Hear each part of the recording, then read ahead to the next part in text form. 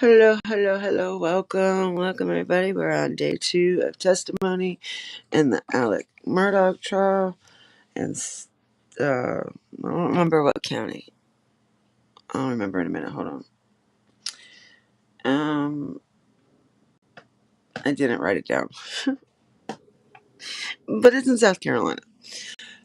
I just want to quickly recap what happened yesterday. We had the rest of from 9:30 till lunchtime. They started with the rest of the jury selections. We've got 12 jurors, 6 alternate. On the jury, there is, I believe it was 8 women and 4 men, or 10 women and 4 men. I don't really think the ethnic, ethnicity of the people matter, but yeah, that's what we have there. Um, and then after lunch, they done opening statements. State started out first, gave a pretty good opening statement, and they did really good. Like, I don't know if they're gonna have enough um reasonable doubt, but they're doing good. The defense went up afterwards. I can't say I would have done it the same way, but then again, I am not a lawyer, thank the Lord. But they paraded him more like he was this saint, but a saint doesn't isn't accused of killing your wife and son, or embezzlement, tax fraud, or invasion. There's a lot of other stuff other than just the unalive of this trial. So um it will be starting in another 18 minutes or 8 minutes. So we will sit here and we'll listen to Vinnie Politan for a little bit, courtesy of Court TV. This is where I'm getting the live audio from as it happens. And I also have the fair use, my disclaimer, and the credit to Court TV in my description. Please do not copyright me. I have took all the proper steps on this one. And here we go. We'll listen to what Vinnie Politan has to say in the beginning before the trial starts. Murdaugh is bizarre. It is complicated. This great South Carolina attorney is charged with the murders of his own wife and son. Okay, and are they breathing? No, ma'am. Who exactly is this guy? Everybody knows Murdaugh. It's a household name. Apparently, that is so powerful. Who knows where this thing is going to end? This case needs to be resolved. We need to put this behind us and move on. Murdaugh family murders. Live coverage today, only on Court TV.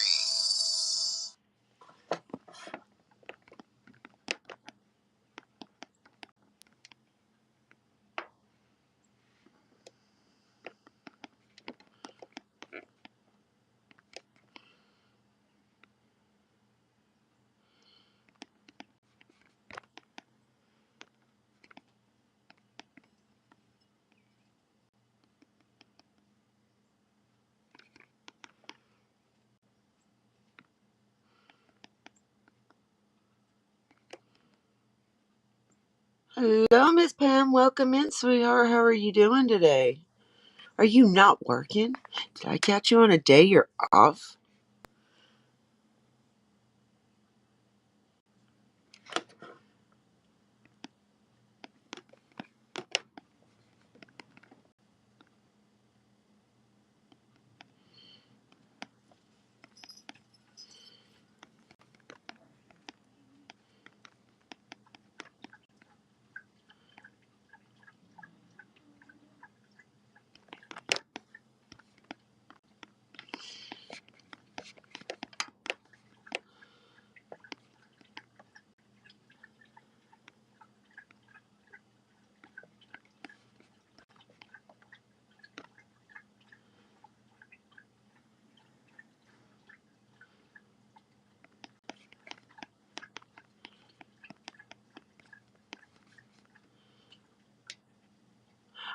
Ma'am, I have been up since 5 o'clock, waiting on this trial to start.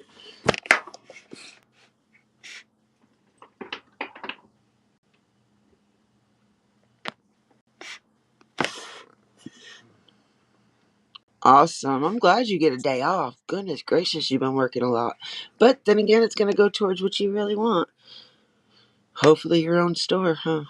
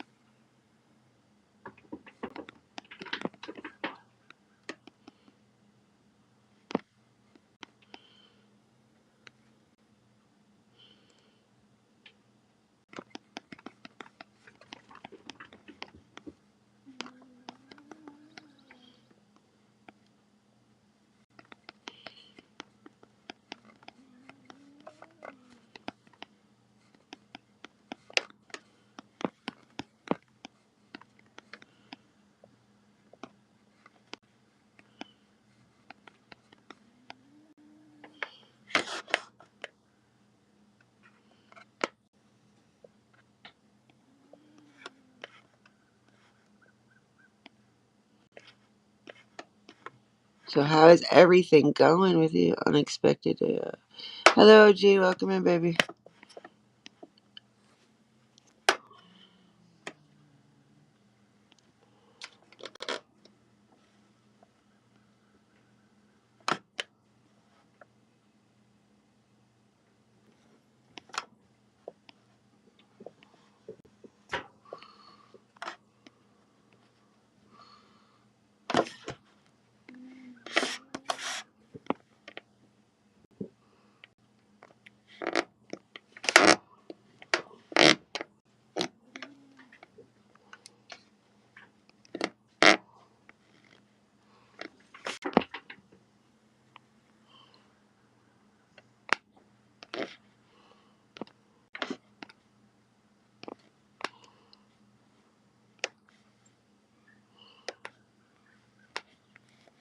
Come on.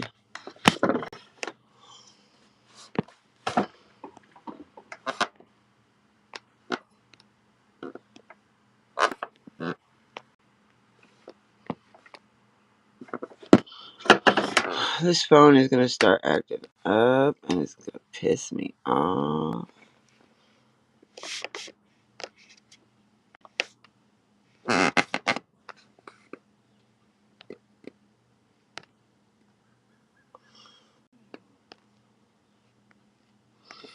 It's not letting me do it. What the fudge?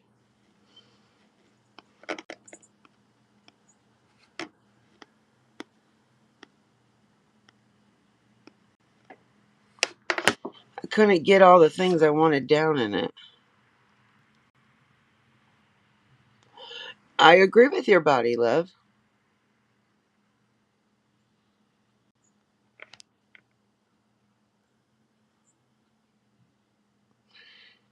That was me this morning. I was like, I'll make it. I think I'll make it. No. Well, yesterday was opening statements. Today is the first day of testimonies from witnesses, and therefore, I hope there's not a lot of experts, though, because, I mean, really, there's the only thing they really got to prove is that he did it. So, or maybe he had somebody hired to do it. I'm not sure. But I don't know how I'm going to do it. I can't do the video because I can't take the phone out of the window. So I guess whenever they show pictures or whatever, I will definitely, um, describe what I see, like I did yesterday. Um, Everything that goes on. It should be starting here any second now. Court TV hasn't even started their thing. So let's see how this trial goes today. Alex Murdaugh. Alex Murdaugh is on trial for the unalive of his son and wife in 2021, I think it was.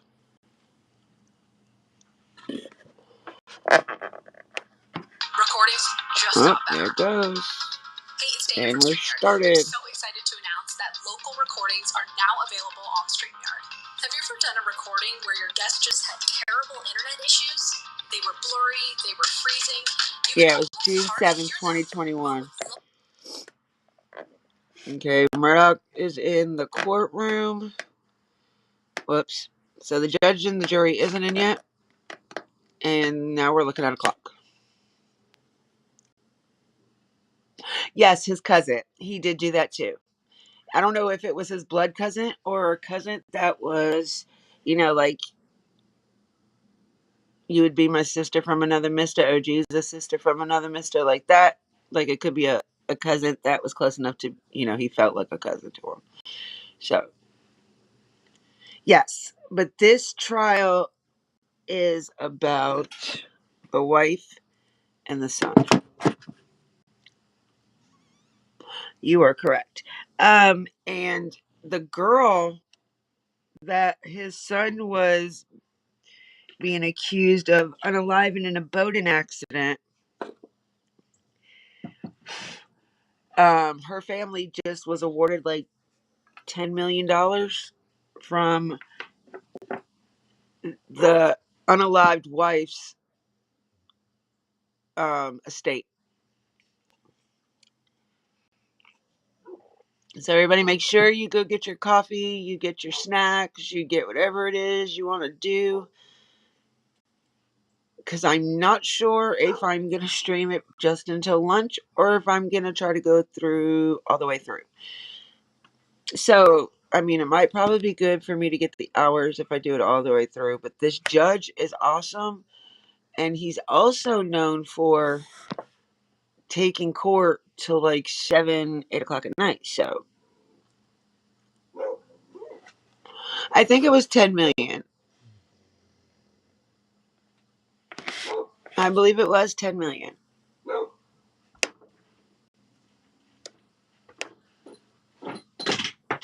Oh, gee, I got one of those crosses done yesterday. Now I got one more to do.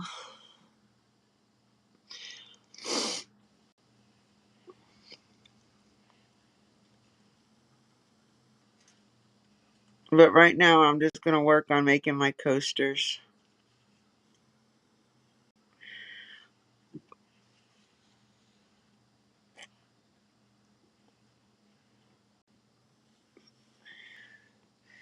I don't think I chose this color correctly last night. I was choosing colors of yarn to do my coasters, and I don't know. Oh yeah, when they go to lunch, I'm not. I'm gonna probably put it on pause, but I'm not gonna end my live. But that way, if people want to talk or have questions, we can.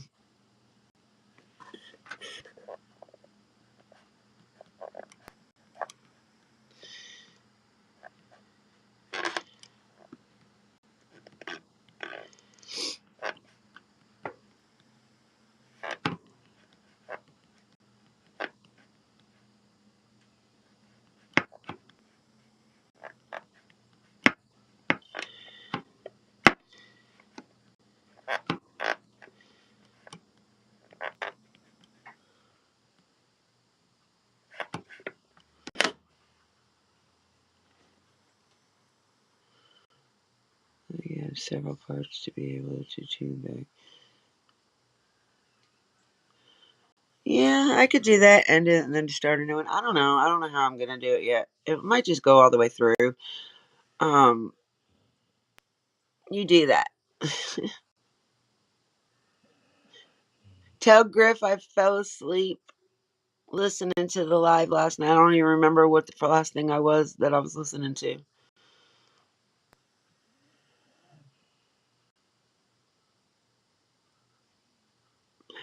And so there's comments going in the chat that too many people in this man's family has passed away since the death of the wife and son. I know the mom passed away like 2 days later, but she was sick. And I know his dad was sick too, I believe. And I believe he didn't make it either. But I'll tell you one thing that I found very weird about yesterday. The judge had to take an emergency break for like 5 minutes or so. And while the judge was out of the courtroom, Alex's sister came up to the very first pew section and reached over and was holding her brother's hand during that break. I have never seen that at all in any of the cases I've ever watched where they allow family members to touch the person that's on trial. Yeah, my husband's got waiting on a part to come in now. It should be here hopefully before lunch to fix our car. We've been without a car for about 2 weeks now. Oh, and it's driving him nuts and me nuts because it's driving him nuts because he can't go nowhere, and driving me nuts because he's staying here. And he has to go to the Lowe's or whatever, to get some parts for our well because our water is still not working correctly.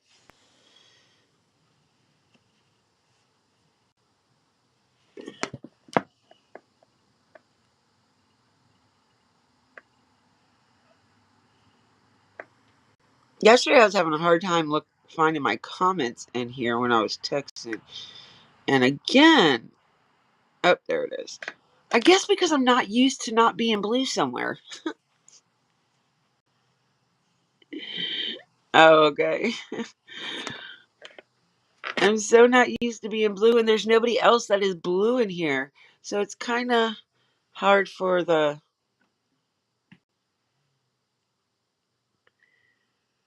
your comments.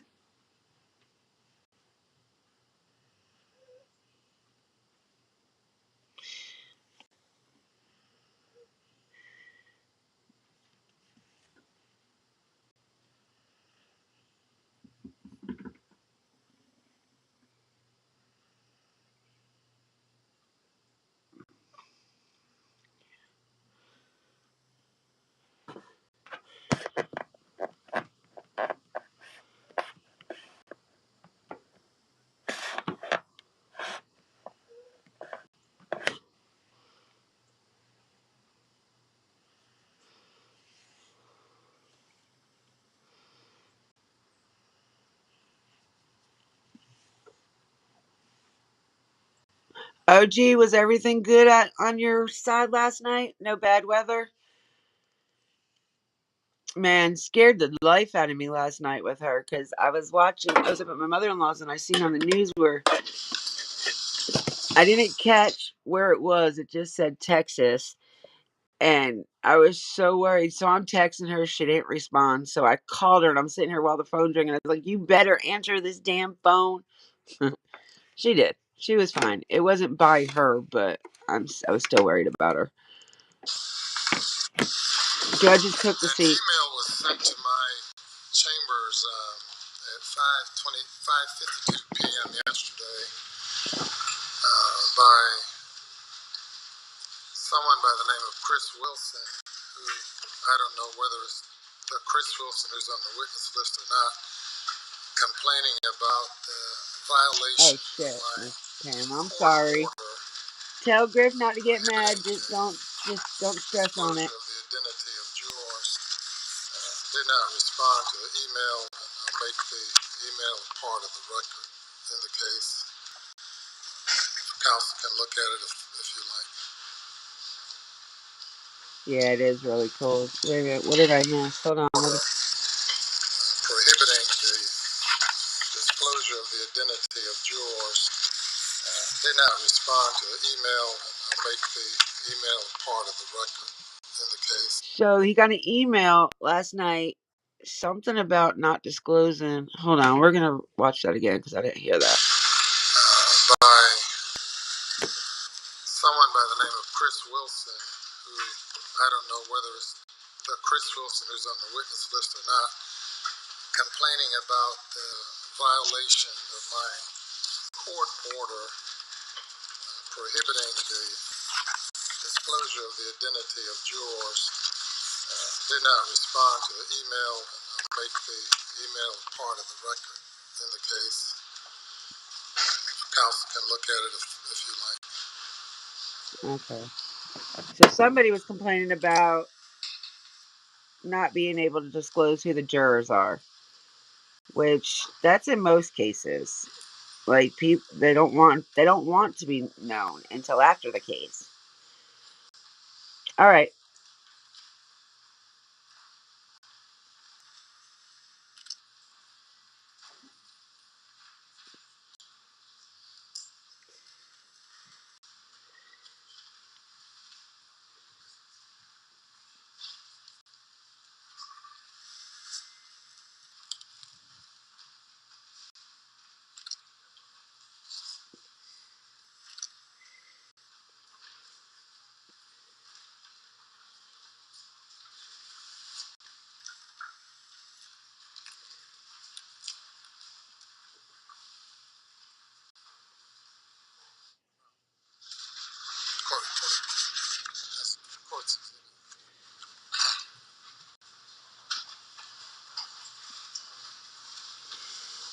Right now they're just looking over an email the judge got yesterday about not allowing about comment by the state or the defense. Calling the jurors out by their names instead of hiding their identities.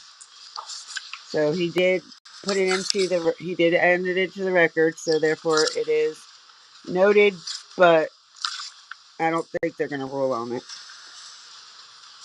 I mean, they live in a small town, a really small town, so. Anything before the jury comes?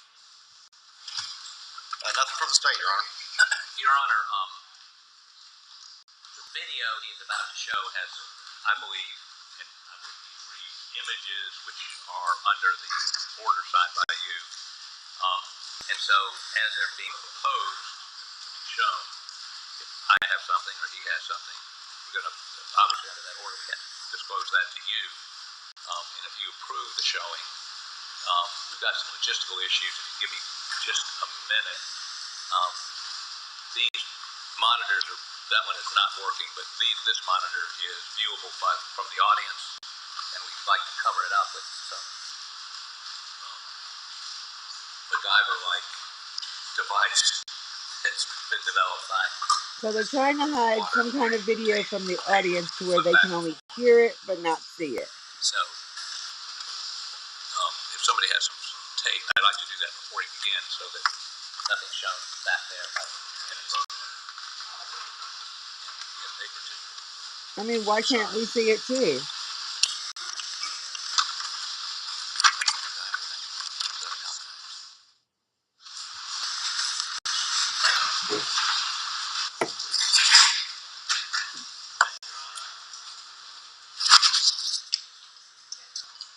Court TV, like on the TV itself, has not even started this yet.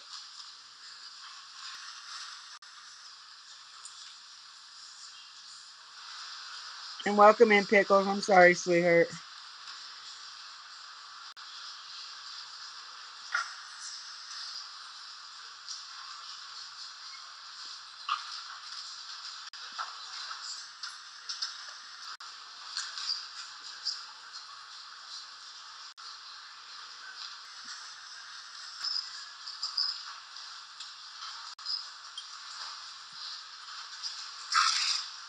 Yeah. And they're trying to cover up the monitor so the audience can't see the video they're about to show.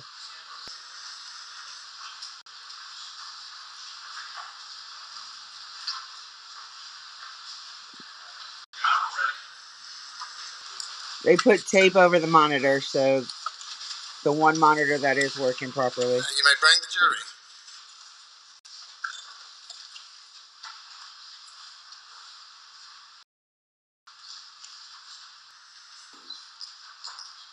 And at the beginning of my video, my live, if you guys were not in here, if you want to go back and catch it, like during lunch, go ahead. I did a recap on what happened yesterday.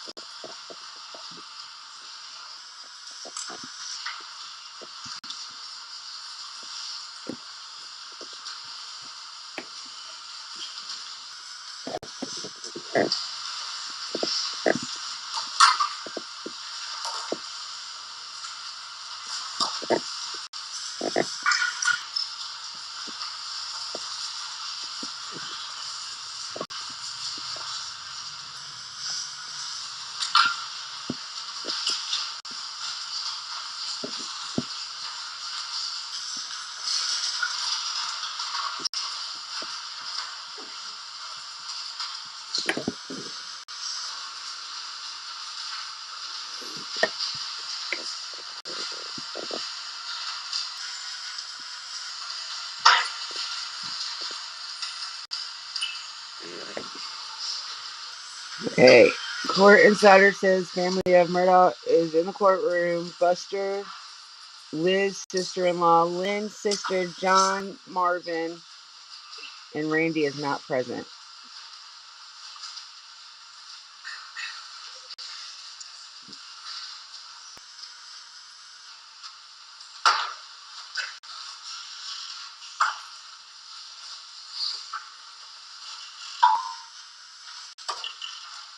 Hello, Andrew. Welcome in, hon.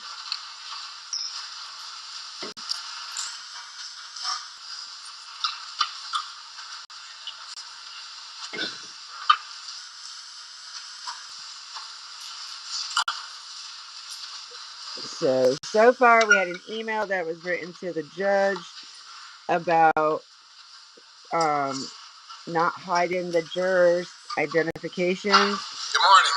Now we put tape over a monitor, ladies and gentlemen.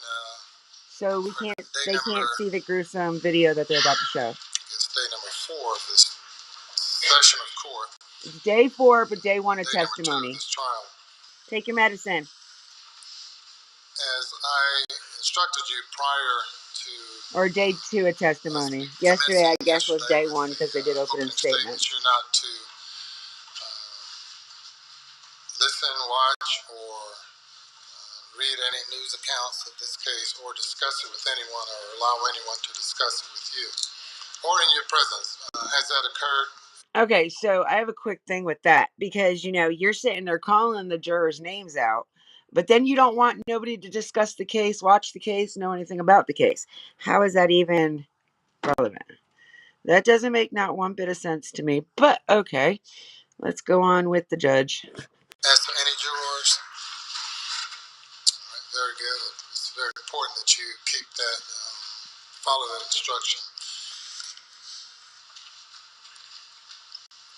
I know that many of you are not accustomed to sitting for long periods of time, and certainly not in settings like this. But if at any time you need a break, notify the bailiff, who will bring it to my attention, or raise your hand so that I can see, and we'll take a break at any time any juror would need a break, or any court participant. He is a fair and good judge, though, so just keep that in mind, Ready Joe. to proceed by the state. Yes, for Your Honor. Yes, sir. Your Honor, the state would call Sergeant Daniel Green. This is one of the first ones on scene.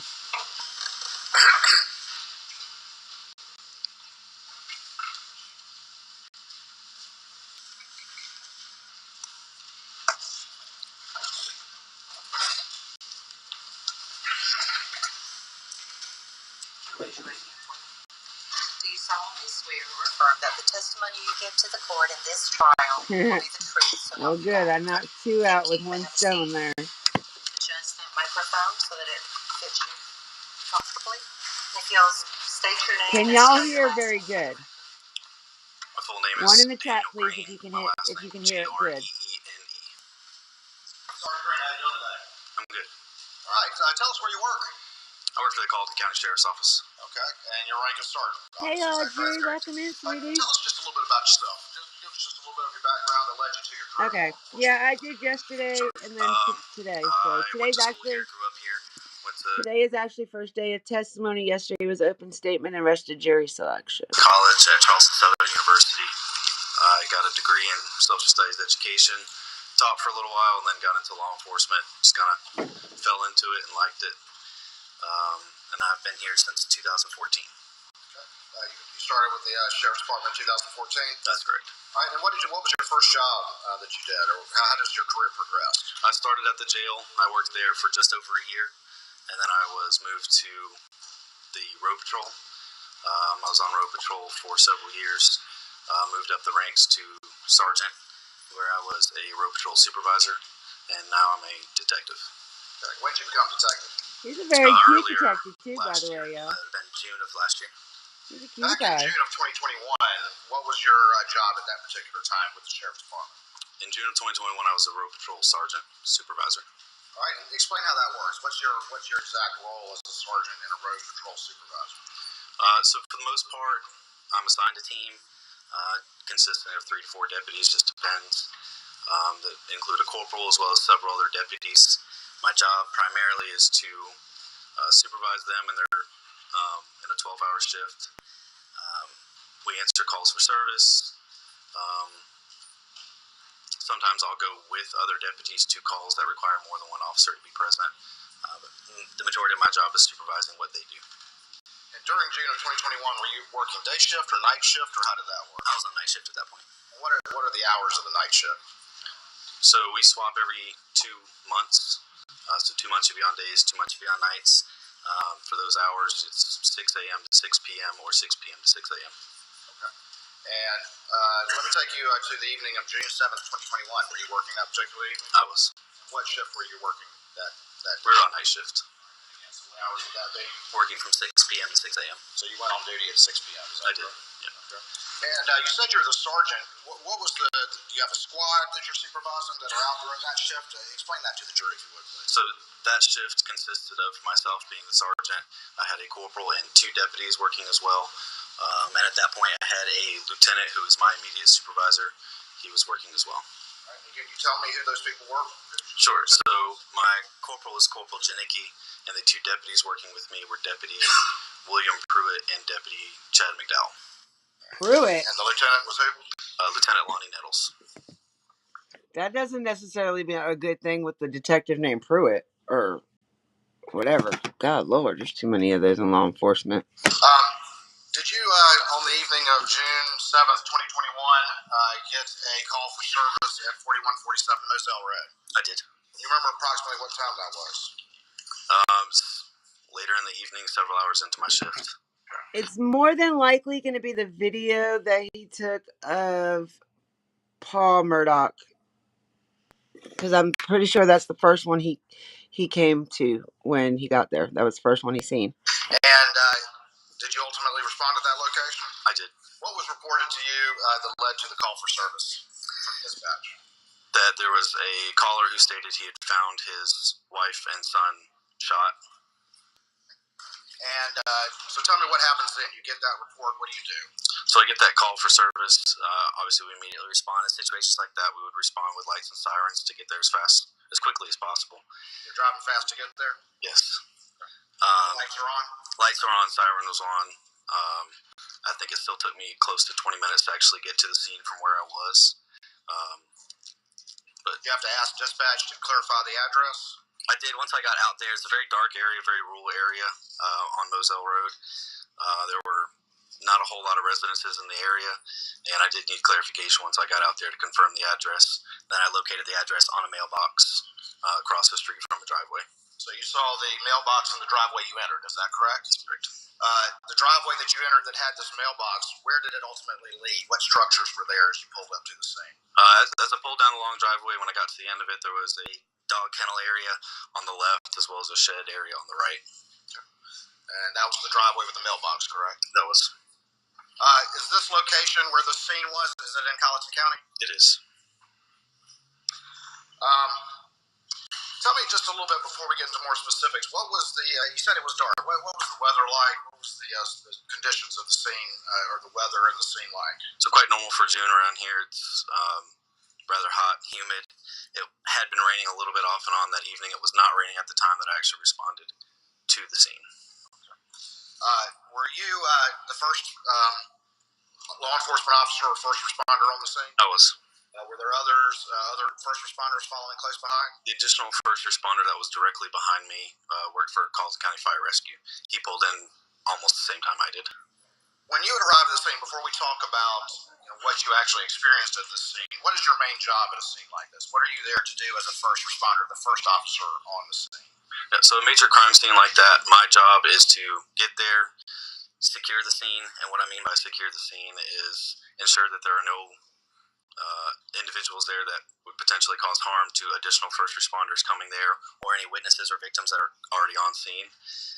Preserve any evidence that might be there, and then wait for investigators to arrive as I gather information from anybody else that is already on scene. Okay. So you're going to gather basic information, but your job's not to investigate it in great detail. That's correct. Okay. As you arrived at this scene, again, what had been reported to you by dispatch? That a male caller had called and said he found his wife and son shot. And from that report to you, about how long did it take you to ultimately make it onto the scene? It was roughly about 20 minutes. When you arrived on the scene, when you said one of the things that you do is secure the scene, were you at all concerned about any perpetrators still being there at that point in time?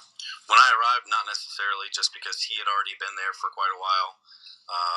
Whenever he called, it seemed, the way the call came in, that he discovered them like that, and that there was nobody else there other than him and the wife and son. So you're the first officer on scene, but you're not thinking the perpetrators are still there. It's something you have to keep in the back of your mind, but not necessarily at the forefront. You didn't come in hot with guns drawn or anything like that? No.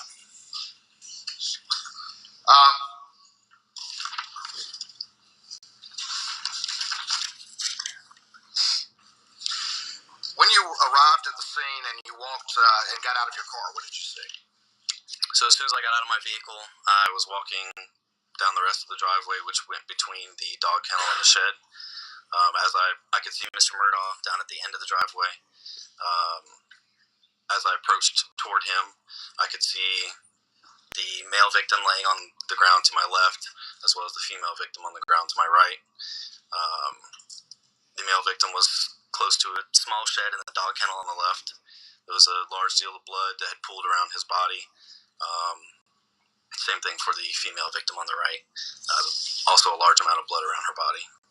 As you approached and at first saw the male victim and the female victim, what was your assessment? Was there any possible signs of life from your... My initial assessment was that there was not. There appeared to be a large amount of blood around each of them, as well as brain matter. Oh. Did you ultimately have a conversation with Mr. Murdaugh when you were out there? I did. And do you see him here in the courtroom today, the person that you talked to? I do. And can you point him out to the jury, please? Yes, sir. He's right there, wearing a dark blue or black jacket. Your Honor, can the record reflect that he's identified Mr. Murdaugh? It does. When you ultimately approached Mr. Murdaugh, what's the first thing that you He did? ain't got no dick. He's The first pretending thing to I did cry, was y'all. ensure that he did not have any weapons on him. Reminds That's me of standard Megan procedure for Boswell. arriving on a scene like that.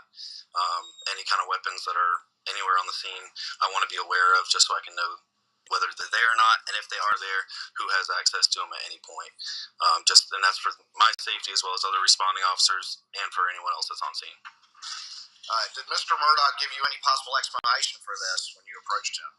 His immediate reaction was to start telling me about an incident that had happened with his son with a boating accident. With the boating accident? Yes, sir. Had you asked him anything about that? I did not. You ultimately, were you wearing a body-worn camera that particular? I was. You ultimately had a conversation with Mr. Murdaugh for a fairly extended period of time. Is that correct? That's correct. Did you ever see any tears in your interactions with Mr. Murdaugh? He did not appear to be crying. He was upset, but I did not see any visible tears. Did Mr. Murdaugh tell you that he had any sort of firearm? He did. He stated that he had left from that scene, went to the residence, grabbed a shotgun from that residence, and then brought it back because he felt like he needed to have it just in case something else were to happen. Just pay attention to the chat in case something pops off. The victims to get that gun. He did. What if anything, did you do? Because I don't know if once Miss he told Tam you that came he back had yet or not. gotten the gun? First, he pointed out where the gun was. It was leaning against the vehicle that he was driving at the time. I could see that it was a camouflage shotgun. I spoke with him for a few more minutes, and just based off of how nervous he was acting and anxious and upset, I decided it was in everyone's best interest to get that shotgun and secure it in my vehicle so that no one else had access to it. So you put that shotgun in your vehicle, is that correct? I did. What did you ultimately do with that shotgun? Did you later turn it over to additional law enforcement? Yes, after it was secured in my vehicle, once SLED arrived on scene to do their further investigation, it was then turned over to SLED. Bear with me 1 second.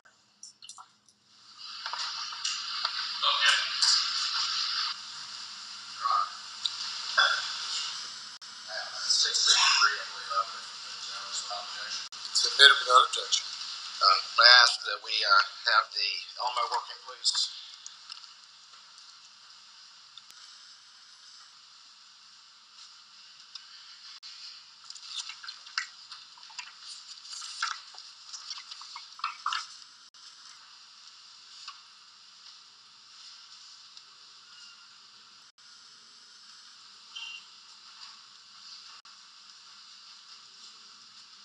Most of them are there today. They said they believe that all of his family members were there yesterday, but there's one missing today.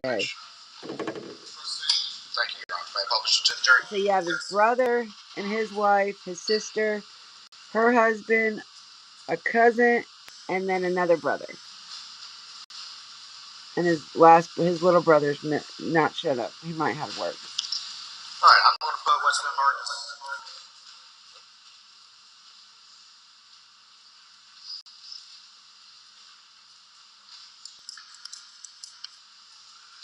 I'm going to put what's been marked as State's Exhibit 3 up on the screen. Let's see if I can get it the right way.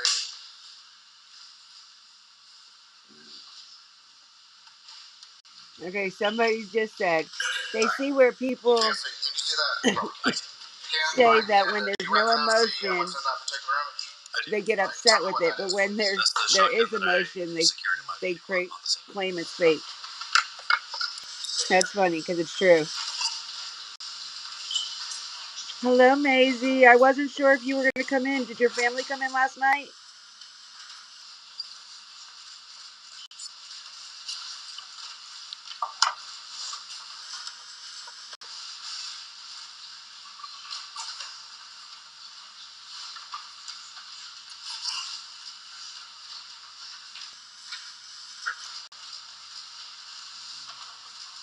Oh no, one of it's I missed that. Damn, I missed that. One of them is Murdaugh's son that's in the galley.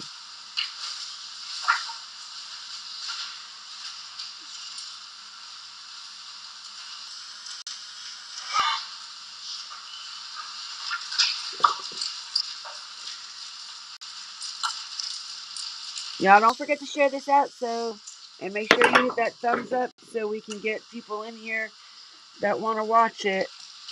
Make sure you share it out to people that you know will come and watch it with us or listen anyway. We still can have a conversation in chat while we're listening.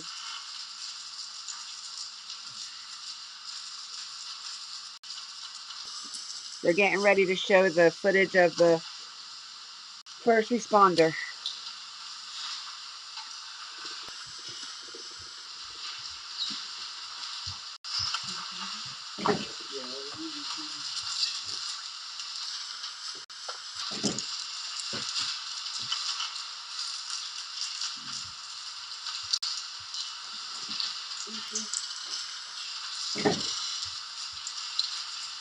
You want that? You can get standard.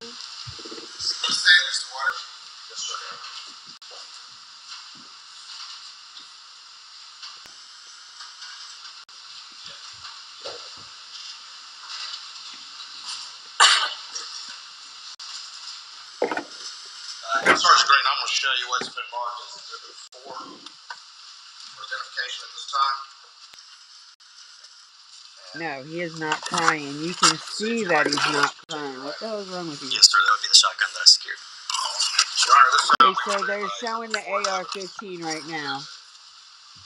The one that was secured by the cop. No, sir. Admitted. May I have Sergeant Green show this firearm to the jury? Yes. I'll be sure not to point at anybody.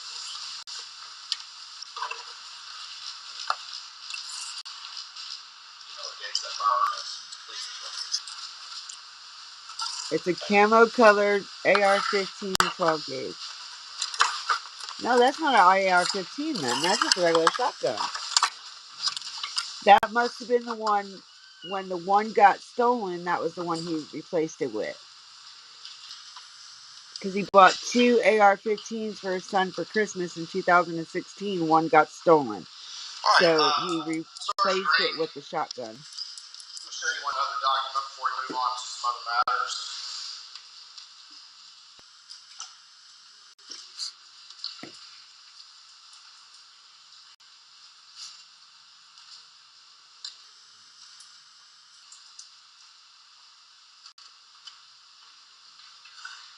All right, Your Honor, I believe I move to admit that State's Exhibit 2 without objection. No objection. So both of his sons are in the galley. Buster and the other one, which I don't know what his name is. Yes, sir. That would be the chain of custody. All right, is there your signature on that document? It is. All right, and what does this chain document reflect? Can you just generally explain what this means to the jury, please? That I originally took possession of that weapon and then turned it over to SLED investigators. Oh, come on. Hold on, y'all. I just did something. Oh, hit the wrong button. Took me to the Court TV webpage. All right, there we go. May I publish this exhibit, Your Honor? Yes.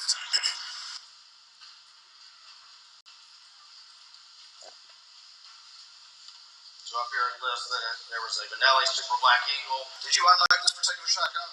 I did not. Okay. But you ultimately turned the shotgun in its loaded state over to the agent listed here, is that correct? I did. Did you alter or change the weapon in any way between the time you took it and the time you took it over to SLED? No, I didn't manipulate it in any way.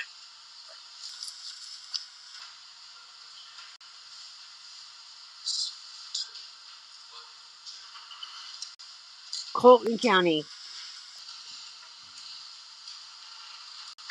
is where the trial is. I'm sorry. I couldn't remember this morning earlier. Okay.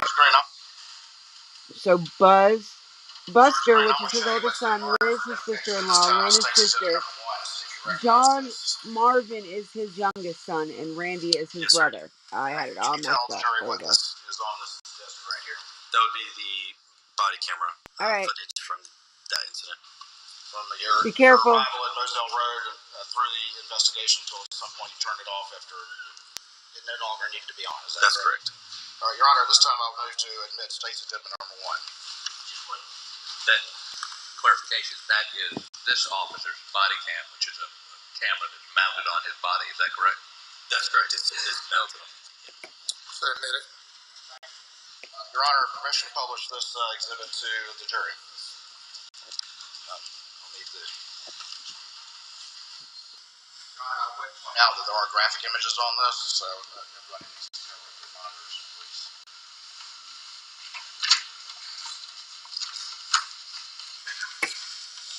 Parties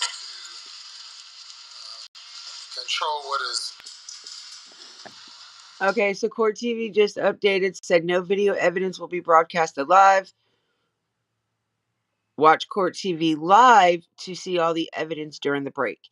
So I think we can go on the website and see it if you really want to see it. I'm not too partial to seeing all that stuff.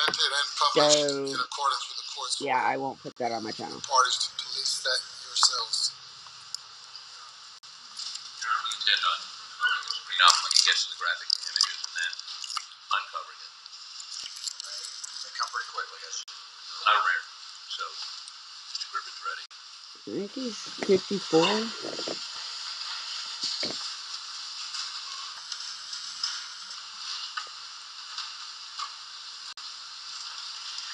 Yeah,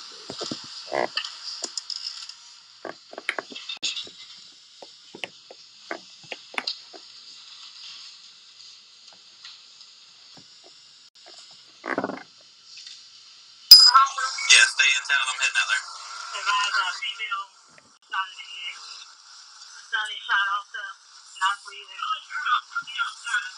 Stand out for the.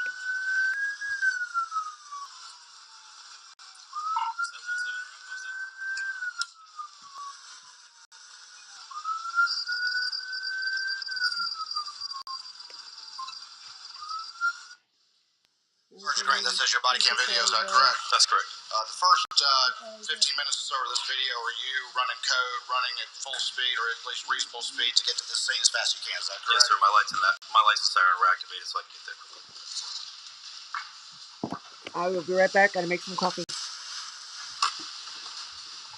Honor, at this time I'm going to fast forward it until he arrives, I believe without objection from the defense. Without objection, Your Honor.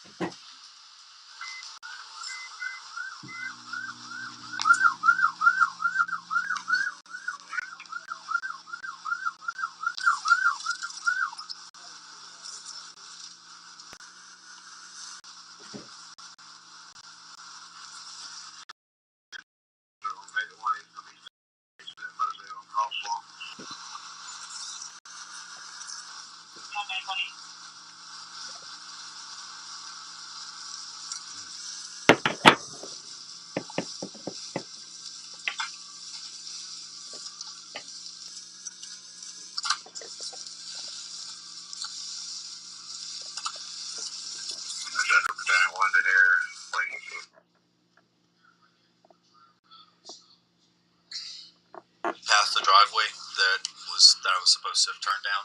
Like I said, everything's kind of dark out there. It wasn't clearly indicated, so.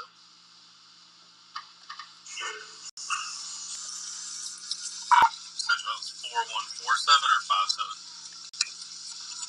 57? 4147. Should be a vehicle in the driveway with the flashes on. That's probably the caller. Copy, I'm going on scene. It's got a long driveway, but the mailbox out front is labeled. He's not at the end of the driveway. He might be by the house. The correct number for 4147 Murdaugh? It is. And is that the instant location where you discovered the victims? That's correct.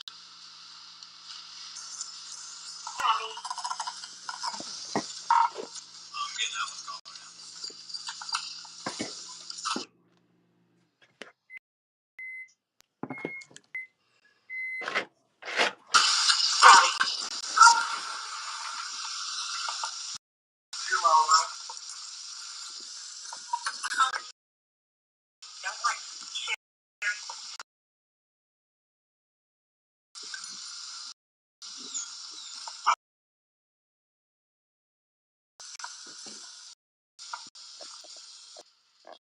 Right there to the left of the screen, what did you see? To the left was Paul's body. He was laying down on the ground. Large pool of blood around him. There was a great deal of water was immediately around his body. Was it that water, or was it just around, was it down the final concrete pad, or was it mostly just at this point in time to wet the entire, to cause that amount of water? Objection, Your Honor. Call for speculation. Objection's overruled. Answer the question, please. I don't recall if it had been raining a whole lot that evening, but given where the water was, it did not appear that rain had caused that water. There is an objection. If I sustain the objection, you are to then disregard the question and any responses. If I overrule the objection, then you may consider the responses and the question is deemed appropriate. You may proceed. Thank you, Your Honor. I backed it up just a little bit, apparently too far, so I'm just going to roll from here again.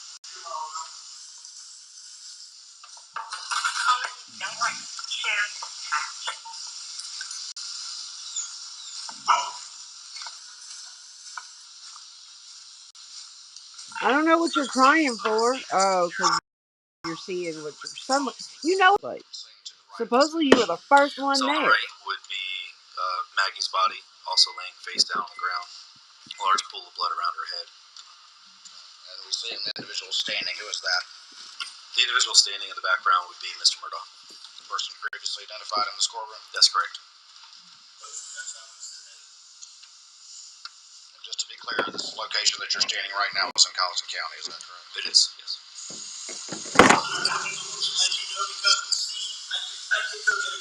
Okay, he's in your vehicle. Do you have any guns on you at all? There's some in and up against the side of my car. You're fine, man. You're fine. Turn around for me. I don't have. Okay, yes, sir. I see that. Okay. This is your wife and son? Okay.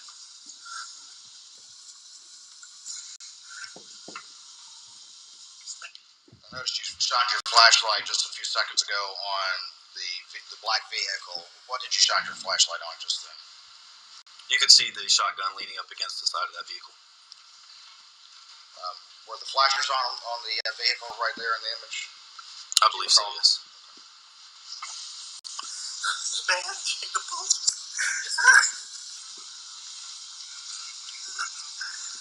This is the firearm you brought from inside the house? Yes, sir. I went get. This is a long story. My son was in a boat wreck months back. He's been getting threats. Most stuff's been benign stuff we didn't take serious. He's been getting like punched. I know that's somebody. I know that's what it is. When did... Was that when you previously testified that he mentioned the boat case or boat wreck? That's correct. Prior to me asking him anything about it, he did mention it. Did you get home right when you called, or did you go to the house first? Where is the house? The house first. My mom has late stages Alzheimer's, and my dad is in the hospital. Okay. I left. I don't know what time. I can go back on my phone and tell you the exact time. You can check. Can I check what? You check them. We got medical guys that are. That's what they're gonna do. Okay. What are they doing? Can they hurry? They are. Yes, sir. That gentleman that was out here already, he's one of the battalion chiefs. Okay. Right before that discussion, did Mr. Murdaugh offer to go on his phone and check? He did. He did. He wanted to verify exactly the timing of his arrival.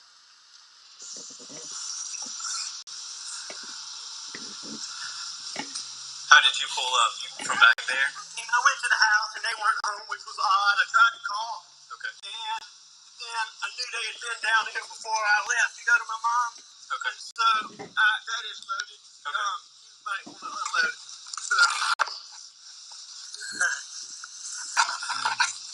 Is this the only firearm with you? This is the only one, or is there any more in the truck? I believe that's it. You think that's the only one? I'm 99%. Do you know any other firearms in your vehicle? I don't, but occasionally there's a pistol in there. Okay. So you're putting something on your hands. What are you doing right there? Those are just gloves, so I can put on my hands to limit the contamination of any evidence. Put those on before you handle the firearm. Is that correct?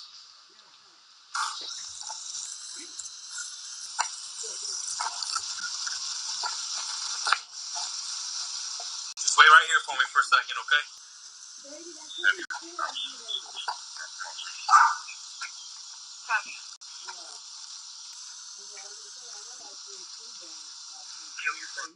are you doing right now? At this point, I'm walking back to my vehicle to secure that shotgun inside my vehicle. I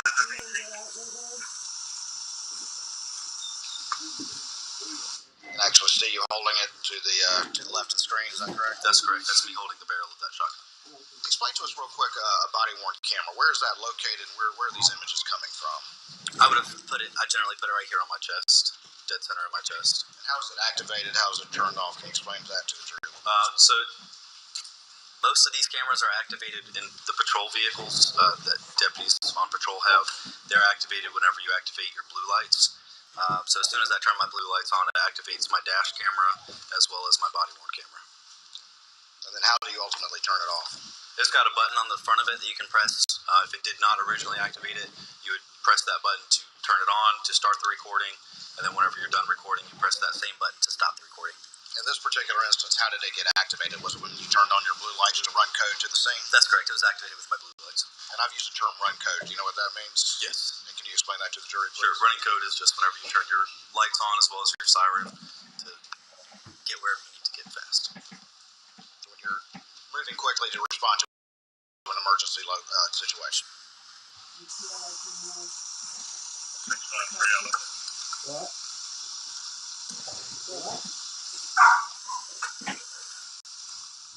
Go ahead, sir.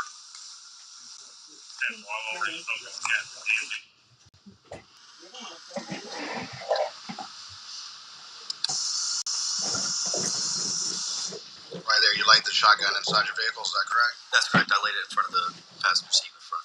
Did it remain there until it was turned over to SLED? It did. Go ahead, sir. There are dogs, but they're kept in the kennels. To the left of the screen, again, that's where And the ball they, was, is that he correct? said the That's mom correct. was That's on the right totally and the clean. son was on the Is that ground where you to saw the the left. mortar that you described earlier? It is. Crime scene, you contact them. He's also going to give us the assistance of a couple of field agents. Roger that. No, they come out. They are dead on it. Turn on those. Yes, sir. That's what it looks like.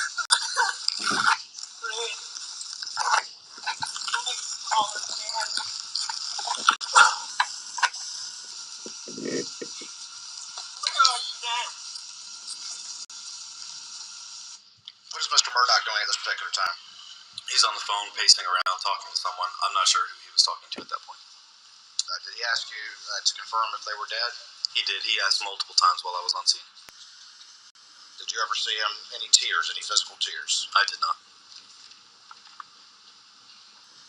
Did you ever see him approach the bodies? I did not see him approach them, no. Did you observe any visible blood on him? There was no blood on him that I could see. Bodies, as you saw them, was there a lot of blood around them, given the injuries they suffered? Yes, there was a pool of blood around each of the bodies that extended out from the body.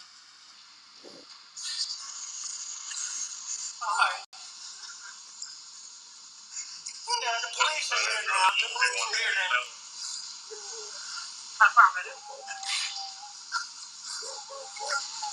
This is my brother.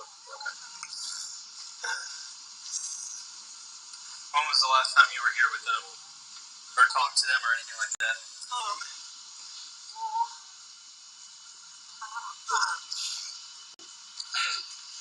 It was earlier tonight. I don't know the exact time, but I left. I was probably gone an hour and a half from my mom's, and I saw them about 45 minutes before that.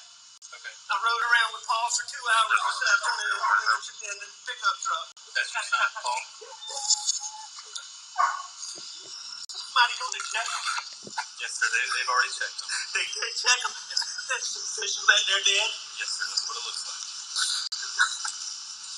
When you observed these victims, was it obvious that they had injuries incompatible with life?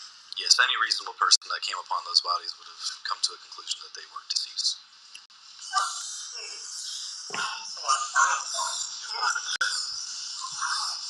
I'm very sorry.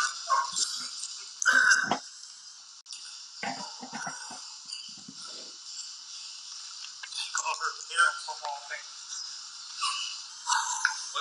What's her name? Her name is Maggie Murdaugh. Margaret Brandstetter Murdaugh. How you doing? What's her birthday? Pause it right there. What did the defendant just say? How you doing? Let me back it up. Margaret Brandstetter Murdaugh. How you doing? What He did the said, defendant say how you right there? doing? So while I'm in the process of gathering information about the two victims from Mr. Murdaugh, somebody walks by behind me and he pauses what he's telling me to say, hey, how you doing? How you doing? Yeah. And who was that he said that to? I'm not 100% certain. I believe it was a fire rescue individual. What's their birthday? 9/15/68. Okay, and what's your son's first name? You said Paul? The day before my Gary dad's Murdaugh. birthday. And what's his birthday? Jay, Coming through town that can stop and pick up that tent. I see lights off in the distance. What are they covering them up? I got some getting dressed now, Sheriff. I'll have somebody stop and grab it. Tell them they don't have to do that. They don't need to. Preserve what we can. Where's it at? I'm in town. I should try to be held to 8 because he's going to be the only one that's got access. What's Paul's birthday? Got it.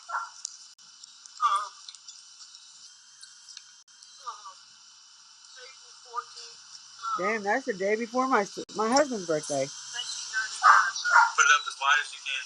Damn. That's fine. You said 99? Sir? He was born in 99. He was born April 14th, 1999. Okay. What's your first name, sir? My name is Richard Alexander Murdaugh. Let me ask you this. In your interactions with Mr. Murdaugh, was he able to understand your questions and respond appropriately to what you were asked? Yep. Yes. Was he catatonic in any way? No. He was able to answer all the questions that I asked him. Was he panicking in any way? He seemed upset, but I wouldn't say panicky. Did you notice any labored breathing or anything like that from Mr. Murdaugh? Yeah, he was breathing heavily. Never once did he complain about not being able to breathe. I mean, there were fire rescue guys out there. He didn't ask for any kind of medical attention or anything like that due to not being able to breathe.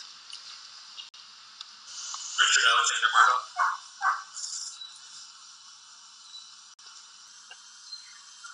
You familiar with the location?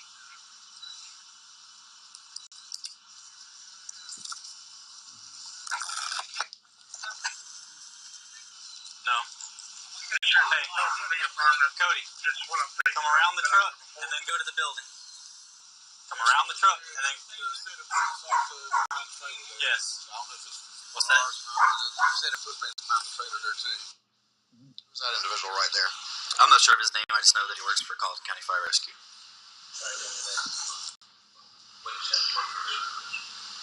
Carlton County Fire Rescue. So the housekeeper that was taking care of his parents while they were sick was unalived as well. In the background in the center of the screen, looks like somebody's doing something with some yellow tape. Can you explain what that is to the jury, please? That's correct. That's Deputy Pruitt, one of the deputies that I supervise. I instructed him to put up crime scene tape to include that vehicle. We put up crime scene tape to try to keep people out of the immediate crime scene area, preserve any possible evidence that's there. At this point in time, did you notice any evidence of firearms such as casings or spent shells or anything like that? Yeah, as I was walking through, you can't necessarily see it on my body camera, but as I was walking through, I could see shell casings, particularly around Maggie's body. Right. And a shell casing, would they be for like a rifle round or a pistol round? They appeared to be rifle rounds. And could you tell just from walking by what type of ammunition at that point in time? I couldn't tell what type. I could tell that they appeared to be rifle. That's about it. And again, you weren't stopping to collect those. You were managing the scene as you described before. That's correct.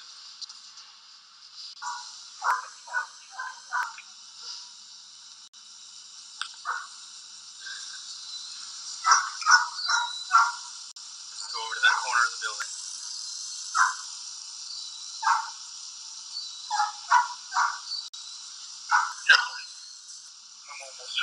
Do you hear the dogs now, Pickles? Because the sun was down at the kennels. So they're in the background behind. So they're down by the kennels. They're not by the house. Sets of tire tracks. The grass was really wet that night, so those tracks appeared to be really fresh. So it caught my eye. And why did it catch your eye? It just seemed odd that it appeared to be that many sets of tire tracks, and he said he pulled up, went to the house, and came back. It just appeared that there were more than just that. Even there were more tracks than just that. That's correct. Quite a few tire tracks in here. Were any of these you going in and out? No, I came in here and I left one time and I came back. Okay.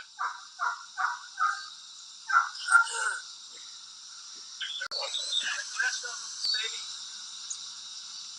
Okay. From earlier, but okay. Only 2 are mine. Did you go out this way at all? No. Well, it's right. If somebody was there, yeah. Well, they're inside a kennel. They're indoors, so I don't think once they heard the shot, they would have been. But that may not be true too either, because I think the dogs are hunting dogs. So they're used to the sound of the gun.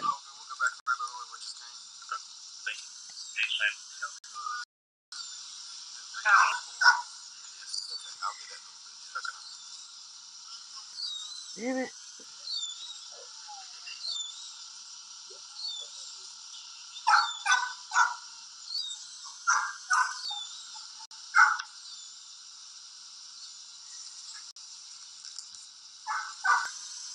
Which vehicle are you approaching right now? That was the vehicle that Mr. Murdaugh said that he had approached. The one that you hear is his friend's dog. It wasn't their dog.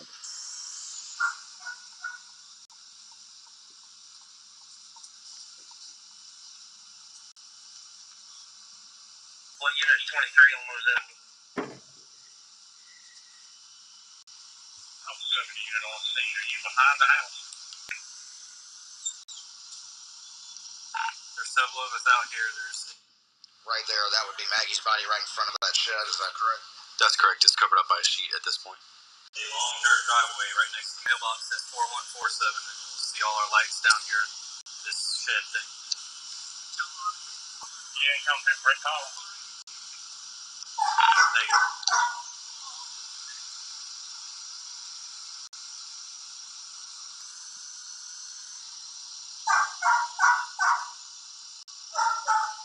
Nothing. I am duty. I got to Murdaugh.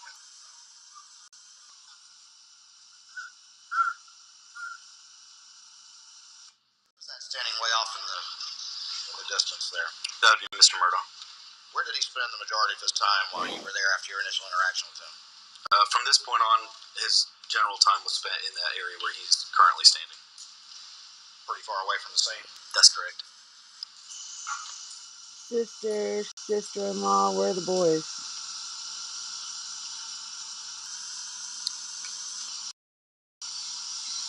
Oh, where's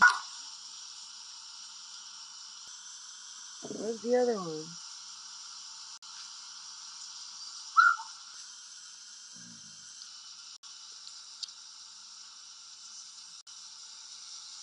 LA 653.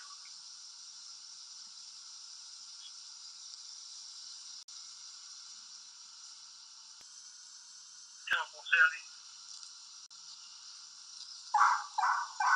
What was occurring right there? See what was occurring right there? Yeah.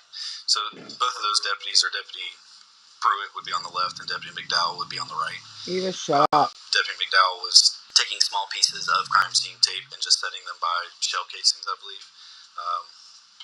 As road patrol officers, we don't generally have those placards that you'll a lot of times see. His now youngest son has bright red hair, y'all. From accidentally stepping And his oldest son has like a brownish color hair. Small, like a piece of paper, a piece of crime scene tape, set it next to it just to indicate it a little bit better. Again, part of the job of a first responder to sort of protect the scene until the crime scene investigators get there. That's correct. Both these individuals, were you supervising them that night? I was, yes.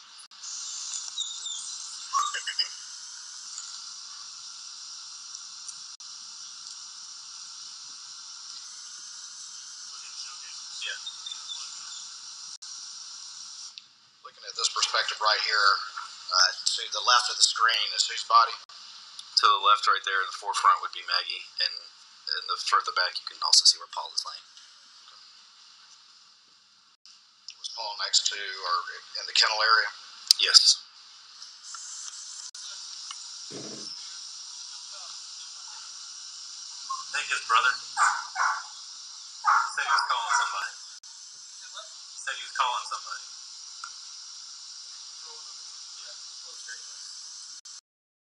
There's a couple of showcases right there. Yeah, those would be easy to find. I'm just walking across the living room in the gravel. It might be harder to see. Y'all familiar with this family? I wasn't until he told me the names. Last name.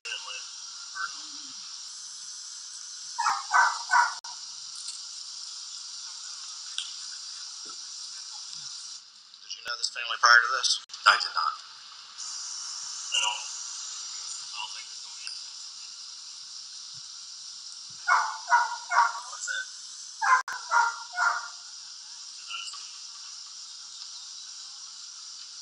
You said for Evo to do? Yes. Okay. Who was Evo? Evo would be Deputy McDowell's K9. Recordings just got better. Hey, it's Dana from StreamYard. I'm so excited to announce that local...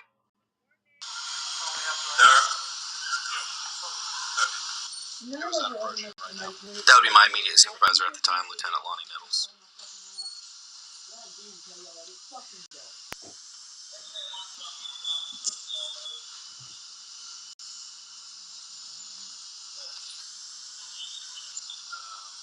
The gentleman in the white shirt is the husband of her father, Tim.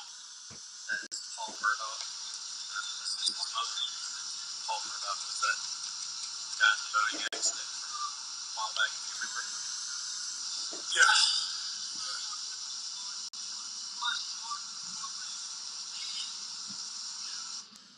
Just then, were you describing the boat wreck? Yes, it had been in local news previously, so. That was your understanding that Paul was involved in that? In some way, I had no idea about the actual details of the case to know what his involvement was, honestly.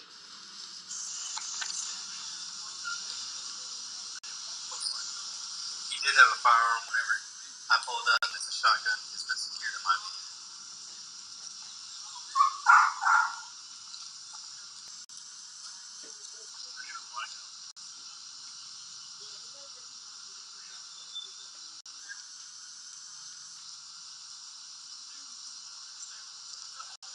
When you get a chance, can you give this phone call?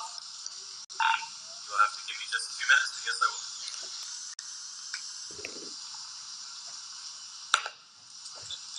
That dispatch call, was that related to the case in any way?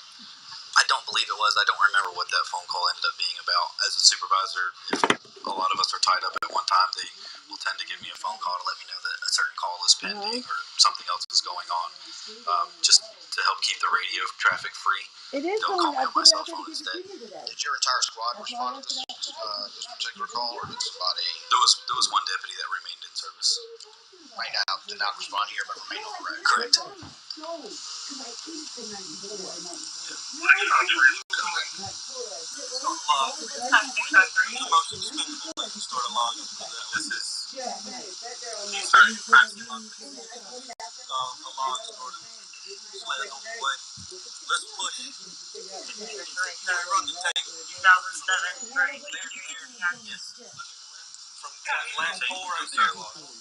To that last poll. Piece of paper, start writing names and times. You don't have any kind of paper?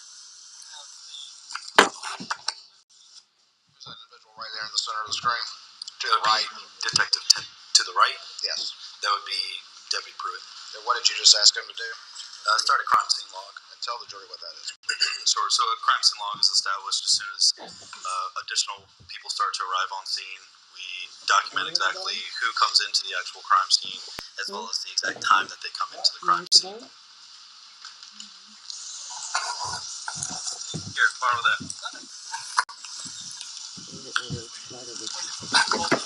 Yep. Sure.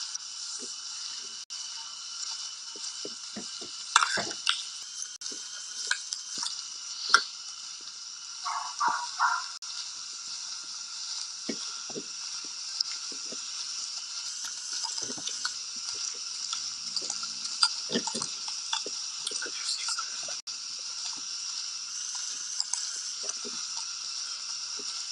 That look old and fresh.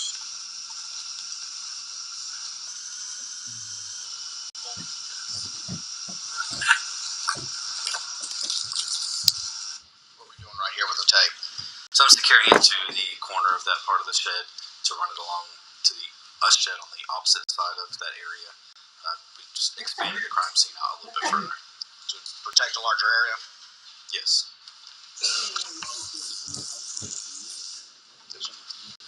Speak more directly into the mic, or can you increase the volume, Madam Clerk, of that mic? But it's still secure. But if you got a medical condition, I do have medical condition. I'm referring to the witness. No, you still gotta be. Increase his volume. You still gotta be of age to get it. Age is one. That's a big thing with my disability. I usually don't have a problem being too quiet, but speak up for us if you would, please. All right, so you're securing the crime scene tape. Let's proceed.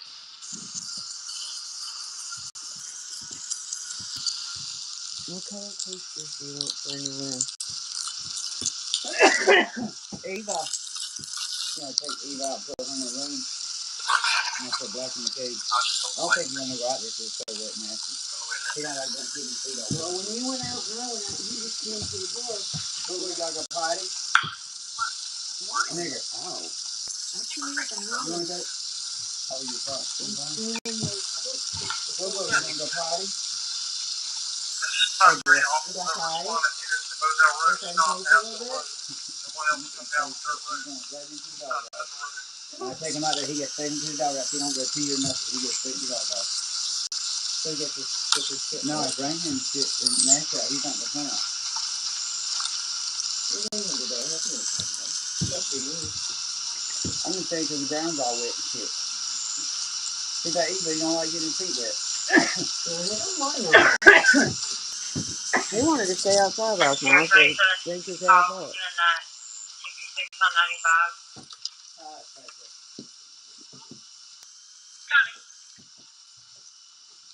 Nah, Buster looks. They're saying Buster looks like his mom, but I think Buster looks like his dad. And then the other one looks like him.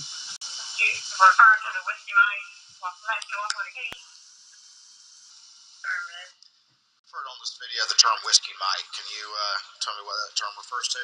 Yeah, we say whiskey Mike referring to a white male, a whiskey fox, or whiskey foxtrot would be a white female. And in the context of this particular scene, who's the whiskey Mike and who's the whiskey fox or whiskey foxtrot? As I was approaching, you could hear me say to dispatch to my radio that there was a whiskey Mike, the whiskey Mike referring to Paul, whiskey fox referring to Maggie. Do we have anything else?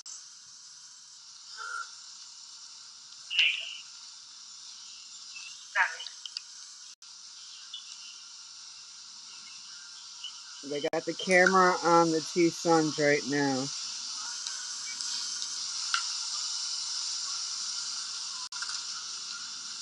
Hey, OG. There's another. I saw another trial earlier today. I think that might be the one you were talking about yesterday.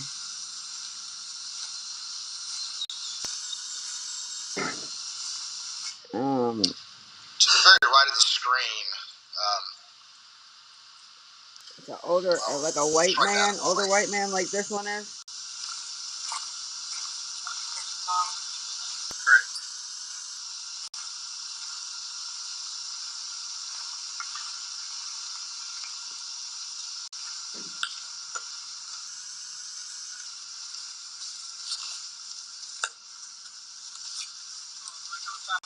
Having a pen, it's just the back side of all the paper, so all the front side of the paper has names and information on it. You can borrow mine for a minute. It's perfectly fine, Cody. You gotta give me a minute, Katie. I can't take you out right this second. Hey! Hush. Hush. Do you not have any crime scene log sheet? I know, buddy. I know.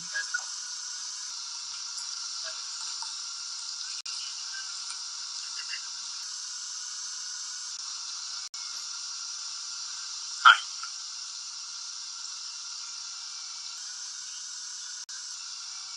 Okay. Okay.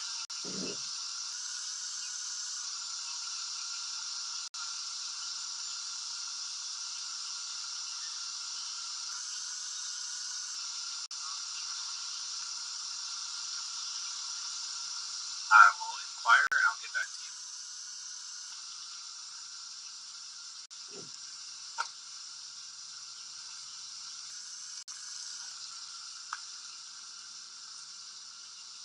Okay.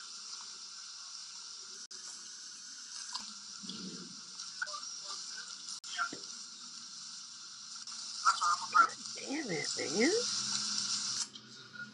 Do you recognize those individuals? I do. Can you tell us who they are? On the far left would be Detective Tyndall. In the forefront toward the center would be Captain Chapman. And on the other side of him, in the lighter colored shirt with the black vest, was Barry McCroy, worked for Fire Rescue. Okay.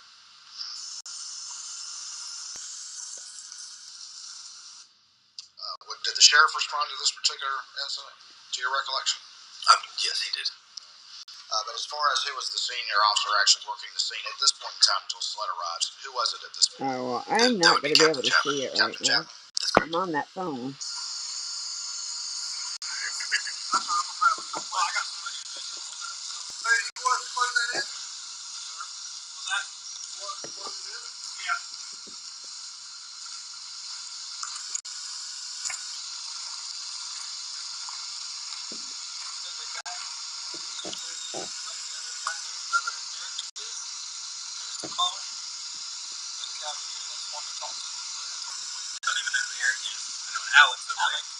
Alex. The guy over here don't talk to him.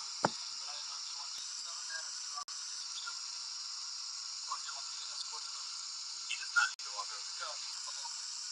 Oh, yeah. Alex Jackson, yeah, I already knew about that one. That's over with. They already had, in that, a verdict. That ended yesterday. Chasing Yes. Truth Was covered that brother? one. Was he allowed to talk to Alec and go over to Alec? Where's I believe he Maisie? did. I don't recall. I never actually interacted with him at all. And then this discussion right here with I don't see Maisie. Pruitt. What was going on right there? So there was someone that arrived on scene Maisie's and wanted not to go here. and speak with Mr. Murdaugh. I told him to just wait a minute on allowing him over there so we could determine the best way to allow them to talk, simply because the crime scene was so large and we did not want to contaminate anything that didn't need to be. Okay. To your knowledge, was that individual, whoever it was, allowed to interact with Mr. Murdaugh? I believe so. He was eventually, yes. People that arrived were allowed to go see Mr. Murdaugh, is that correct? That's correct. He was not in custody at any time, is that correct? No.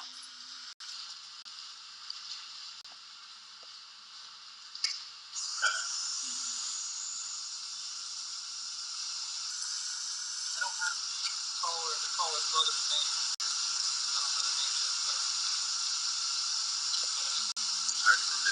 I don't know where you were at. I just found the first empty page I can find. Female victim, male victim, male caller. The other guy that he hasn't came and talked to me. That don't have to worry about it.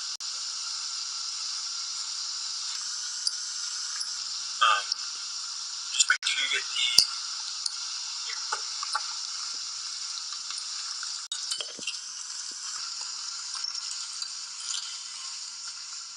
Oh, I did say hi to Maisie. That's right.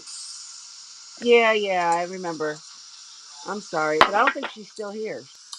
If she is, she's very quiet because this is the quietest she's ever been.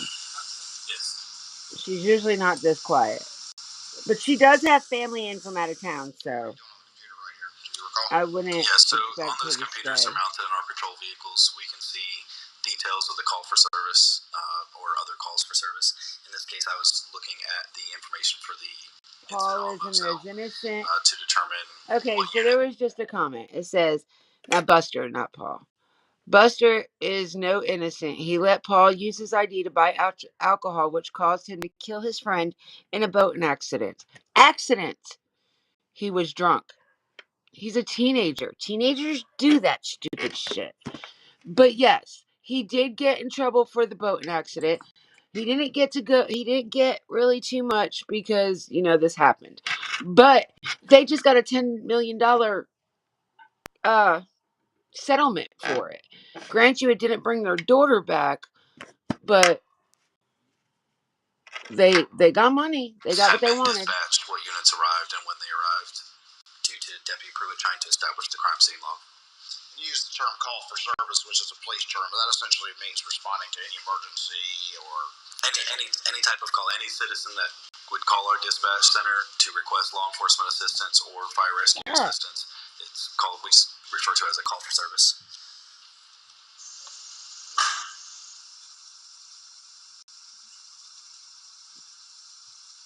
I do not like this yarn. This yarn is shitty, yo.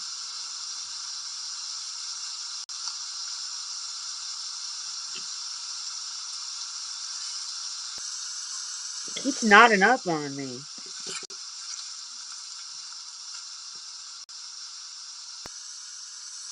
I came on scene at 22:26. Yes. you say you came on Scene at 22:26. That's correct. For those of us who don't know military time, can you tell us what that is? That would be 10:26 p.m. And that's June 7th, 2021. That's correct. And whoever U-21 is with Fire Rescue, just write U-21, Fire Rescue U-21. And then... That was the same time as you? He came on scene, yeah, same time as me, it's fine.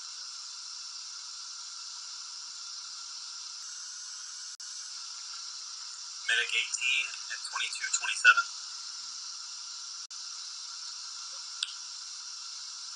And it started to rain more at this point. Yeah, it had started raining at this point, yes.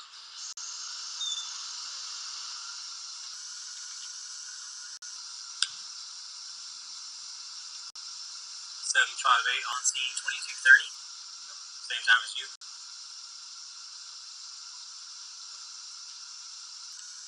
653 on scene at 22:39. 22:39? Yep. Those numbers that you're referring to, what do those represent? So the numbers would be the badge numbers of individuals arriving on scene. So you're just recording when various people arrived on the computer? They're recorded in the computer, so when we arrive on scene, we let dispatch know our number and that we're on scene. They log it into the computer, and then we can then put it on our crime scene log.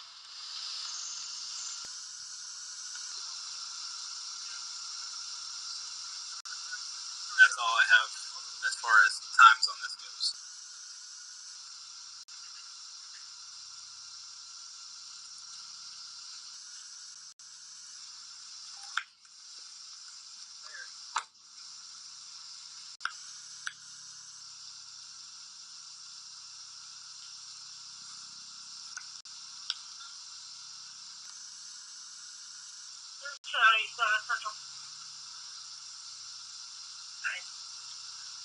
Copy. When you clear, I have a call on the Jessica. There's a suspicious vehicle. Copy. Where's that located? 223 Majestico, waiting Titusville. 10-4. There's a Carsville unit that can assist. That'd be great. Pretty sure Majestico. That's not jurisdiction anyway. I'll take care of that. Copy.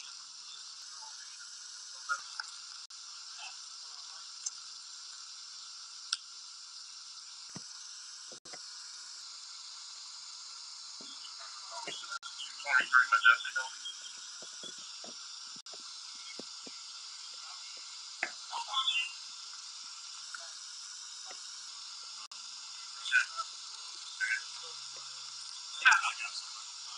I'm trying to get it. That individual walking off to the left of the screen, who was that? The one walking away from the screen or that just approached? Walking away. That was Deputy McDowell. All right, and then the center of the screen, who was that? The one that just walked up and is in the center screen now would be Captain Krause. All right, and then next to him, facing the body camera? That would be Captain Chapman. All right, and then to the far right? Detective Tyndall. Are you traveling there? Correction. Because I know what type of vehicle she had. Were there dogs in those kennels to your recollection? There were a couple of dogs. I don't remember the exact number, but I do remember seeing some.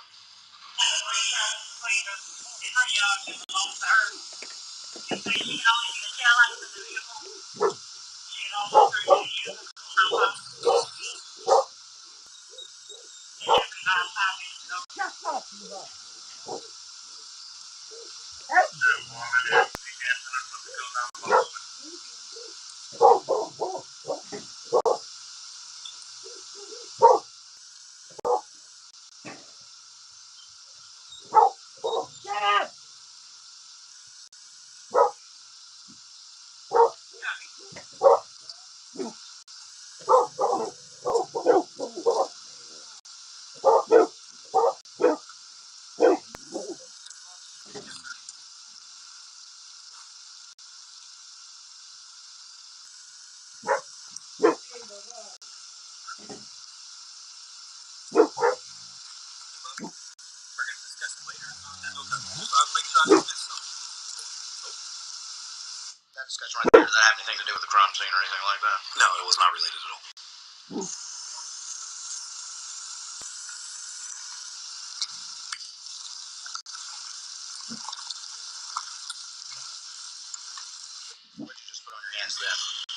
Those would be latex gloves. And the gloves you put on that you described earlier to the jury, what were those gloves? Those are more tactical gloves. They're not necessarily ideal for handling any kind of evidence, but due to me already being out there next to the shotgun, I did not have any latex gloves on my person, so I used what was available. And why are you putting on latex gloves right now? They were wanting to look under the sheet where Paul was, so just to prevent any kind of contamination of any possible evidence at all, we would just always put gloves on.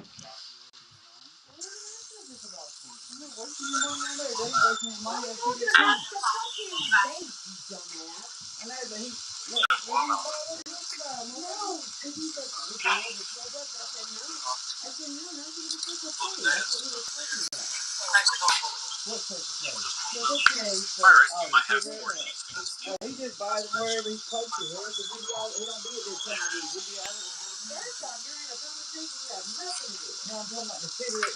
There's not kangaroos everywhere out of town. Like, he gets talking about this. He wasn't today. It was terrible. Because he was saying that he passed the fucking marble. The way he gets them, you can buy one of those. I said, not one I buy. I said, they're under 15, they're under 12 bucks. Oh, you talking about Marlboro? First of all, silver. He gets them 70. He gets 72 for the thing. That's what he is. I know it's the same fucking prices and all of that. What's that discussion about right there? So the whole purpose for even trying to look up under him was to determine if there was an additional firearm on scene already, possibly under Paul. There was 300 blackout casings found near Maggie. They were trying to determine if there was possibly a 300 blackout rifle under Paul. Why were y'all concerned that there may be one under Paul? We just trying to rule it out as a possibility. What was that possibility then? That he could have shot Maggie. And then did what? Shot himself. Looking to see there's a gun underneath. He'd shot himself and then fallen on top of it. That's correct. I haven't asked the dad about the phone, but dad did say he came over and checked the pulses. Did you see a phone near Paul when you arrived on the scene? Yes, there was a phone laying on top of him near his back pockets of his shorts. Back up just a little bit. Is that it right down there at the bottom? That's it.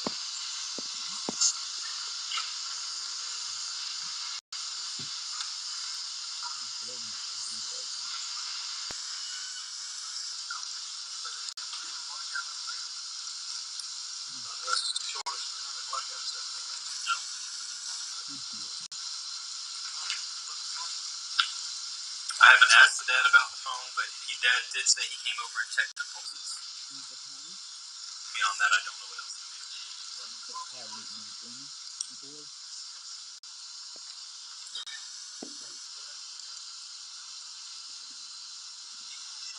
He did have a shotgun with him. I had secured that in my vehicle.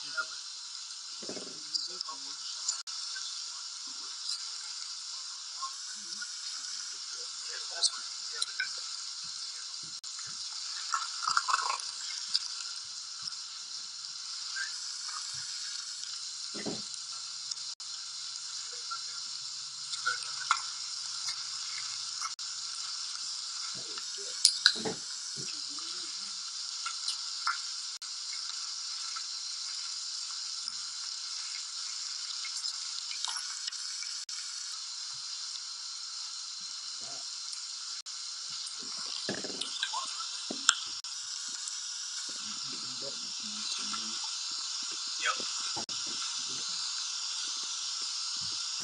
So I got multiple gunshots out of that window too. Shell, at least 3 shells. It's there.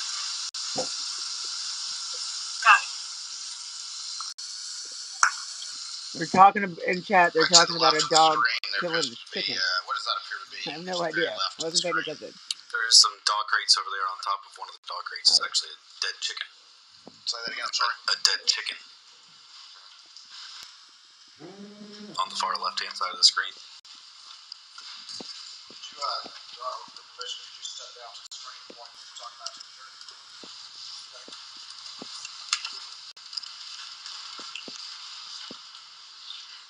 It's difficult to see, but right here on top of that small dog crate was what appeared to be a dead chicken.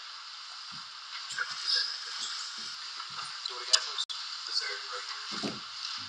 Oh, they're showing video of the dog killing the chicken, or the chicken that the dog killed.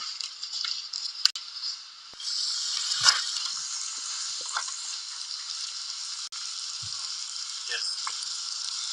In out times or just times are right? Like if they exit multiple times and come back in. You don't need to keep doing that. Yeah.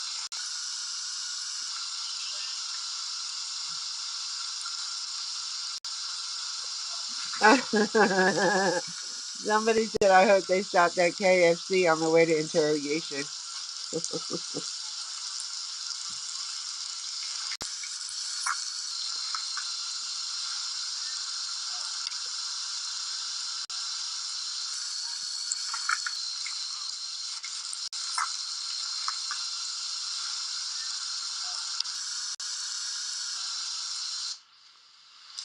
that's your lights on right there? That's correct. That's when I was really noticing the chicken.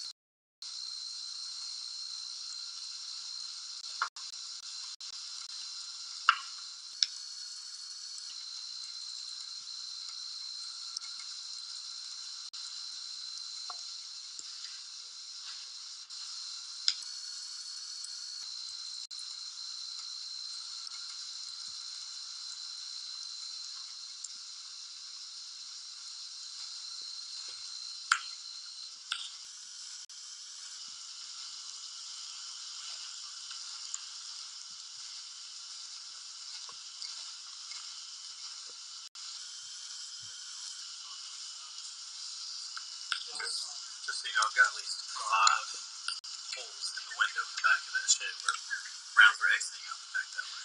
Holy shit. How many rounds did he shoot? It is currently in my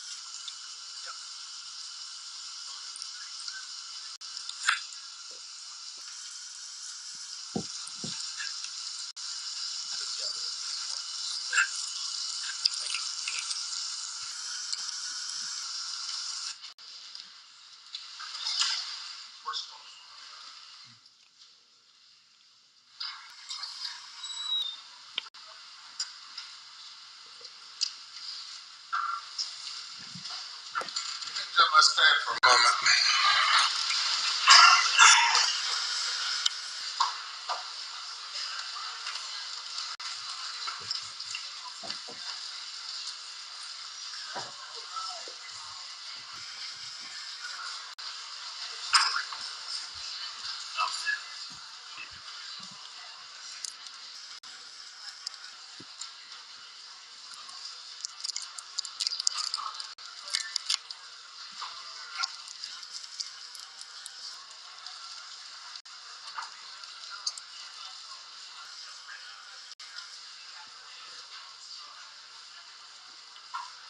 All right.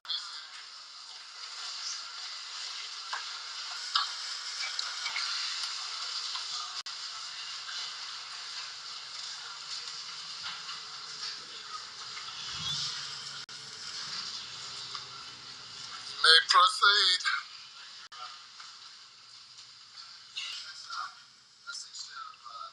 That state will publish this time, Your Honor.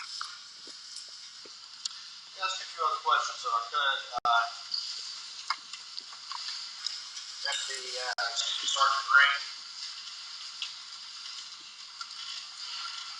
I'm going to show you what's been marked as Exhibit number 5 to your testimony and see if you recognize this image. Yes, sir. That would be an image from my body camera when I was looking at the tire tracks in the grass.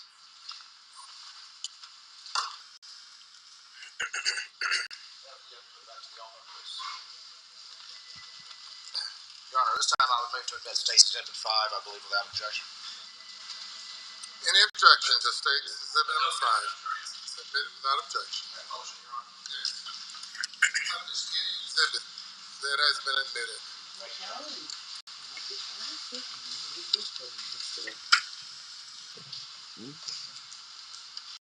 I know. All right, no trouble screen that. Great. Who is that person in the image right there? That would be Mr. Murdaugh. Right, and then just kind of in this area, it's more clear on the video, but that would be the turns, the tire tracks you described earlier? Yes, where I'm shining my flashlight at that point is where the tire tracks were. That's out of my mouth. If I'm eating, how am I going to tell you? Give me a few seconds to answer your question. Playing sort of the relevant parts, but what did you do for the remainder of the scene as the evening continued? The remaining part of my role would have just been making sure the crime scene stayed secure, people stayed out of where they weren't supposed to be. Investigators were handling the remainder of the investigation. Did eventually anyone from the SLED, the state law enforcement division, show up? They did. I don't believe that would have been captured on my body camera, but they did, yes. At some point, did you like to turn your body camera off? I did. I cleared it with my supervisor, Captain Krause, to ensure that I would not be needed for any additional investigative purposes, talking to Mr. Murdaugh, or handling any additional evidence. And once that was okayed, I turned it off. So that was consistent with standard police procedures and practices, and when you turn the body camera off? That's correct. Hopefully they'll be going to break soon. That's correct. At what point, just roughly, do you remember, did you clear the scene or leave the scene? I don't think I left the scene until several hours later. Were you still there when the SLED crime scene arrived? Yes. Did you remain the entire time they were there, or did you leave? I would have left prior to the end of my shift. I couldn't tell you the exact time that it was, but there were multiple units, including SLED and Colleton County investigators, still on the scene when I left.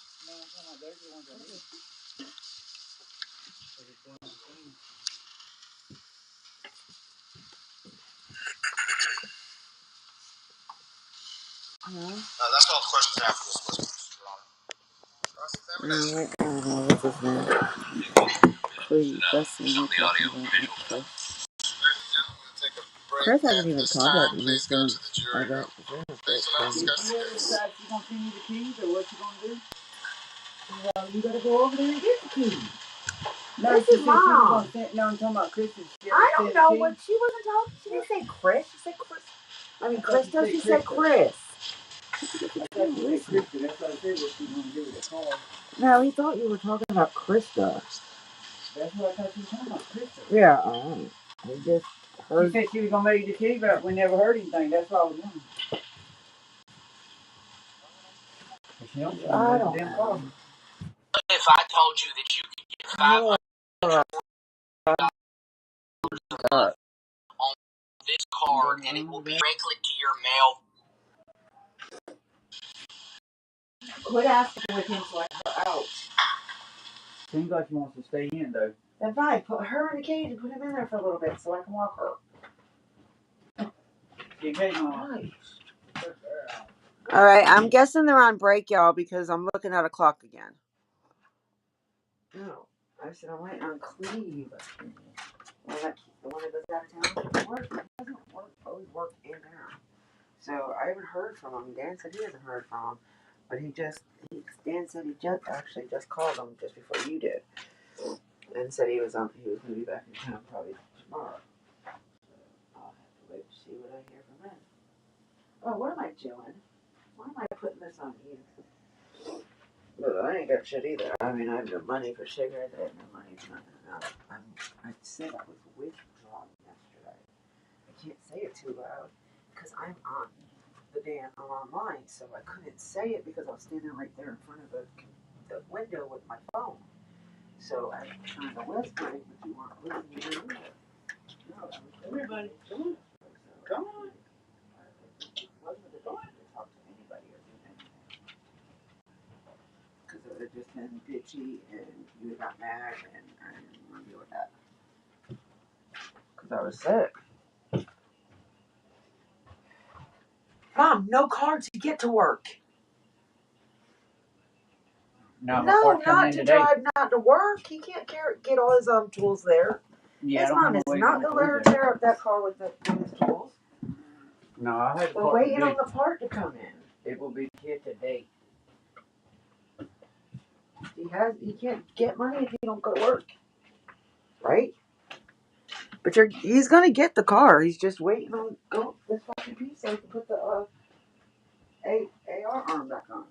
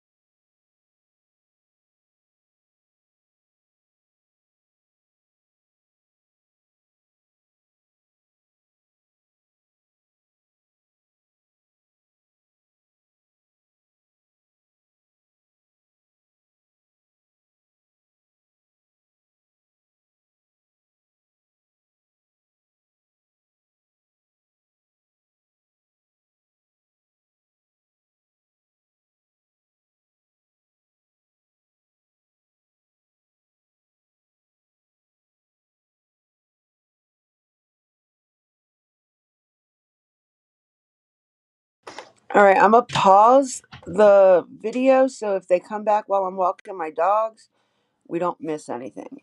But I will be right back.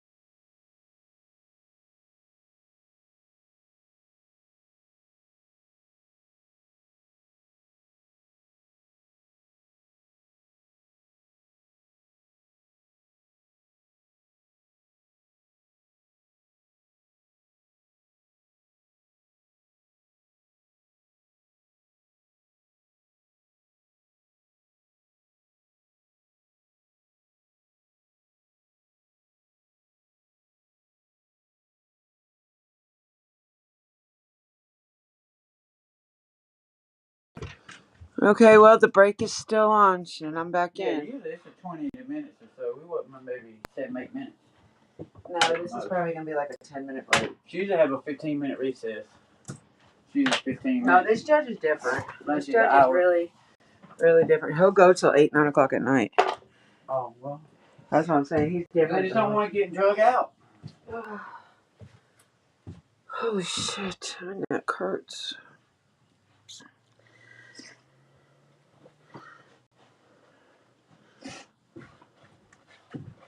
Do you know any case that the initials are YSL? I asked earlier, but nobody Eva. answered.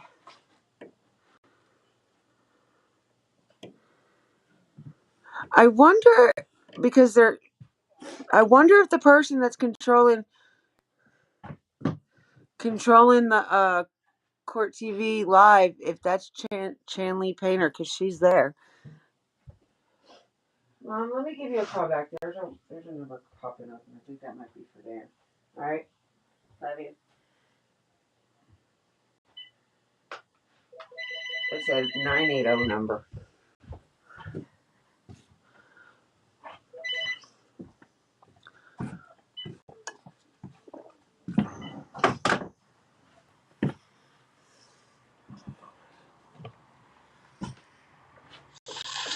All right, we're back.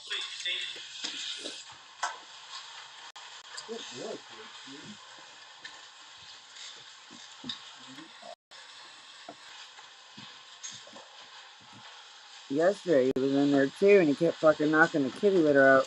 Bring the jury. I just cleaned your box out. Literally last night.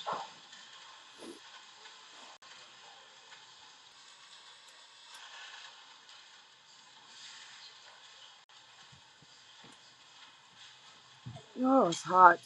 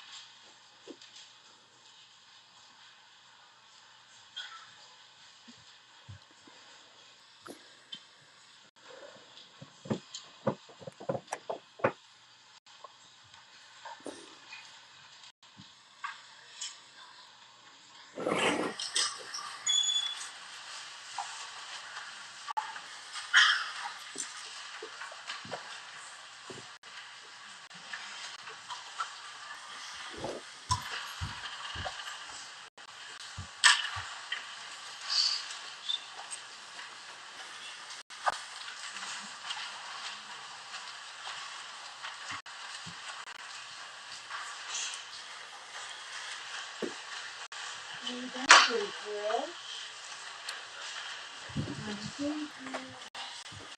may proceed. Your Honor.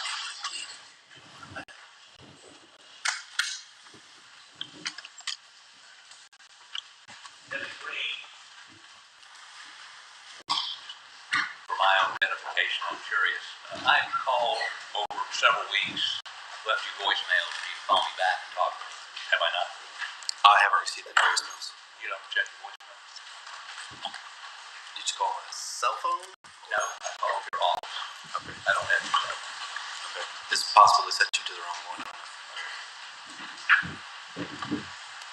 But you've spent an extensive amount of time talking to Mr. Waters about your testimony, have you not?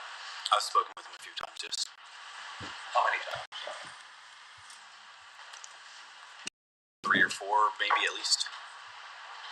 And has he reviewed with you the points he was trying to make? We've discussed the body camera footage extensively. Right.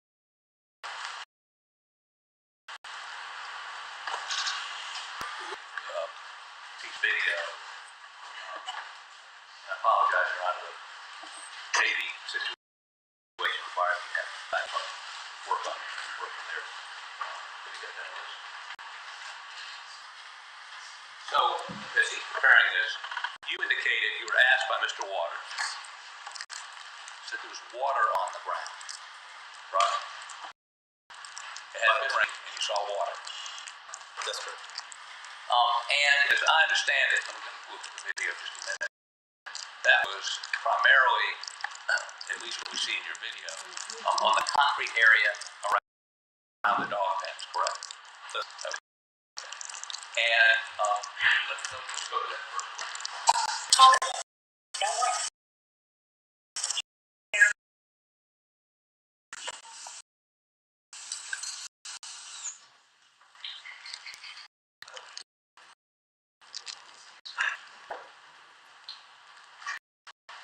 Sorry, technology is difficult. Glad to help.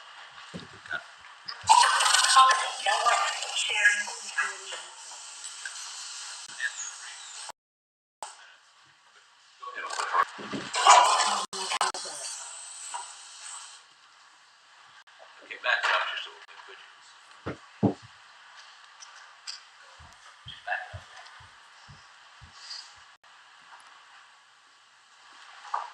Okay, yeah, I'll start right there. I think I can stop just a second.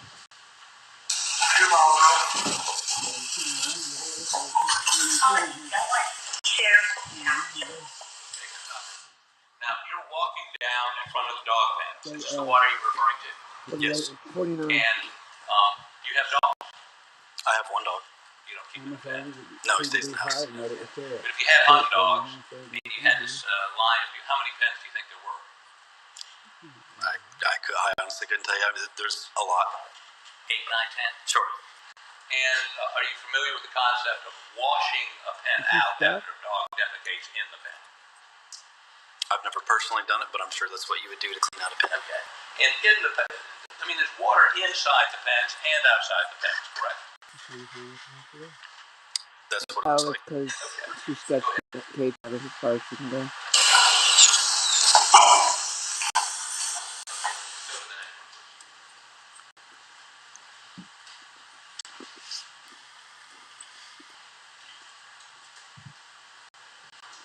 I'm gonna go give her a little thing to feed.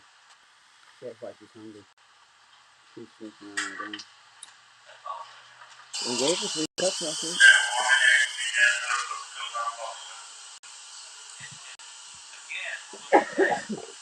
Make sure you hide it. Because if not, you're going to have to give them all 1 cup.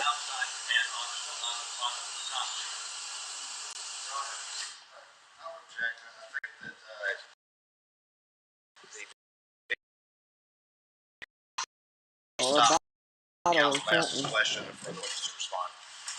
I'm sorry, Aaron. Or making a statement while playing the video. I'm sorry, the second is. Okay, so again, this shows the same area. It shows water on outside these dog pens. Correct. It's my candy, not yours. Yes. Okay. Go to the next one.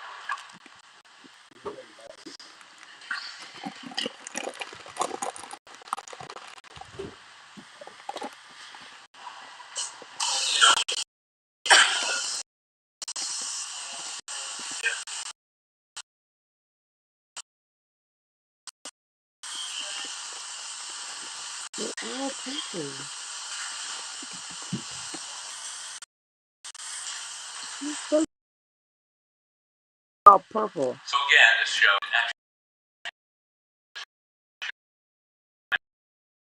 dogs. So those pens are by dogs. There's water outside the pen and inside the pen as if somebody had Both inside and outside the pen, yes.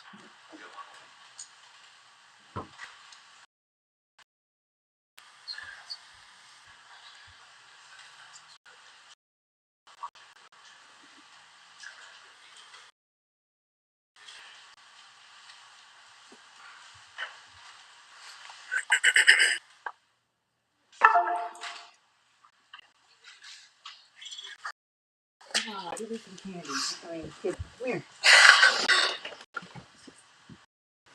Move. Look.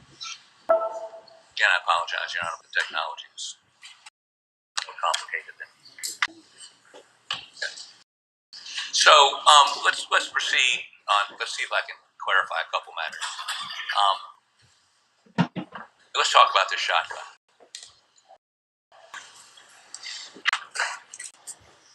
This is the shotgun that Mr. Murdaugh was carrying for a car. You got there, is that correct? It was leading people, yes. According to what you testified to a month ago, these are the shells, the chain of custody on the shotgun and the shell. They went together. Whenever I released the shotgun to the SLED agent who took possession of it, I was unaware of any shells that may have been inside of it at the time that it was handed over. That was what was discovered inside the gun, is my understanding. Where's that chain of evidence?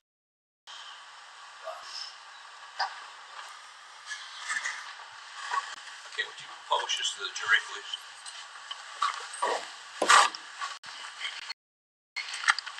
You would like me to read it? Yes, please. The Camo Benelli Super Black Eagle 3 12-gauge shotgun, serial number U573210E17, one unfired shot shell 12-gauge Federal, one unfired shot shell Winchester 16-gauge. Okay, so there's a 12-gauge shell and a 16-gauge shell. And the same gun at so there's a 12-gauge shotgun with a 12-gauge shell and a 16-gauge. Fire a 16-gauge shotgun shell, 12-gauge shotgun. I wouldn't recommend trying it. I would not recommend trying it. It's not I don't a good know if it would thing. actually work or not. It's not good. Damage to the person trying to fire the shotgun? More than likely. Objection is overruled. So you would not recommend, you can actually harm yourself, blow up if you pull the trigger on a 16-gauge and a 12-gauge shotgun. I've never tried it nor seen it tried, so I don't know. And the reason you don't do that is because you can have personal harm from doing it, right? It's possible. So this shotgun, according to the evidence you just read, has a 16-gauge and a 12-gauge. Correct. And it was leaning up against the car. It was, the shotgun was. Now, I'm sort of interested as to... Sure. I'm sort of interested as to why... well, there's discussions on this table that there was a theory that Paul had shot his mother and then shot himself. Is that correct? That's out on the scene. Yes. She had been shot both times. And he had been shot with a shotgun. At least one of the shots, y'all believe was upward. That's why his brains were all over the ceiling. That part I don't know. I wasn't involved in that part at the scene. I did not discuss anything being shot upward. I don't recall saying that. Did you hear discussions to that of your fellow officers? Of a shot being fired upward? Yeah. That's what it looked like they were saying, yes. Okay. And further, I think y'all, in front of you, one of the officers saying that brains are on the ceiling, there's blood all over the place, correct? I don't recall them saying brain was upward. I don't recall. Okay. And further, you, as you're discussing this with them, indicate, make sure I get this correct.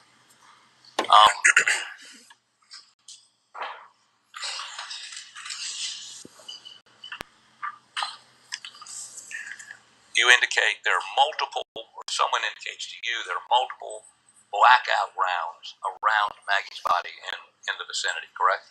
Not rounds, but shell casings. Shell casings.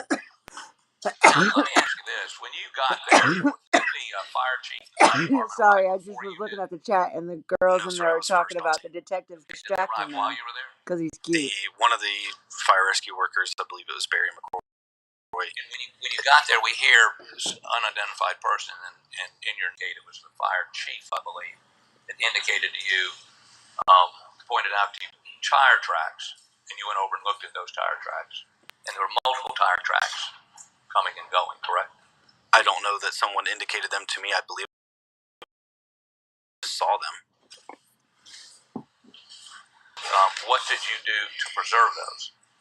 The tire tracks? Nothing. And you certainly are not an expert in tire tracks. I'm not. So you couldn't tell whether it was multiple vehicles or one vehicle? No.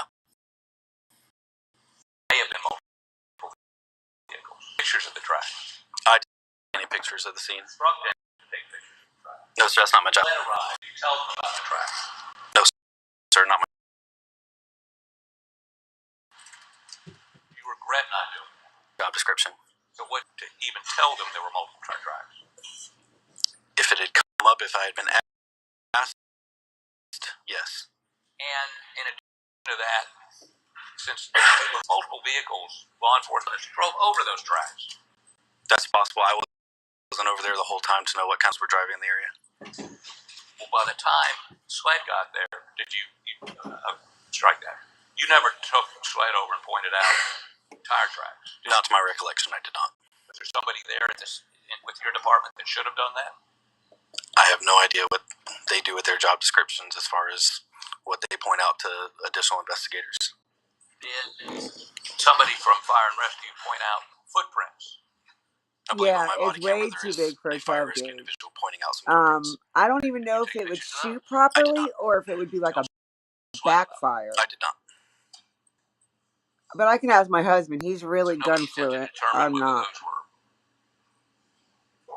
Maggie's footprints, Paul's footprints, or at least that night, there was no effort by you or your department to preserve those. By me, no, I cannot speak for everyone else. Okay. And let me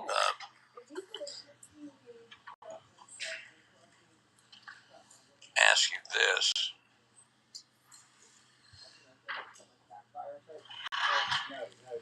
How about go to 4439, please? No, he said there was a 16 gauge in it, but it wasn't shot, only the 12 gauge. So my husband probably blow the whole shell out of the gun because a 16 gauge is a little bit smaller than a 12 gauge. So you put a smaller shell into a 12 gauge, which requires a bigger shell, it'll probably plunge the gun. It'll jam up in the gun, or it might explode. You can't shoot a wrong shell out of a gun. There's so much explode in your hand. Like, which I think he did that on purpose, though. You know, just purpose, saying that. Yeah, to throw people off. I believe he had four rounds, 3 12 gauge and 1 16 gauge. Or no, 5 rounds, I'm sorry. Because one went in his wife, one went in his son. Then he had, no, it was 4. So 1 wife, 1 son, and then he had the 112 gauge shell in, and then the 16 gauge. That's the one that they were the 2 that they found in there when the law got there. But you gotta also remember, they also said there was a bunch of holes going out the back of the gun range building, or whatever, the lodge building, whatever it was. And yeah, so there was a lot other being shut off. Putting a transcript is not it's up on the screen. Yeah, but buckshot would be pieces. Multiple pellets, yeah. No, these were regular. No, these were regular 12 gauge shells. Your Honor, object. This transcript's not been provided. There's no need for a transcript. The officer is here. 12, I don't know. You said regular 12 gauge shells? Transcript being offered.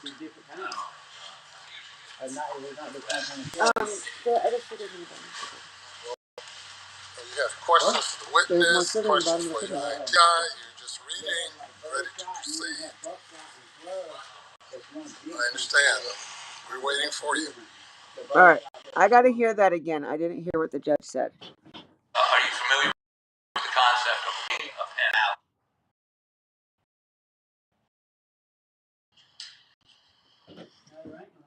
Oh, we already used it? Identified person. In your note, you indicated it was fire chief, I believe. It indicated to you, pointed out to you tire tracks. What the hell? And you went over and looked at those tire tracks. And there were multiple coming and going, correct? I don't know that someone indicated them to me. I believe I just saw them. Okay.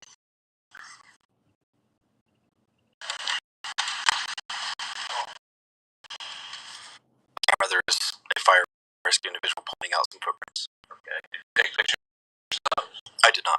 Can you tell? I did not. So nobody attempted to determine whether those were Maggie.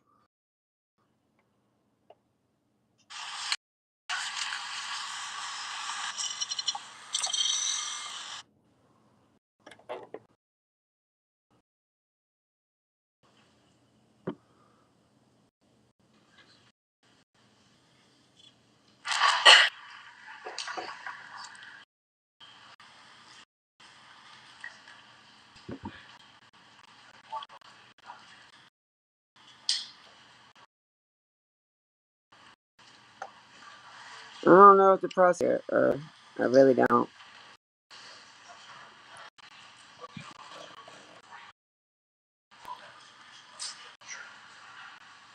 You see, I told you I don't know nothing about a gun. 16 gauge would be bigger.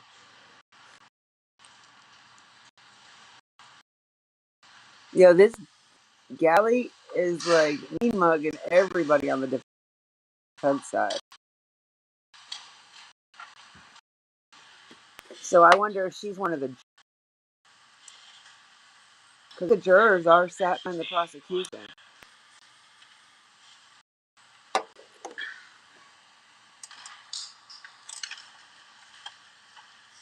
Honor, I'd object. They're putting a transcript. No.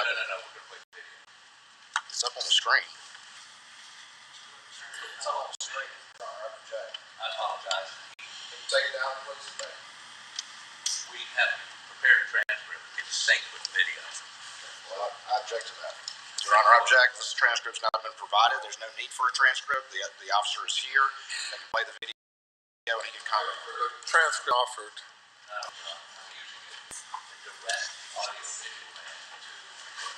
Well, you have questions for the witness, questions for the IT guy. You're just reading, ready to proceed.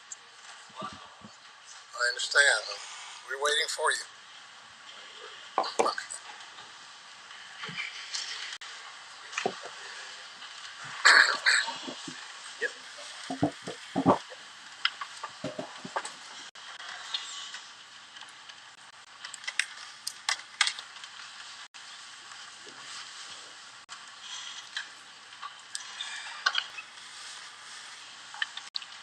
I'm ready. What was the time? 17. It's page 17.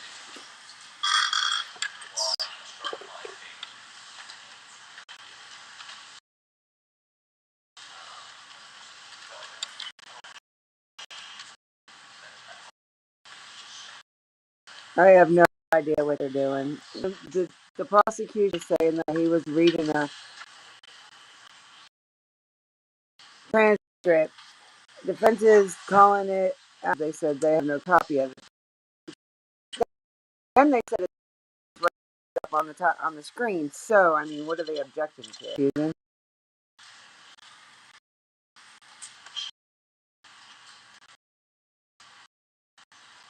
Please don't do this to me. Thank you.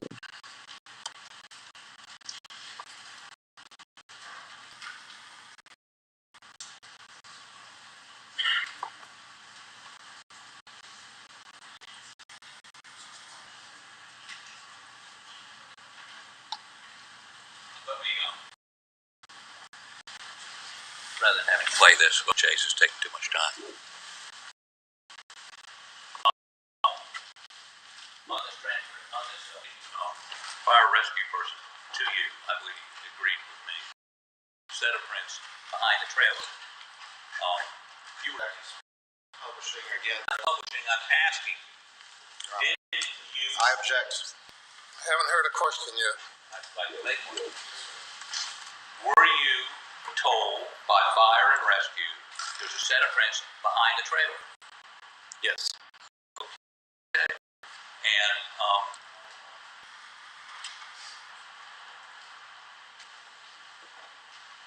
did he tell you that they attempted to not disturb those footprints in any way?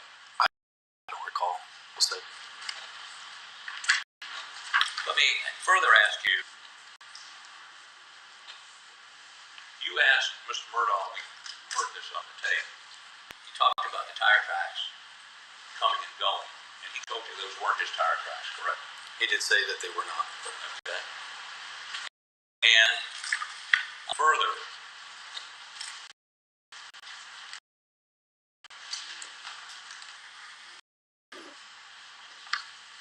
to you, Mr. Murdaugh did, that he felt this was related to the boat case. You indicated you knew about the boat case. You read about the boat case. That's correct. And in the boat with 3 counts of felony DUI, killing a young girl and wounding 2 others, correct? I don't know much details about the case. I really don't care. But Mr. Murdaugh indicated to you that the threats made against Paul. He did. And he got, I believe he said punched. Punched. Okay. And so it seemed he believed that Paul's death was connected to. Your Honor, what he believed. Asking the witness what another person ruled. Thank you. On the scene, Mr. Murdaugh indicated to you he thought the death of his son was related to his son's involvement in the death of the young lady and the injury of 2 others in the boat case, correct? It appears that that's yes. There's really nothing that no facial. There's no really no facial features. I mean, you're not really seeing much except for the prosecutor and the witness right now. The crime scene. Oh, actually, I think this is the defendant. I mean, the defense and What the. did you do other than put yellow tape up to preserve the crime scene? Yeah, I believe this is the defense, not the That is about the prosecution. I extent of can't my see job, who is is to what. put up the tape and make sure people that don't need to cross it don't cross it. And I noticed that there were officers walking around putting little pieces of tape near shell casings. There was one officer doing that, yes. In the process of doing that, and I didn't see any lights, other than maybe a flashlight. Were there any? Did y'all put up any sort of high intensity lights so people could make sure they weren't staying on something? At that point, there was no light, no additional lighting. That officers were walking through that entire area. Is that correct? We're walking in the area, yes. Okay, and did you actually?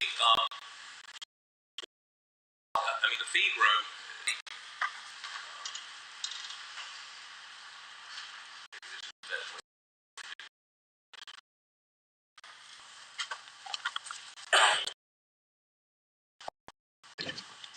Kitty.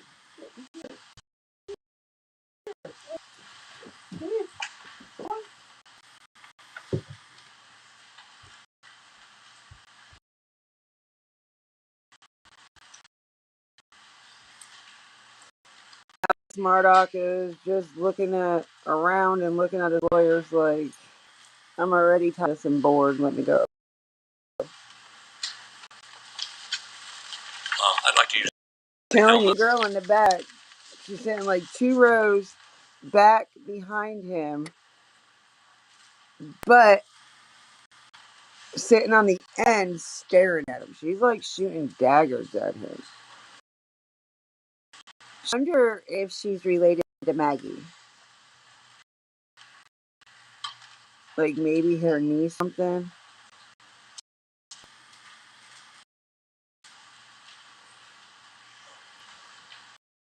And all he's doing is either fake crying or bobbing his head.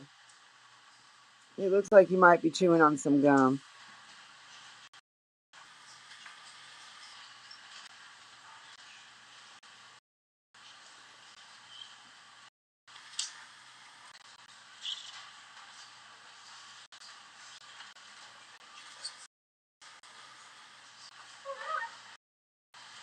Eva, what are you doing?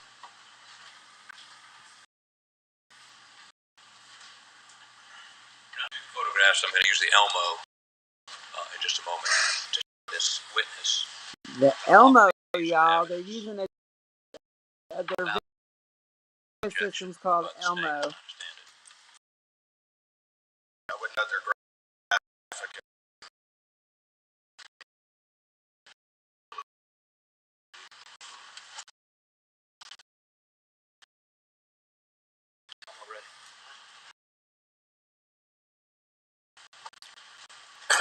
What would the exhibit for the defense? Without objection.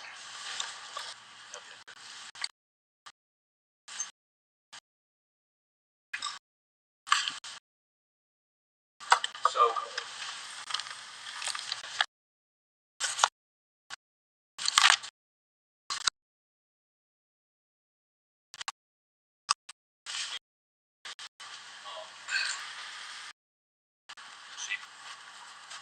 picture of Maggie. Picture of Maggie. These are crime scene photos, correct? They appear to be, yes. Is this what you saw that night? Yes. Both of these pictures? Yes. Accurately depict what you saw that night? Yes.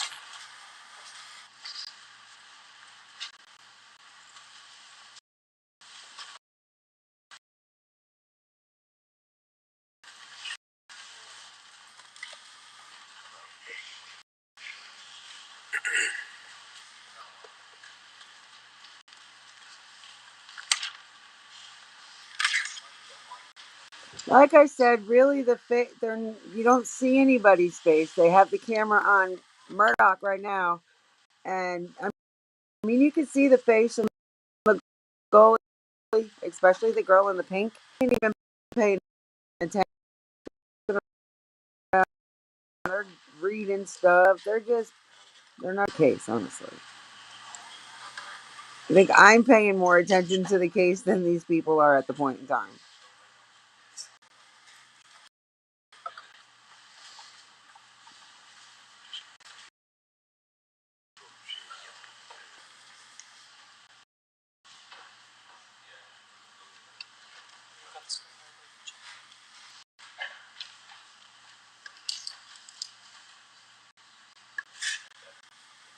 So as you look at this, I want to make sure I understand. His son definitely looks One of like he's Paul's feet bored. is still inside. This is the feed room behind. Yes. And this is his head, lots of blood, and this would be a part of his brain lying next to him, correct? I don't know if that's part of his brain or not. Yeah. All right. So it's fair to say you didn't know whether that was I part don't of his think brain. so. When you first saw him, you didn't know whether his injuries were catastrophic and he was dead. Or did you? You very can't clear lie. it was We catastrophic. don't see the jury at all, so we wouldn't know. Charlie Painter will tell us tonight when it's Now, on closing arguments with when Minnie. you came upon the scene, clearly the feed room was part of the crime, correct? Yes. Now, you're taught to keep the crime scene pristine, correct? As pristine as possible, yes. There was no reason in there, was there? Me at the time, no. Was there any reason for the police, before the slave crime folks showed up, was there any reason for y'all to go in there? There was no reason for me to go in there. I cannot speak if there was a reason for another officer to have gone in. Well, let me ask you, I don't have any sort of crime scene expert that process crime scenes. Investigators do process crime. You remember going in? I don't remember if I specifically or not. It's not to say that I shouldn't have. If there needed to be done in there, then yes. I guess what I'm getting at is, I think one of the crime, keep it pristine. Don't walk over things. Try to tire tracks, get pictures of them. All those sorts of things. In charge of the scene? I was in charge of the deputies that were under my immediate supervision until someone hired them. And were those deputies directed by you or anyone to something that deserved pictures? I did not give direction, no. So you didn't do that. Where Paul was laying, was anybody instructed, put a cordon around him? There's no reason to go into the feed room. There's no reason to do anything until they're on the way at this point, right? I believe they were, yes. And so, Nah, they're wearing handcuffs or shackles. He wore handcuffs before he got into the courtroom. Once he got into the courtroom, they took the handcuffs off. Then they put the shackles on his head. That's Maggie Murdaugh. Get out of there.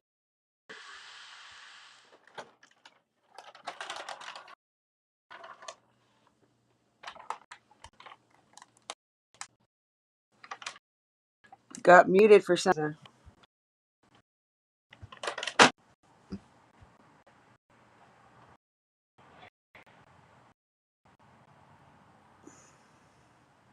Oh, sidebar, I guess. They're not doing very good with this case at all to begin with. I don't know.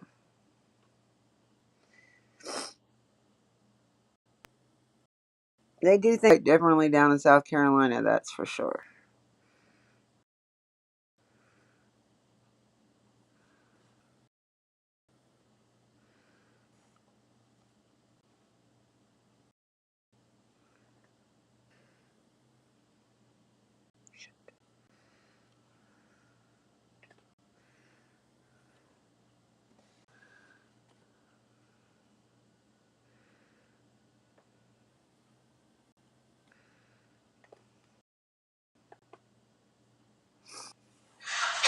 Start burning.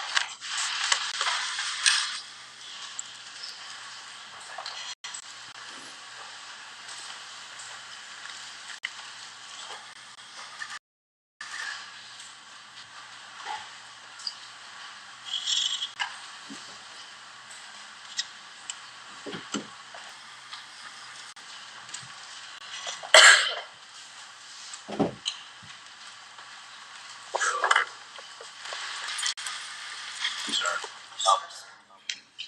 And can you identify this for the jury, please? That picture? It's Maggie Murdaugh. After she's been killed. That's correct. By the way, when you saw her, was it apparent that she was deceased? You believe? But have you ever seen a dead body before? I have seen multiple, yes. Many. Right. Yes. So you're sort of an expert dead who's not, who wanted EMS there to check them out or not, correct? You made that call. Yes. Okay. But you could understand, obviously, Alice Murdaugh's concern that they might be alive, that maybe, you're not saying that he shouldn't be concerned if somebody check out both Maggie and Paul to make sure they were dead, right? You're very concerned about that, yes. Okay. Now, as to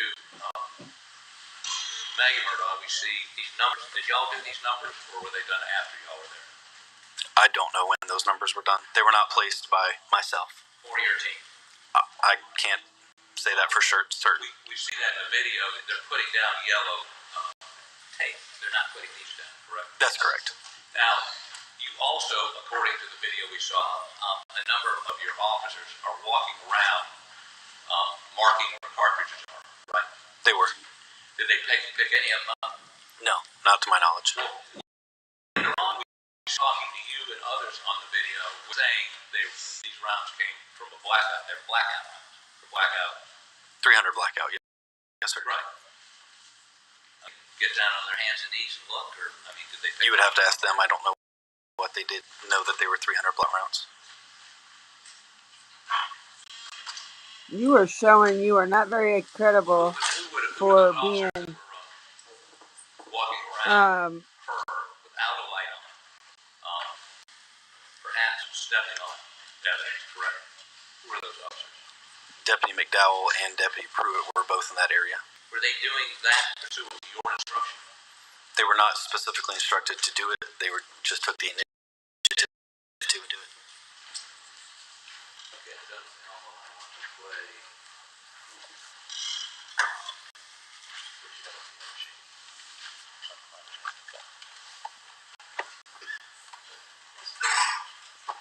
You ready? Do I have to turn down the light?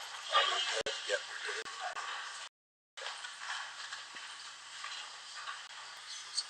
I had to turn the chat off, so I don't know what's going on in there.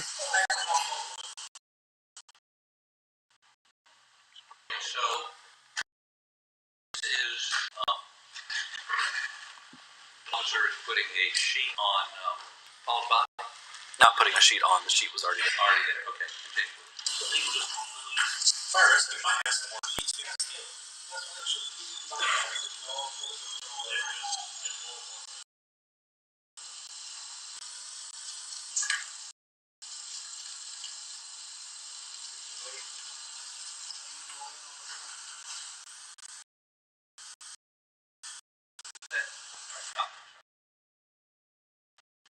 Inside the feed room. inside that door. Deputy Mel. Were you? Is that your body cams? You're watching him do it, right? That's correct. Should he have done? And where he's standing? Standing inside the feet? It's part of the crime. Inside of the crime scene. Inside what? The crime scene. We are all standing in the same crime scene. In the same crime scene, but clearly you believe, based on discussion, and everyone in your unit believed, that the fatal shot was made where he's basically standing, correct? That in that area. Where we are all standing. Yeah. Yes, sir. Procedure to walk on top of an area where shots have been fired, perhaps, and I think even in this, they're talking about tissue or brain matter laying there. I mean, aren't you supposed to? You don't put anything on your feet. Question. There's not a question in that statement. Let's sustain. Let's pose questions. Did you in any way have your men or put protective gear on their feet? I saw you put gloves on, but did they put anything to insulate themselves from contaminating the scene? Nope. On their feet, no. In many instances, apartments around the country have people dressed in a gown to keep their DNA. That's only for crime scene investigators, not for the law enforcement. We do not on road patrol of Gallatin County as standard practice, no. You do not do that. Not a standard practice, no. Have you ever done that? I have. Have you ever had covering your feet when you're walking around? See that for sure. Now, if we were on, fine. And did you notice bloody footprints? Well, first of all, did you notice bloody footprints inside the field? This district attorney is about dumb. I don't remember seeing any bloody He's footprints. asking the most retardedest questions right If there now. were bloody footprints in the room, could they have been created by you or your men? They could have been created by anyone walking in that area, sure. It's the law enforcement. Or your men walking. Yeah, correct. No, this isn't district attorney. This is the defendant. Well, you do It's your best from the not to defendant's contaminate lawyer. anything. And this is your best. What you're looking at right now is Well, yeah, standard procedure. this is testimony. This isn't like, are you a good witness or anything? No, this is testimony. I believe there were body claims. OG just said they got to ask all the stupid questions first. But you would agree with you have these procedures, so you But don't. he's been on the stand. He's already been on the stand for what? 2 hours? 3 hours? Or leave your DNA, or in some way alter the scene, so that if Well, so far, everything that he's saying has been backed up on his camera. if there is exculpatory, But because he's a sergeant, a patrol sergeant, he's asking all these questions like if he was crime scene detective. that was destroyed. Some of that was destroyed that So night. he's a detective now, but he's not a now that 2 years later. And maybe even Sweat did preserve that evidence. Isn't that correct? I'm not sure if I fully understand your question. Because you were, if you are standing, your men are standing in the spot, and there's evidence there. The tire tracks weren't preserved, or the footprints weren't preserved. We don't even know if the tire tracks have anything to do with it, or if it was from the how they were driving around earlier that day. That's why you don't do this, right? That's why you don't contaminate. That's correct.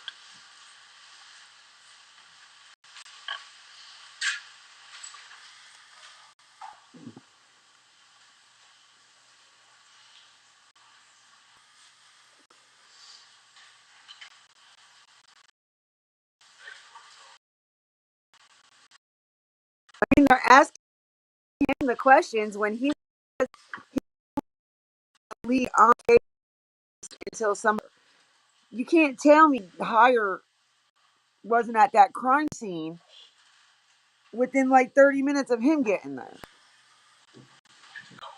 That would be crazy to believe that. We put it around the whole area. Did you put it so that folks could drive in and out? They were to go past where it was parked. I believe that was the extent of the yellow tape. Between your vehicle and the entrance, there was none of those tire tracks were preserved. Entrance of The property. If somebody driven into the property. You mean from the main road of Moselle From Road? the main road. All the vehicles were coming in on that driveway. Right. Had no choice, you dumb moron. Who committed the murder, whatever tire tracks that were left were obliterated. I'm telling you, this guy is stupid. Is that right? It's possible. If that's the only way to get in, where the fuck do you expect him to... I'm getting this fucking Were you there when the coroner arrived? lawyer. Really annoyed with this lawyer. Given my extent at the time, I would assume so, but I don't remember. You don't remember seeing the coroner? I may have. I don't remember.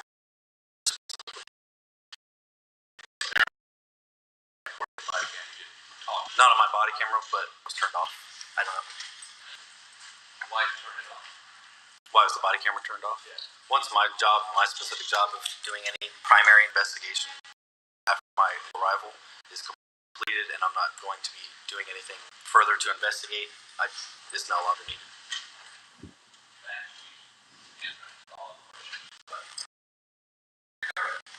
Thank you, Your Honor. May it please the court. It's a series of questions about contaminated evidence. Are you aware of contaminated evidence? Did you There we go. engage in your good to avoid contaminating evidence? Yes. Did you, in fact, instruct your deputies, set up a crime scene, and instruct them to avoid areas where evidence might be contaminated? We did everything we possibly could to avoid it. Your officers all have basic training in trying to avoid contamination of evidence? Yes. Are you also, though, as first responders, doing the best you can to assess what's going on? Correct. It's not your job to do the actual crime scene investigation work, is that correct? Not. You were asked about whether or not you had any meetings for law enforcement witnesses or prosecutors prior to a trial. Anybody ask you to do anything but express your accurate, honest opinions and observations about what you observed at this scene? No. You were asked about this particular shotgun right here, this 12-gauge shotgun. This is the shotgun that Murdaugh had when you arrived at the scene. Is that correct? That's correct. You were asked about the gel. Is that correct? That's correct. Did you unload this weapon? I did. Was it unloaded by somebody else after you did it? Yes.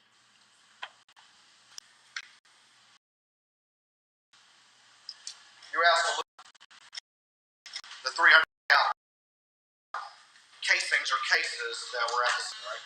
And just real quick, explain to the jury what a casing is, please. So a casing would be what would be left after the projectile has been fired through a weapon. After it had been fired, the shell comes out of the gun and lands on the victim. Is that correct? That's correct. So it's the remnants of a I fire. love how this DA talks. There were multiple ones of those blackouts surrounding Maggie. Is that correct? That is correct.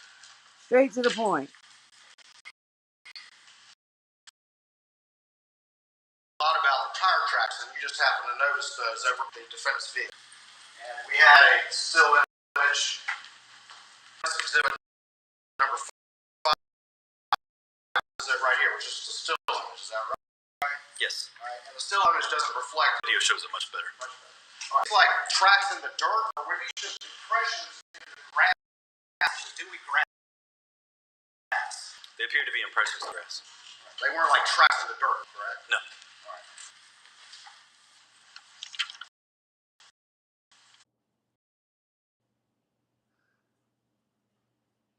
All right. Alka-Seltzer Plus Max Gels with more concentrated power. Because the only thing dripping should be your style. Plop, plop, fizz, fizz. With Alka-Seltzer Plus. Also tried for fast sinus and pain relief. I used to love the commercial in the 80s. 25.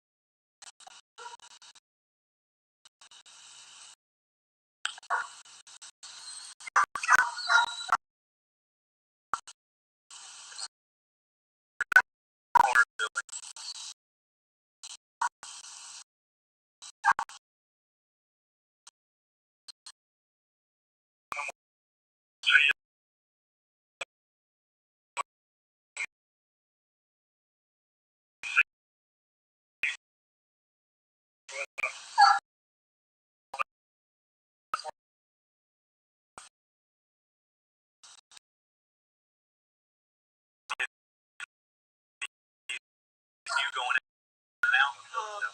Okay. Go out this way. So that the images that we just do, we impressions in the grass and from earlier. Yes. That's what I said.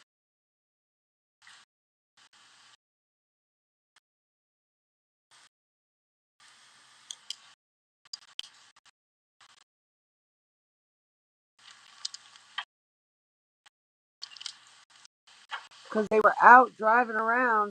Do you have any detailed understanding of the boat case when you arrived at the scene? Just to be very, there were some boat cases. Is that right? Yes, it had been used. That Paul Murdaugh arrived on the scene. He's the one that brought up the boat incident. He did. Yep. And he offered that right out of the gate is a possible explanation for what happened. Is that right? Nothing further. Anything further? Yeah. Came in. I love that prosecutor. Straight to the. Been involved in this, threatened on numerous occasions, been punched. He told you punch, right? That was a possible explanation, not for somebody killing Paul. You didn't bite back on him, did you? No. And it was in his mind that occurred. That's what he told people. That was the comment that he made, yes. And just one other follow-up question. You were asked if evidence of the Dewey tire tracks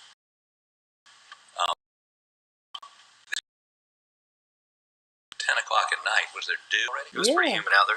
Yeah. Wasn't it? This was not morning time.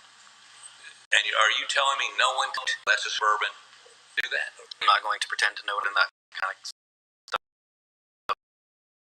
Can't do. But you're not an expert. Believe those tire tracks would last. Yes, it appeared that they probably would. Did you point them out to sweat? You point them out to sweat.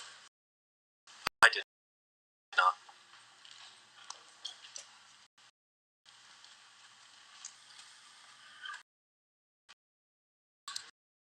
Step down.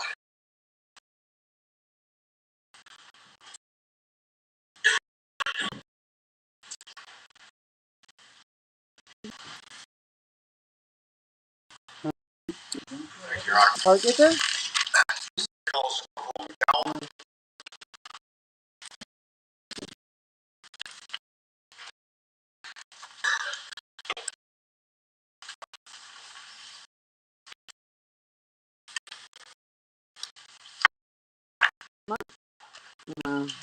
You say that? The only swear you give to the court in this trial is the truth of life. Have a just that phone. Make sure you state your name is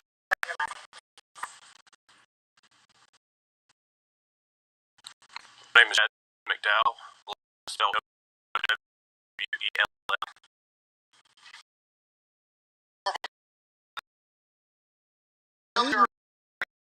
Work for county.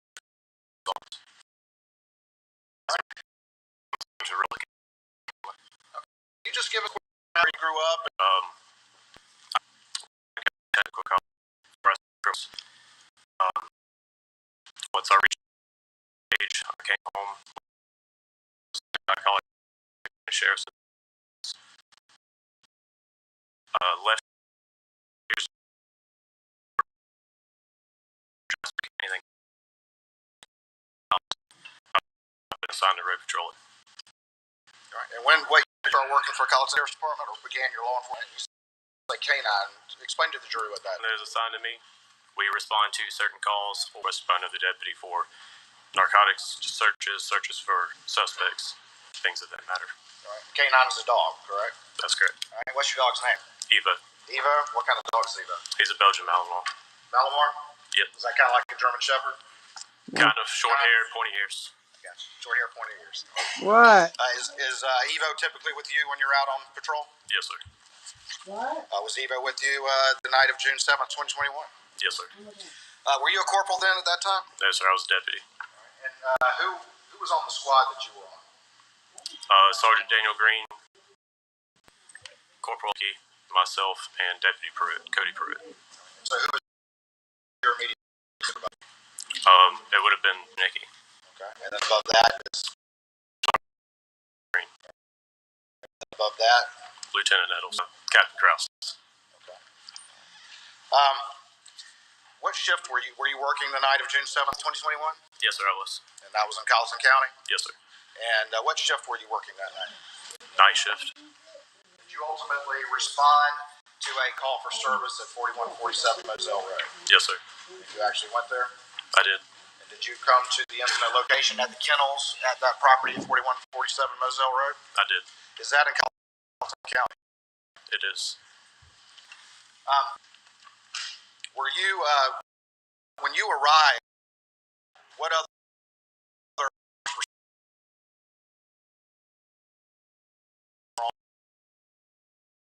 your record? Sergeant Green was there. There was one other. The rest were staged, best I can remember. When I say, Do you recall which driveway you had near the kennels? Where you came from? yeah, it was same drive nail center. So you were parked behind Sergeant Green. Yes. What did you do after that? After you got out of your vehicle, what did you do? I approached the crime scene. I was trying to make my way to Sergeant Green to see what he needed. I made my way through the crime scene as carefully as I could. Sergeant Green saw that he was interviewing the only person on scene, so I went. And did you see who? Mr. Murdaugh. Yes, sir. Do you see him in the courtroom here today? Yes, sir. Can you point him out? Yes, sir. He's in the middle, navy blue suit. Your Honor, can the record reflect he's identified the defendant? It does. I'm going to show you what's been marked as Exhibit 6 to your testimony. No objection. This is a disc, but I want you to take a look at it and see if you recognize this disc. Yes, sir. I do. All right, and what is on this disc? It'd be body cam footage from my body cam that I wore. All right, how do you know that this is that body cam footage? It has my initials on it. You reviewed this and put your initials on it, is that correct? Yes, sir.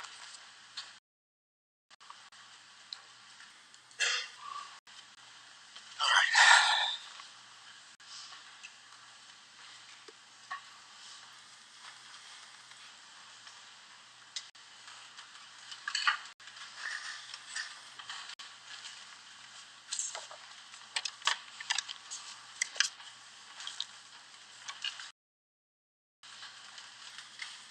If I could get input, please.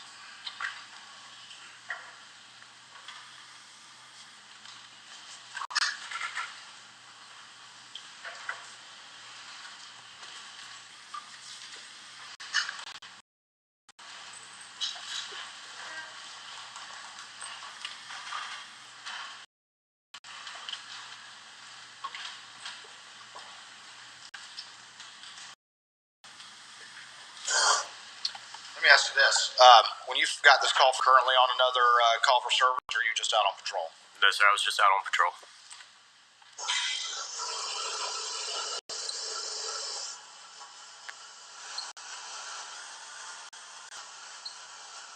Once you got that call for service, what did you do?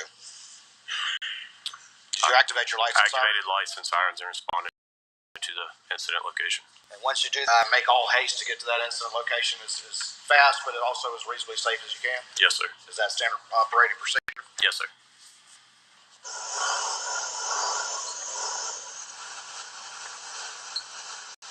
The first 10 minutes, sorry. The first 10 minutes of this body cam are essentially you driving to the scene. Is that correct, roughly? Yes, sir. I'm going to fast forward to closer in time when you arrive.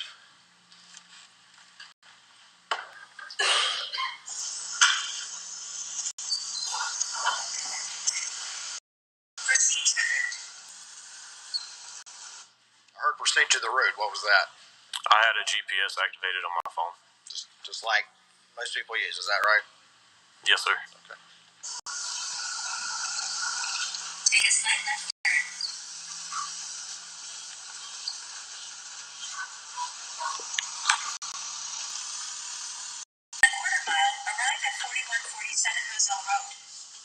I agree with you. This child's probably going to up my hours as long as I do every day. Are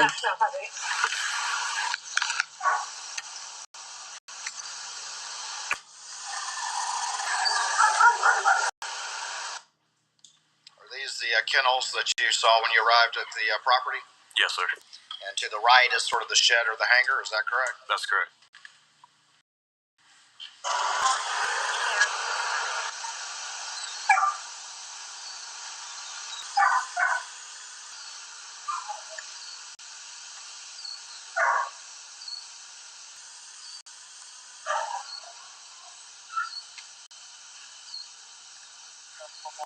Let me ask you this. You're obviously serving as a road patrol officer, is that correct? Yes, sir. What is your job as a road patrol officer, as a first responder, when you come upon a scene like this? What is your particular role as you arrive at something like this? We go on scene, we secure the scene, meaning make sure there's no active threat for arriving first responders. We'll preserve the scene to the best of our ability and then turn the scene over to arriving detectives. When you arrive at a scene like this, are you constantly not only paying attention for any threat or anything like that, but also making sure that you don't disturb or any sort of evidence that may be at the scene? Yes, sir. Is that part of your general training and standard operating procedure? It is. You also have to I think Colton couple County, that South with Carolina's got some duties of hotties a on first responder, their, which is to their get to that department. scene, to secure it, make sure there's no active threats, and get that Some under eye control. candy. Is that correct? That's correct. So the duties of a first responder have both of those sort of balancing together. Is that right? Yes, sir. Or are you constantly always looking around for evidence, not only to identify it, but also to assure that you don't disturb anything? Is that your general? Objection, Your Honor. Leading. Thank you, Your Honor. What is your general training as a road officer as it relates to coming upon a scene and looking for evidence? Our number one duty would be safety. Number two, we're looking for evidence so as not to disturb it. Thank you.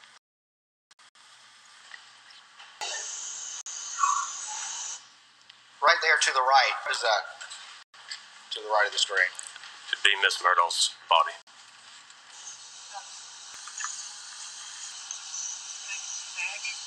Murdaugh. 400 Brandstetter, Murdaugh. Who are those individuals right there? Sergeant Green and Mr. Murdaugh.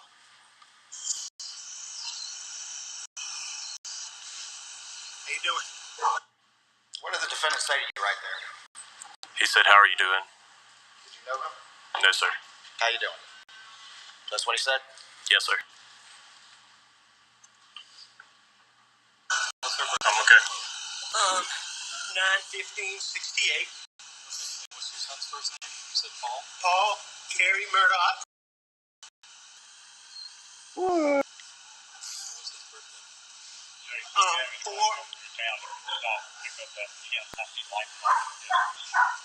What are they covering him up? I got something right now. Tell them they don't have to do that.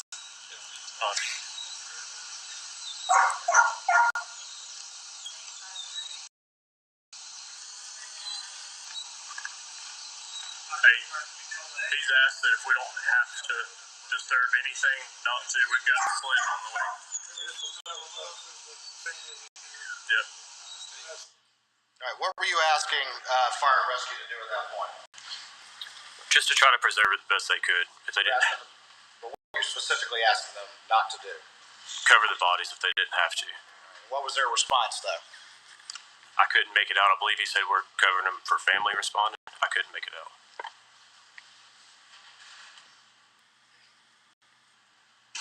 He's asked that if we don't have to disturb anything, not to. We've got a sled on the way. Yeah. Do you recall now?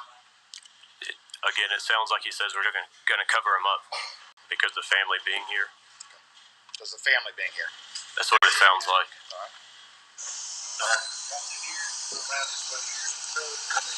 Yes, I agree.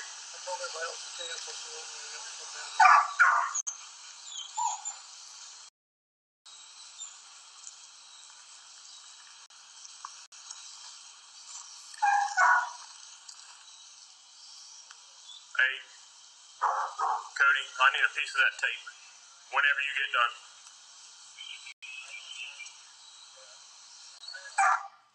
What did you just ask Cody for? A piece of tape, piece of crime scene tape. All right. And who was Cody? Deputy Pruitt. He's the one that you see there with the yellow crime scene tape. And why did you ask Deputy Pruitt for some crime scene tape? I had observed a shell casing on the ground. I wanted to mark it so that it didn't become disturbed. General duties as an officer, you observed something and you asked for some tape to mark it. Is that correct? Yes, sir. And that's what you were previously describing your role as, correct? Yes, sir. Yeah. If y'all don't mind just marking.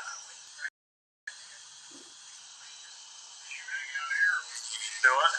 Yeah, kind of seems like that. Casing right here, so watch your step.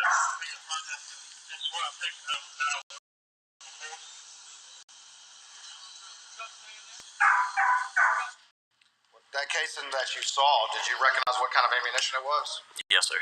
What kind of ammunition was it? 300 blackout casing. And how could you tell it was a 300 blackout case? Just my own personal experience. I own a 300 blackout, and I recognized it. You recognize the case from your own experience? Yes, sir.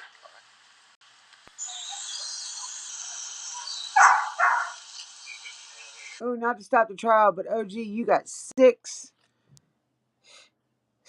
Cowboy assistant coaches won't be returning next year. Mike McCarthy just announced.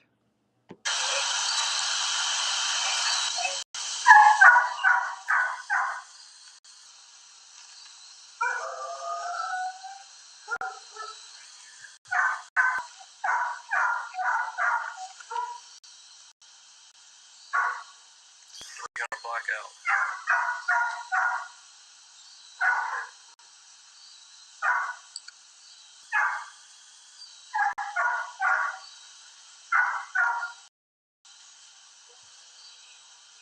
My dogs are barking because I hear these dogs. It's funny.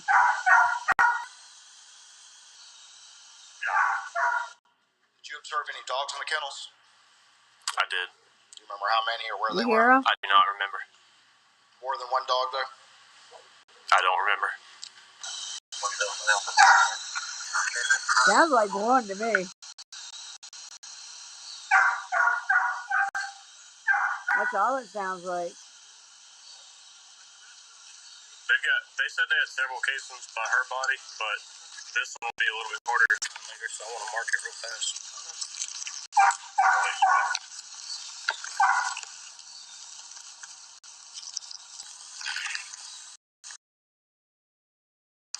Were you careful not to disturb its location where it...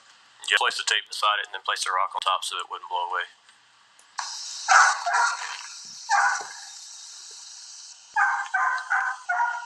Why are there so many shell casings and only one?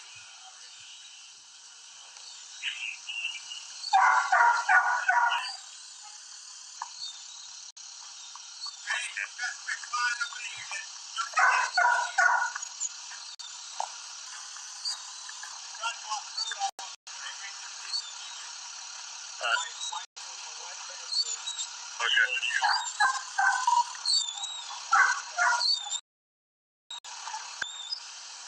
Damn.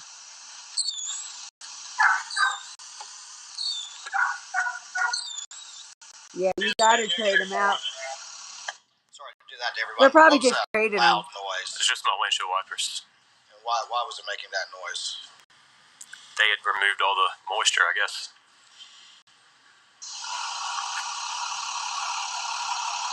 Why else would your windshield wipers make noise?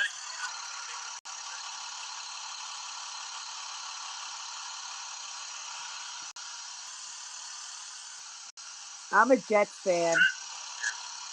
Love my New York Jets. And holy shit, I just fucked up. See if I can fix that. Too busy Watching the trial, Try to see a couple God more bless. films. Yeah, I'm trying to figure out why there's 300 blackouts. Trying to figure out why there's shell casings, but only one gunshot went to the back of each. Not my job to figure that out. I'm just curious. You're I very only even saw one more curious. casing, but just in case I see more. One gun in all these shots. They must have had the Daniel put same his car gun. in there.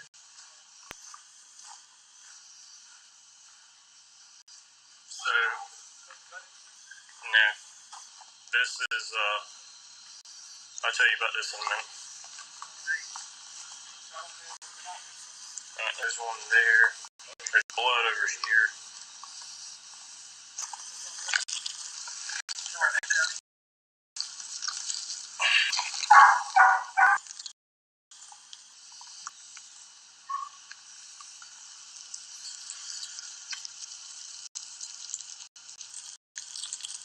Yeah, got I shot in had to 300 kiss Mother blackout. Goose's boo-boo the other day when her team lost. It's funny because Dan used to love the Cowboys when he was That you were a marking kid. right here, did you at all disturb the location where you saw them? No, sir. Is it your job to be doing a crime scene collection for this case, or are you just doing that to assist those who will do that will arrive at a later time? No, sir. I don't collect anything. I'm just marking it so that they're not disturbed.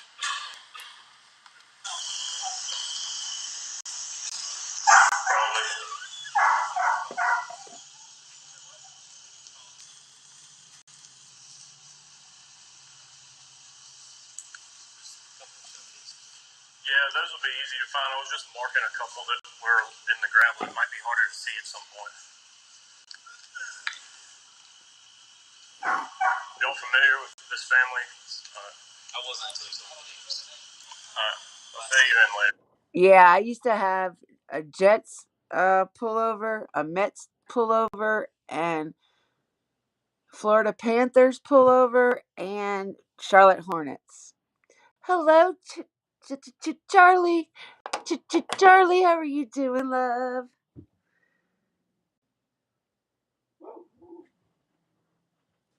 Sorry, give me 1 second, y'all. I'm trying to put this string back in this needle. I am needle point, and y'all just don't take that. You don't put string in any other type of needle. I am using yarn and plastic canvas. I don't want people to think anything else. But I am half blind trying to put yarn through the eye of the needle. All right, I'm gonna put it back on now. But how are you, Mr. Charlie? You walked in at a good time. We were just discussing what our favorite teams were. What's your favorite teams?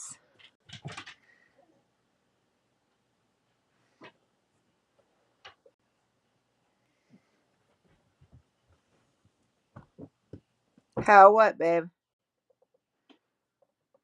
He said, "How? Are we Indian now? How?" But I'm pretty sure they're going to be going to lunch here shortly, probably within the next 30 minutes to an hour. So hopefully we can get a break in and have some conversation. Them damn dogs are starting to irritate me though. Or dog. I don't think there's going to be anything from me. What did you just say right there? I don't think there's going to be anything for me and Evo to do here. What did you mean by that? There was no article search that needed to be conducted right then and there. Putting Evo on the ground could have caused more of a disturbance than just leaving him up.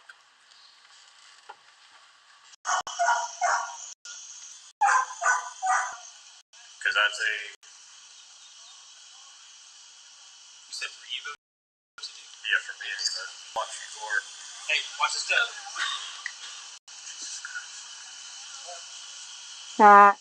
Well, at least me and you are together on the baseball and the football. But I like for Miami Heat back in the 90s. Florida Panthers. I also went for Charlotte Hornets. I liked them a lot too when I was growing up. I like little Muggsy Bowles. Boggs. Whatever the hell his name was.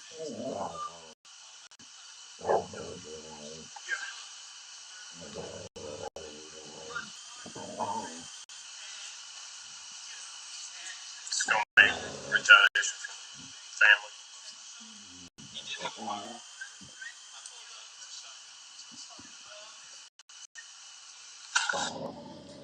All right.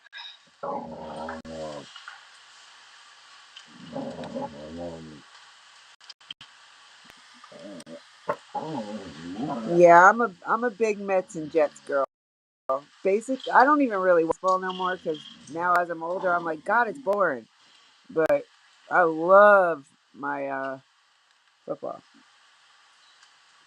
Me and OG sit there and watch it together on the phone. She'll be watching her team, I watch my team, and then we watch Now other show teams. you a portion of what's been previously admitted to evidence as Exhibit 1.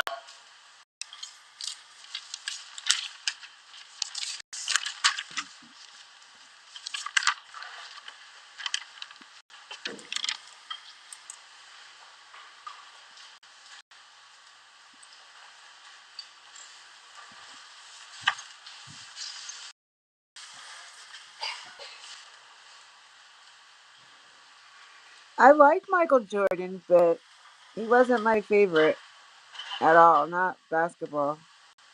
I like Miami For the Heat record, and Charlotte Hornets. starting at 42-27. But I've only ever liked one football team and one football team.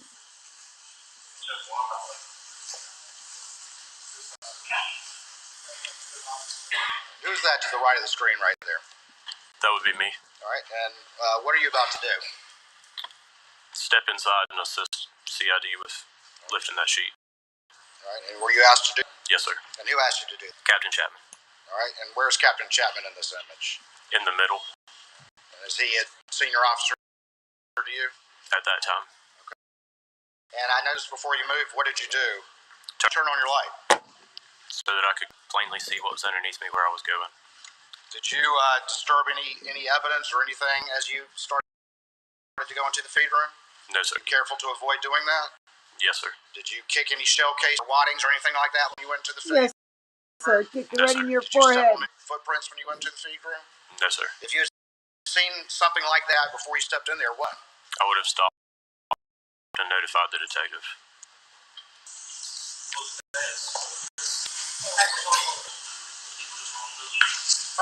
I just kept walking on it. What do you mean?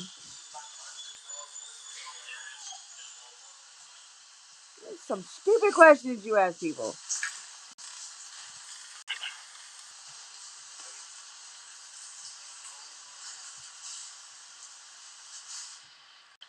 Do you recall what, if anything, was laying on Paul's rear end? His cell phone, or a cell phone. Is that it in this image right here? Are you Yes, scared to say arse or bum? It was on his bum, sir.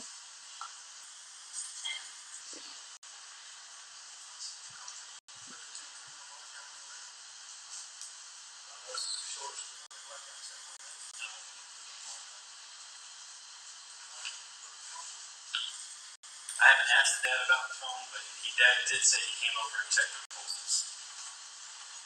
Beyond that, I don't know what else.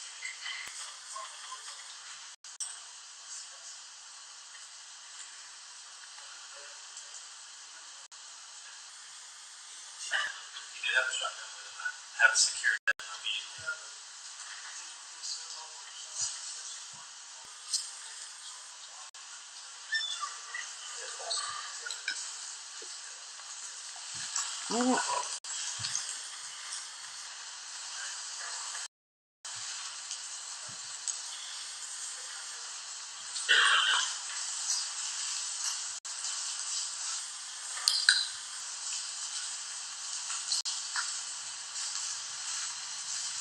Did you kind of jump out of the feed room just then?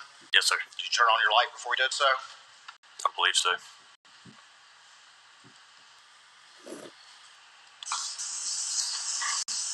Watch it again.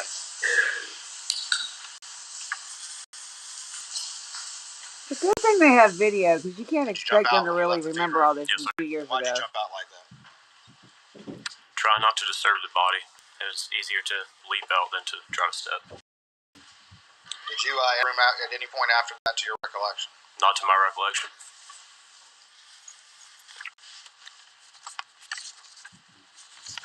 I'm going to show you what's been marked as defense exhibit number 1 and see if you recognize this particular image. Yes, sir. I know, that's what I was thinking. And the award goes to the defense counsel.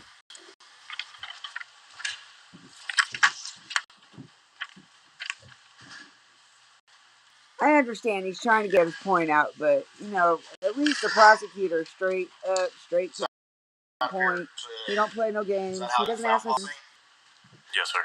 Were his hands underneath him in that fashion when you arrived at the scene? Yep.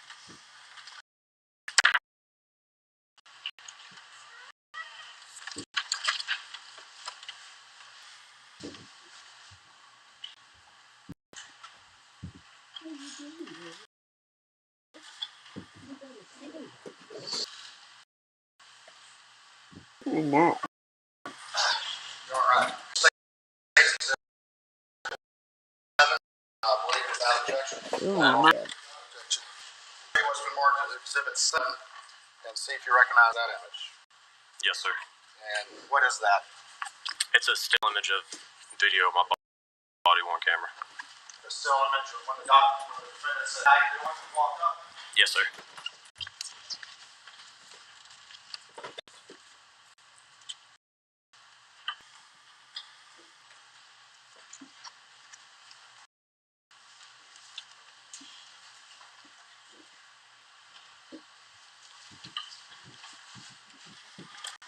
Of course, you don't come up.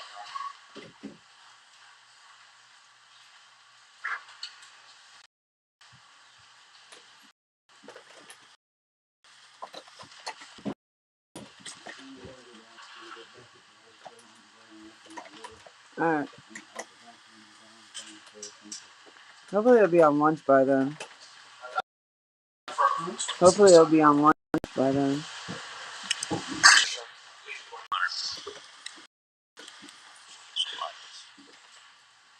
So, when you got to the scene, Can you repeat that question? I couldn't hear you. You know what? That was the fucking prosecutor that was just asking them questions. This is the defense. We're getting shit all twisted up in here. when you got to the scene, who was your supervisor? Sergeant Green. Sergeant Green. And I believe Sergeant Green was instructing y'all to put some yellow tape up. You did some of that? No, sir. You didn't do that? Deputy Pruitt, yes, but I didn't. What was Sergeant Green? What was his instructions to you? What were you there to do? Number one, let me withdraw that question. Were you there to amplify? Not at the time, no, sir. I was just there to assist where needed.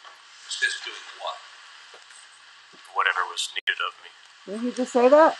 Were you Were y'all attempting to determine what happened? We there as initial responders were there to secure the scene. Okay. Secure the scene. And secure the scene for further processing by SLED? By our investigators, I learned later on that SLED was responding as well. So let me, by way of example, you went down to where Paul's body was. It was covered with a sheet. You see that on the video. Correct? Not when I initially responded, but yes, sir. No, but the video we just saw. Yes, sir. And why were y'all, what was the, was there a purpose of going down there and pulling the sheet back, looking around it? I believe they were looking for another weapon. What kind of weapon? I believe they were looking for a 300 blackout. But, we saw in the picture, you look at Paul's body, there's no 300 blackout laying next to him. Correct? No, sir. I'm correct. Yes, you are correct. No, there was no 300 blackout laying beside him. Okay, so you say you're down there looking for another weapon. Where were you looking for another weapon? I wasn't, sir. I was assisting lifting the sheet for detectives. And you can see you stepped into the feed room. Yes, sir. And based on the way Paul was laying, and of course you did have a flashlight, you were looking, trying not to step on anything. Did you have anything to insulate your feet? In some jurisdictions, they have little baggy things to put over their feet to make sure they don't contaminate the scene. Did you have those on? No, sir. And did you, when you stepped in, you got a flashlight, what you were looking at with the physical eye, you were determining you weren't disturbing the scene, correct? That's correct. You made an effort not to. Yes, sir. You don't know whether you did or you didn't. To my knowledge, I did not. But you can't say that you didn't. To your knowledge. Can you repeat that? To your knowledge, you didn't. To my knowledge, I did not disturb anything. Okay. But you would concede there's microscopic evidence sometimes at crime scenes, correct? Yes, sir, that's possible. And you didn't have a microscope. No, sir. Like Sweat's crime team would look closely, would they not? They would I not. think they're all As getting far as I can tell, tired and hungry. I want them to take a break. 3 or 4 feet away. They've all been here on this Yes, in this sir. courtroom since 10 So o'clock, you can see with the naked eye maybe at before. night with a flashlight from 3 or 4 feet. Because I think jury came in about 10:45, That's correct. 9:45. Now, and you don't know So why just they were about looking for another weapon, but you don't know what other weapon. You 3 don't know hours where now. that weapon might have been. And again, most of that work, he was covered with a sheet, right? So all these old people in here have got to go potty. Judge. We all, in presence of any of the other officers with you there that night, did any of them discuss this as a possible murder-suicide? It's possible, it's to my recollection. Now, when you were going out and we saw you mark the shell casing, was that in the grass or on the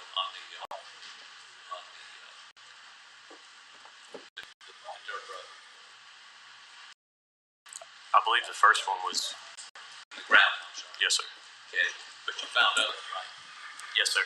And to do that, you had to walk around in the grass. Yes, sir. And again, you got a flashlight, and you don't know what was in the grass that you may have disturbed around those shell casings. No, sir. You don't know. No, sir. You may have disturbed something. It's possible. And I guess what I'm trying to ask is, why then were you trying to look for shell casings? Why couldn't you wait till the next morning? Why was this urgency? I mean, was somebody getting away, or I don't quite understand why. I can't answer that. I don't know. I didn't know if somebody was getting away or not. Did somebody instruct you to go find shell casings? No, sir. You just did it on your own initiative. Yes, sir. And you concede that you may have disturbed or destroyed evidence in that process. Microscopic or something I didn't see. Well, microscopic, something down in the grass.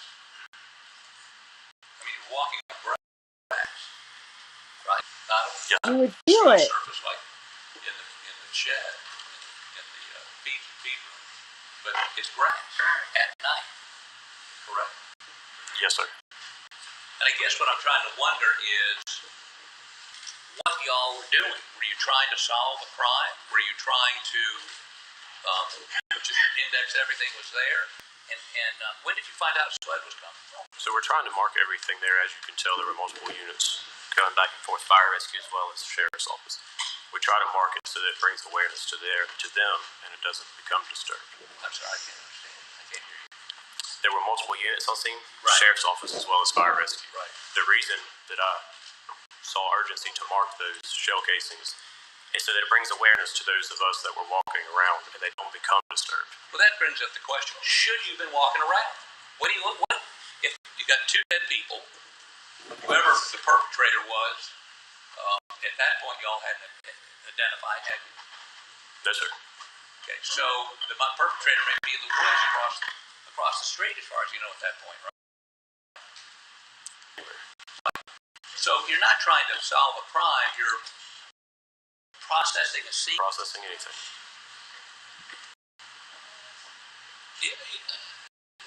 I'm identifying it, processing it, get done. You don't know what you're doing. I just told you what I was doing, sir. You're marking pieces of evidence. Yes, sir. And the urgency to do that was so that no one else would walk over Yes, sir. while you're walking around. Around. Yes, sir. Well, you don't know whether you actually stepped on one or not, do you? I was very careful not to. Now, let me also ask you this: the pattern, the first shell casing was how far away from the feed room? I can't say. That you found? The first shell casing I found? Yeah. I'm not sure. 10 feet, 20 feet, more than me, or further than? Probably about the same distance from me to you. Okay. From the feed room? Yes, sir. Now, I understand you fired, you got a blackout. Yes, sir. And when you fire that, does it eject to the right or the left? To the right. Mine does. Okay. So, if the feed room is where I am, that casing ejected to the right and forward, right back. What do you know? Are you asking where the shell casing was in relation to the door? It would have been forward and right of the door. Forward and right of the door. And there was the pattern of casings leading, do they all lead to her body? I can't remember. Did you sketch where you found them? No, sir. I did not do a crime scene sketch. Have you ever done a crime scene sketch? No, sir. Tell me your training in crime scene processing. It's very basic limits of what you would get at the Criminal Justice Academy. Very basic. Yes, sir. So you're not a crime scene processor. Again, and I'm not asking this question competitively, I'm just trying to puzzle it out. What? You don't know what your role was there. I was a first runner. Well, they were dead, Paul and Maggie, right? You couldn't render them any aid. Your Honor, I would object. The first responders aren't just there to render aid. Could you have rendered them aid? Were they a physical condition where your assistance would help? No, sir. They were dead. Correct? Are you asking? Yes, sir. Yes. Okay, let me show you a couple of these clips and ask about it here. And I've got times. We don't have to go through them.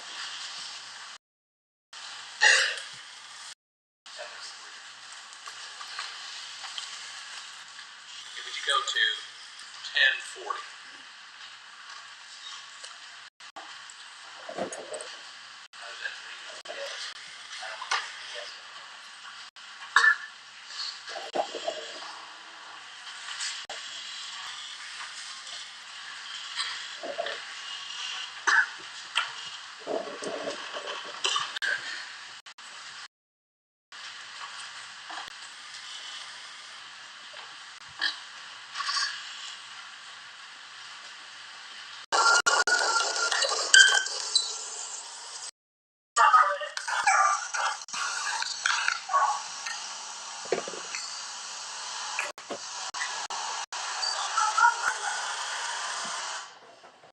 Okay, this is you walking, and these are the dog pens over here to the left. Correct? Yes, sir. And on right in front of that, one of the dog pens is a hose that is neatly coiled around a hose. Something holding the hose, right? Shut up. That's what it looks like. Okay. Go ahead. Shut up.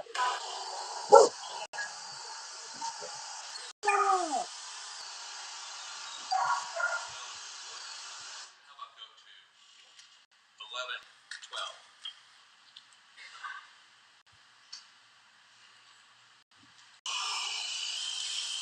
How you doing? Okay, now, this Mr. Waters asked you about this a moment ago when he said, how you doing when somebody walked up? You would concede to me that but for that one clip, he appears to be distraught over the death of his. He appeared visibly upset. Yes. Okay. Other than this, how you doing, sort of thing, right? Correct. Also, we see him in a t-shirt and a pair of shoes. Correct? Yes, sir.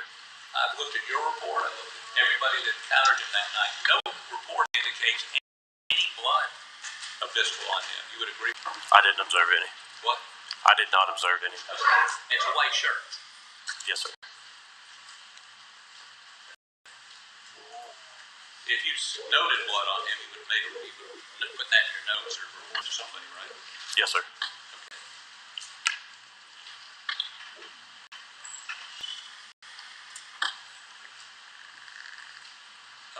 1845.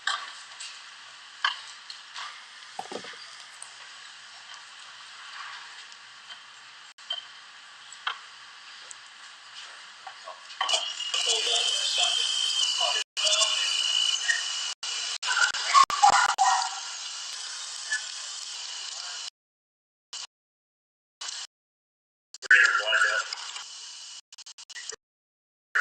That's you apparently determining the shell casing you found under blackout, correct?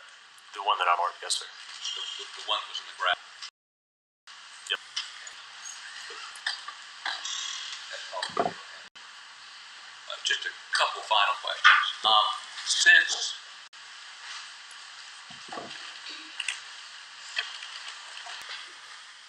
I have no further questions. Very briefly, Your Honor. Are you a first responder? Yes, sir. Your first job? Yes, sir. Second job is to protect the scene, is that correct? Jim Weeding. Okay. Tell me what your jobs as a first responder are again. Yes, sir. We secure the scene, make sure there's no current threat for additional first responders. We then secure the scene. Nobody comes in that's not supposed to, so that we preserve the evidence that's there. It's for training to avoid disturbing the scene as best you can. Yes, sir. Still paying attention to your primary role. Yes, sir. As part of your training and your experience and what you try to do is if you do see Objection, evidence. Your Honor. Weeding. I'll rephrase you. How's that leading? If you are on scene and you do see evidence, what is your standard operating procedure in that event? I would mark it And why do you do that? just to bring awareness to it so that it's not disturbed. Is your job to be a crime scene investigator? No, sir. You're just marking that? I'll rephrase.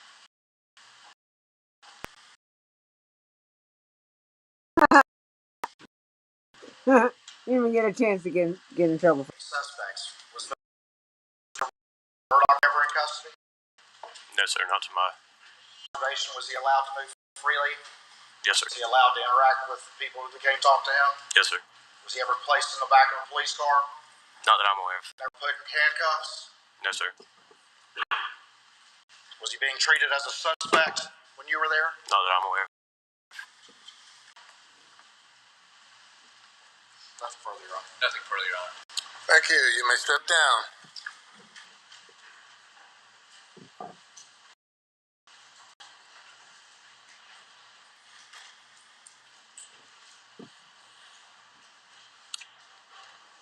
Lights back up.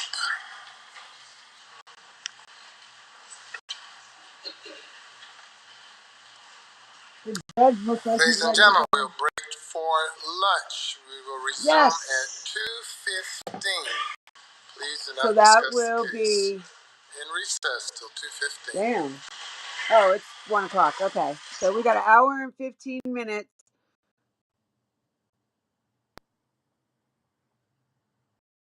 Which is about right. An hour and 15 minutes before we get. All right. So I'm debating whether to stop the stream and start back up at 2:15 or just let it go.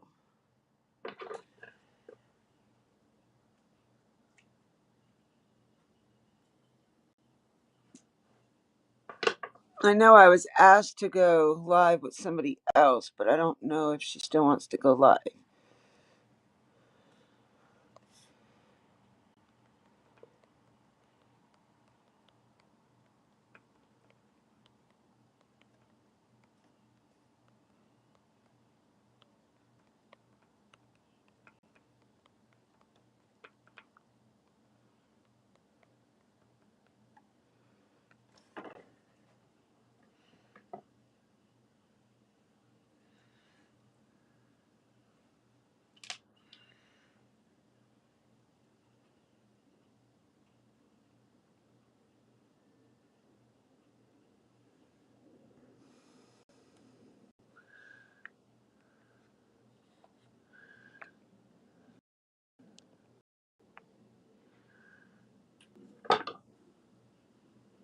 Yeah, that's what I was thinking. My other phone, I'm just going to tell her never mind, can't go live because my other phone hasn't even charged up any. It's only at 15%. And the one that we're listening to it on, I can't go on anybody else's panel. But she can come over here if she wants to and come up and talk.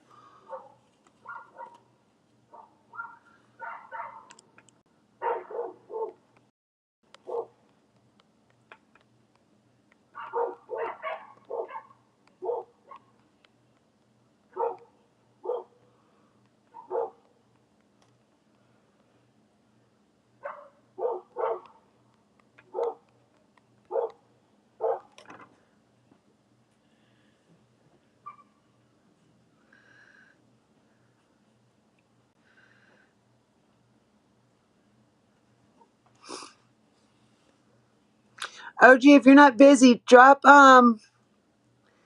Nana's channel and uh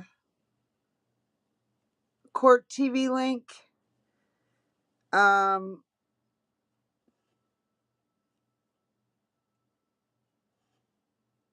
I think that's it for now.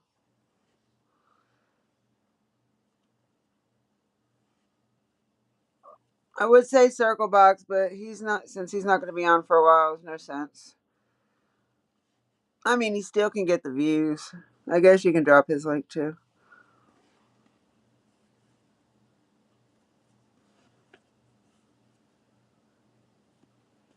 I should have chose that color a little bit wiser.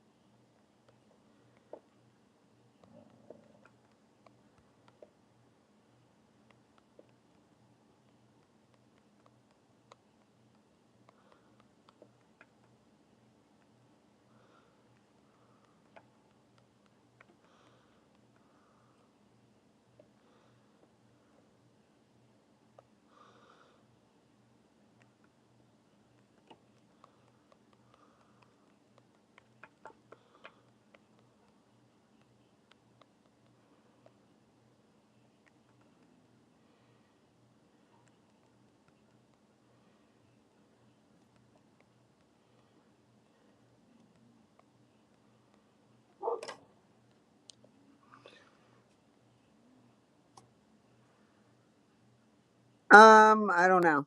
That's a good question. I've been trying to figure out what the defense's point has been the whole time. But then again, we keep getting them confused. They kind of sound alike, I'm guessing.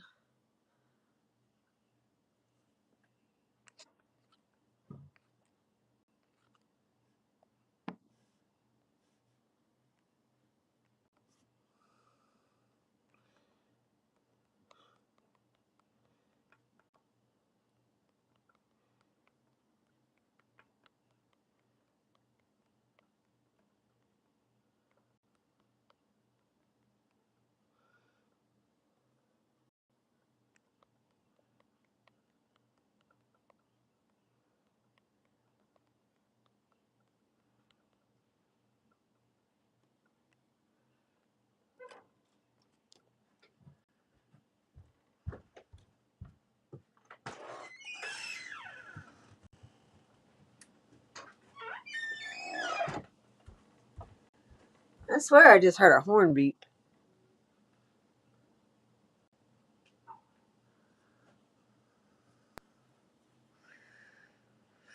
Oh, I need a fucking cigarette.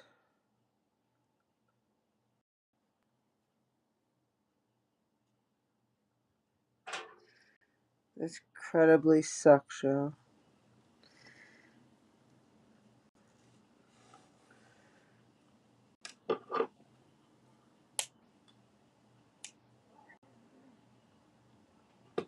Trying to keep myself busy. Not working.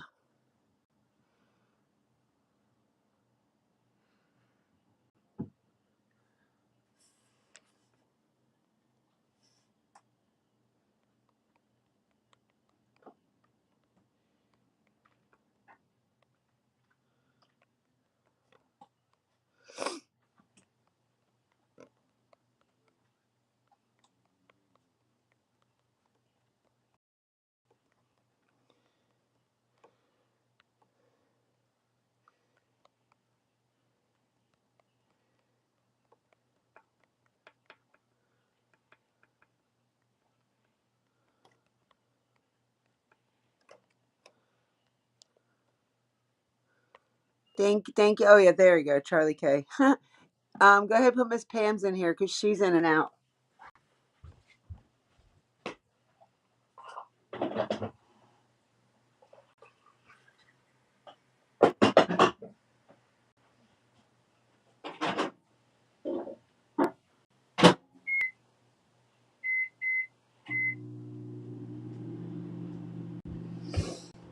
Right about now, I would do anything for a nice big slice of New York style pizza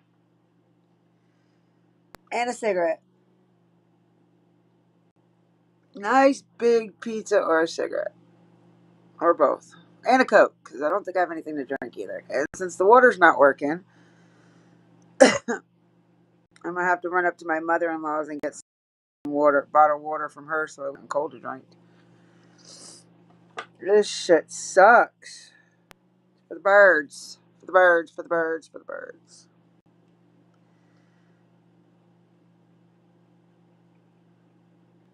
Sucks. He hasn't been able to work since the truck's been down.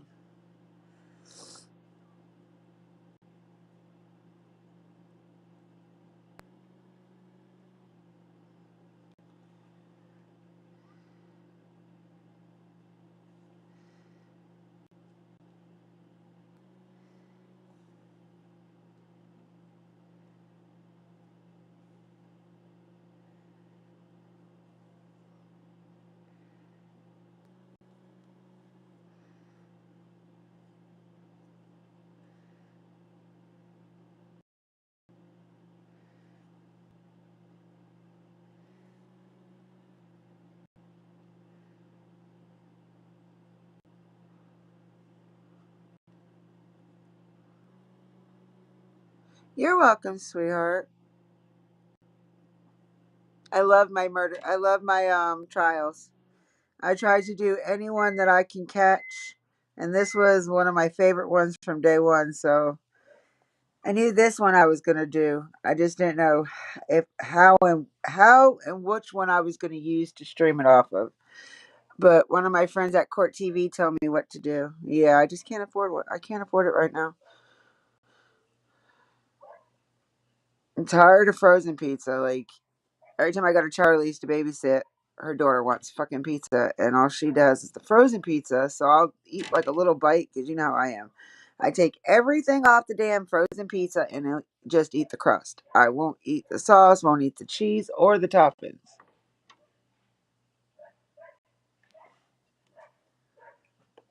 And so I'm ready for some real pizza. Some real pizza. I'm to the point right now, if I had the money, I would DoorDash it. And it's like, to me, outrageously expensive for it. Oh, shut up, Eva. Will you please shut up? I'm tired. I know they're tired of hearing you, and I'm tired of hearing you. Shut up. I haven't. It's been a while since I've seen yours.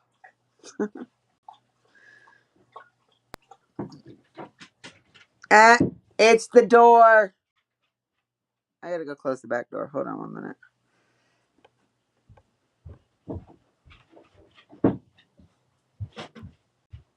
Get back. Okay, baby. Oh, yeah, that's for you, buddy.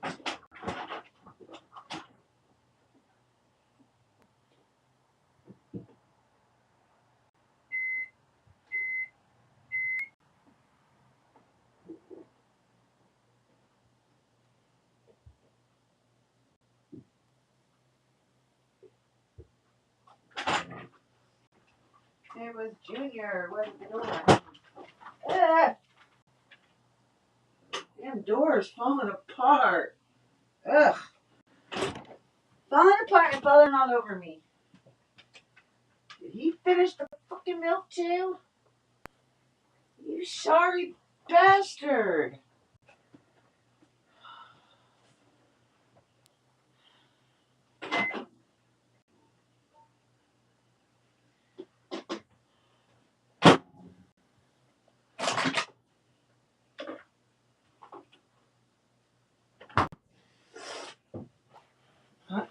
man, this is bullshit. Wow. There's nothing else to drink in this motherfucker, but yet you gonna drink all the goddamn milk knowing that I need it more. You're going to your mother's, you can get fucking creamer. Fuck you taking my milk for, you bastard. You didn't even think about it. I did.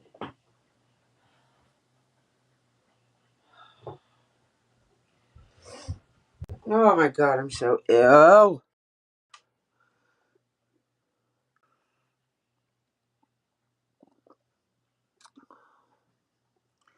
We do. We have a lot going on, but always make time for your channel, babe. Even if it's just like a 5 minute short, and that way at least people know to keep a lookout for it. You know what I mean?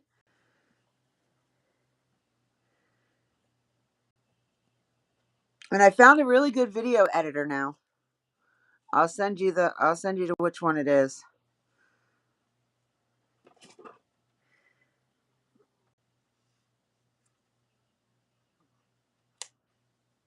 Oh, that's 2 down. 2 coasters done. I got a Florida State one. I got to do one for my Mets, one for my Jets. That's it, because I don't really watch anything else. Got my Florida State. I think she left, honey.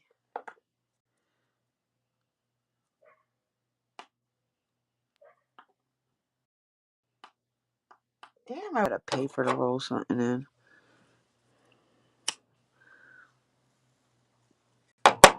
Or a wrap. Some fucking thing. It's not giving me a choice, although it says it should be when I ask Google, but it says it has to be 60 seconds or less, and mine is half that. Yeah, it has to be at least a minute.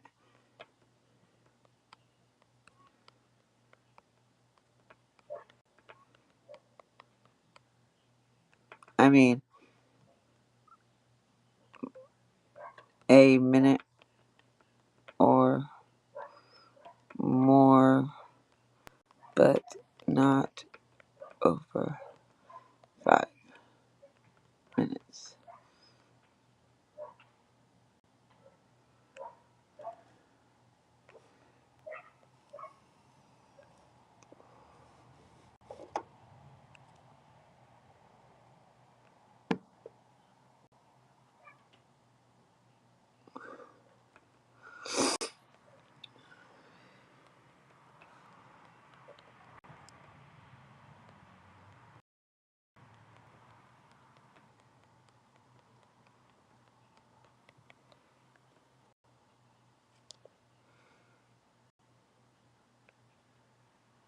How long has she had her channel for?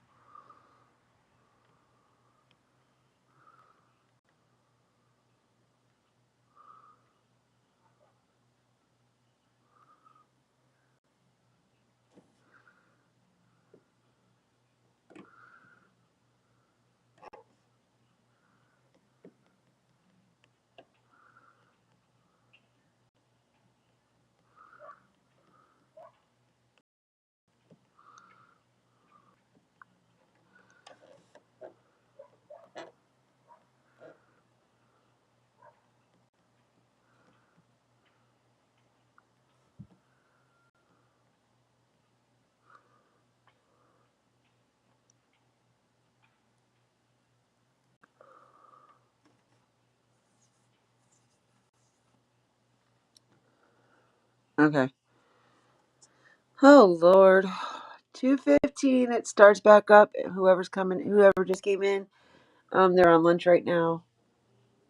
They went to lunch at 2 minutes to 1. Oh, she is still in here. No, but but scared. You know how you get eased into that, sweetheart, by coming up on somebody else's panel and talking. You get used to it by talking somewhere else live, and then you're able to do your videos and stuff. It's always easier when you're with somebody. You want me to drop the link? You can come up and keep me company for a while.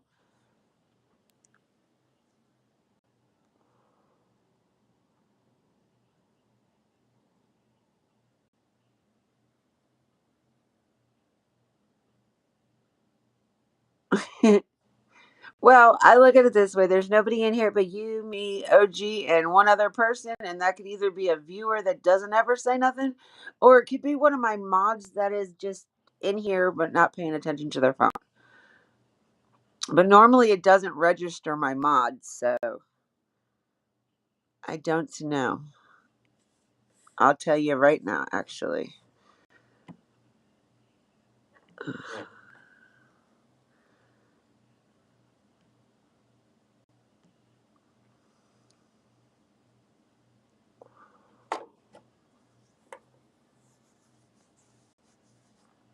Yep, she sure is. But I don't know why you're nervous or worried, scared. You come up on my panel a lot.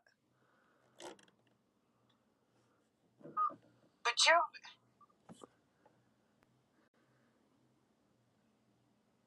I doubt it's going to tell me by this too who's in here. Nope. It just says 3 people watching.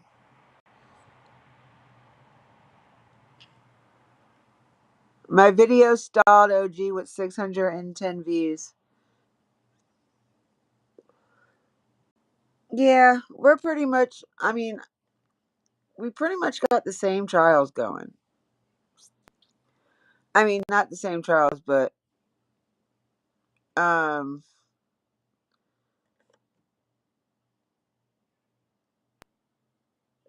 we cover the same thing.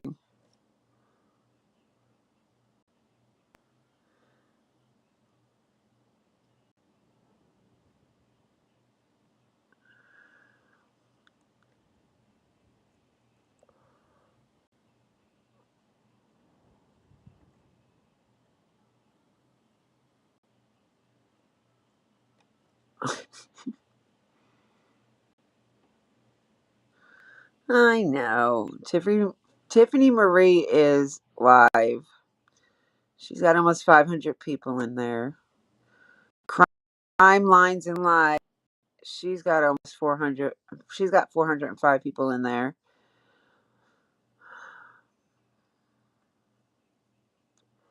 That's where all the people that usually come to mine are. Either one of those two so far.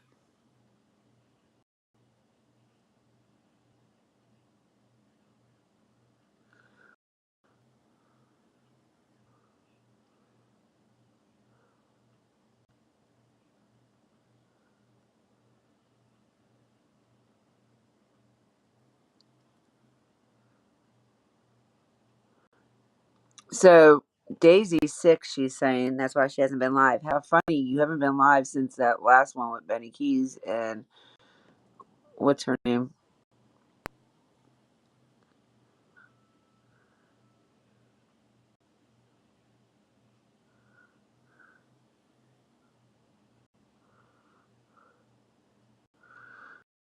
I wish I could get pizza. I won't be able to get anything till next weekend. Literally anything.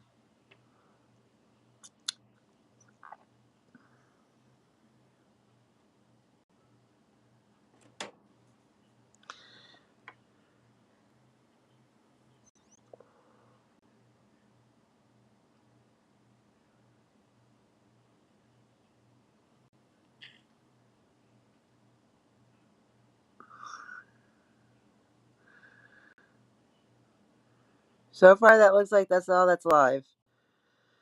And together, they've got quite close to 1K people. That's where everybody's at.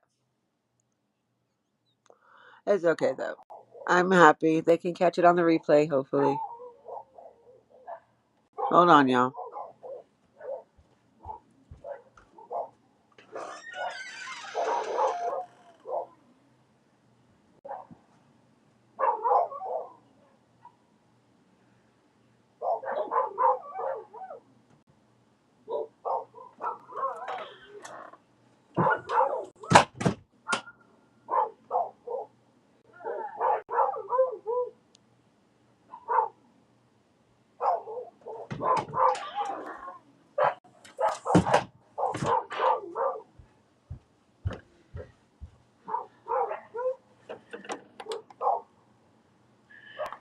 I don't see what the fuck they're barking at.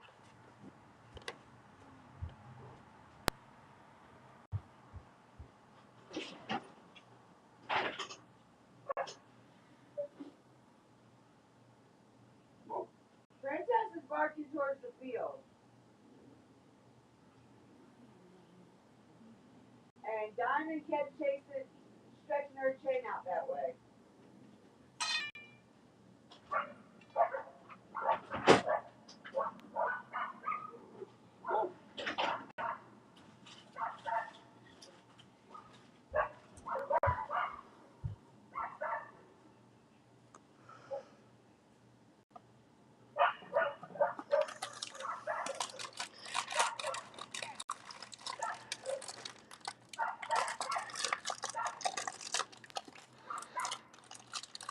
All right, you guys got to stop talking about pizza because you're making me hungry.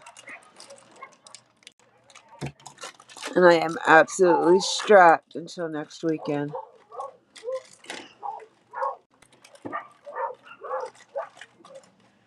Now they're barking at my husband.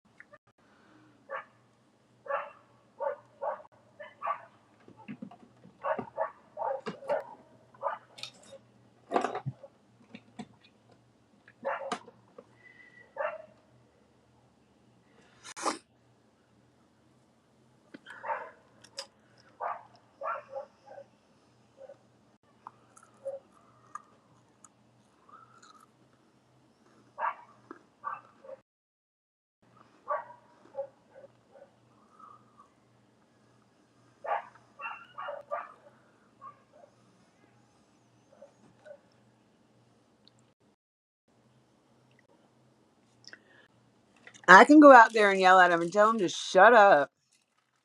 He yells from them all the way up the damn hill and they shut up.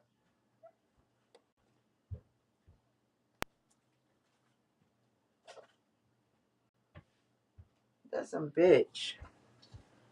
Damn dogs.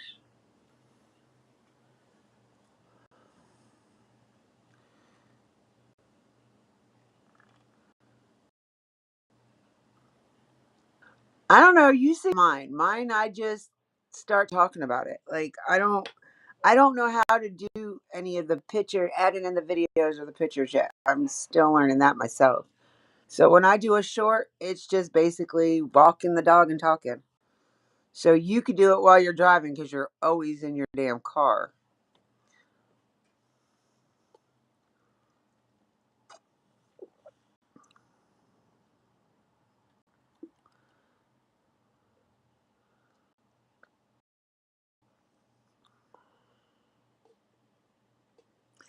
And of course, both channels that are live are talking about.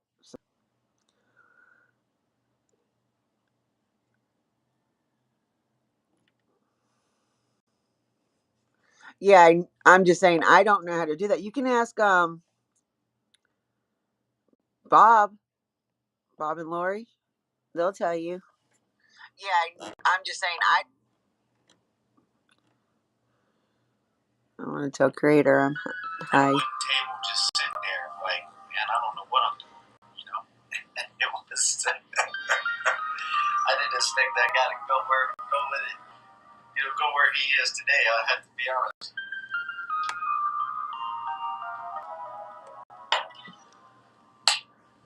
And I think Colin got his first thumbs down the other day for the first time in a long time. And if you ain't getting thumbs down, you ain't doing something right, you know? If all you get is thumbs up, you ain't doing something right, man. You ain't doing something right. You gotta get the thumbs down every now and then. Yeah, me and Colin go way back, guys. Me and Colin and Canadian Scrapper and TWP. I've known these people for many, many years. Audrey is new. Audrey's journey and her daughter Tasha. They are outstanding people. We're trying to help them, Colin. We're trying to help them figure out the street and how it works. You know, typically, like what I'm doing right now would not be the kind of street where you would expect one to grow, millions of subscribers, things like that, right? I got my books in the background. I got my dog sitting here sleeping beside me. He's just chilling. Y'all probably can't see him because he blends in. He's brown and white. He blends in with the snow. I have to be sure I keep my leash on him. Yo, I was streaming a trial all day, but it's lunch break, so I saw you last. So I wanted to say hi. That crop with Dippy. Thank you for coming in, Dippy. I'm just trying a couple of different things here. I got the new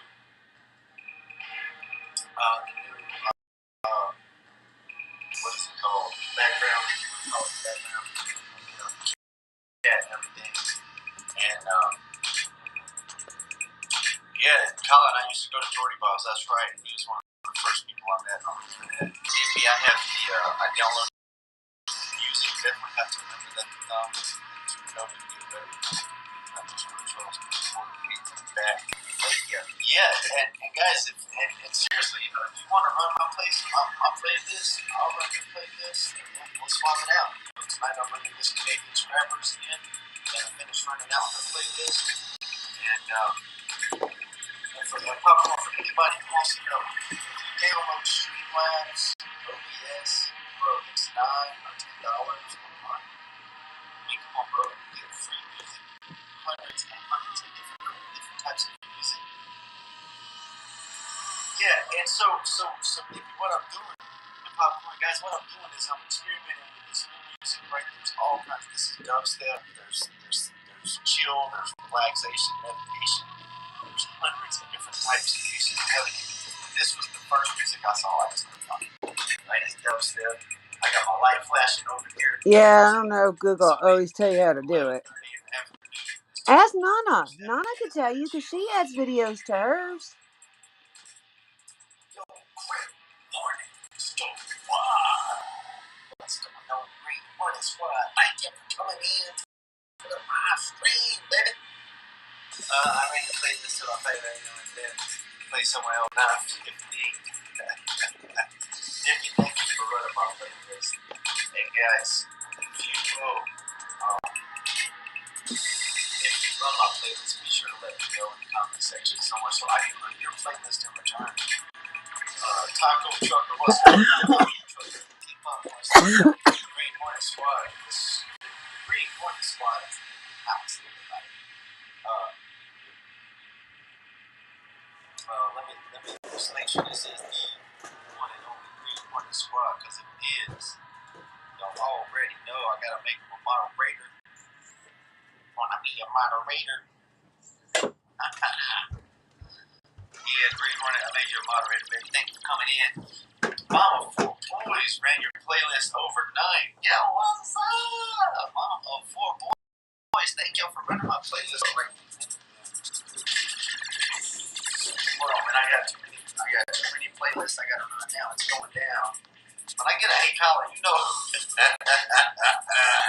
hey Colin, you know when I get out the notebook and the pencil and paper, man, it's going down. You know what I'm saying? Alright, so Mom of 4 boys,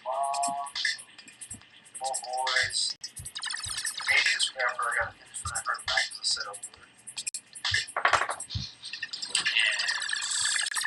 And that trial with Dippy. So guys, if you're gonna run my playlist, I'm gonna run your playlist, right? But I can't run them one at a time because I only have one So, guys, the guy that I'm listening to right now, his name is Creator QI, and he helps you gain subscribers and stuff. And he teaches you how to use YouTube as well. He's really good. You could go in there actually, OG, and ask him how to do the add the videos in your. I think you could just play the video and select voiceover.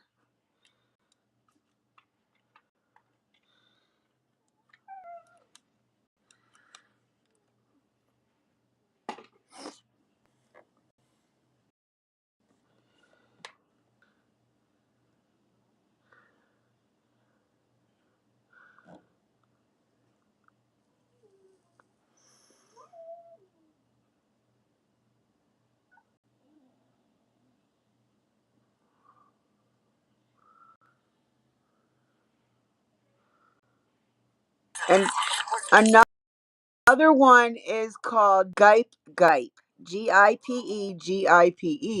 He's another one that'll help you gain subscribers and teach you how to use YouTube.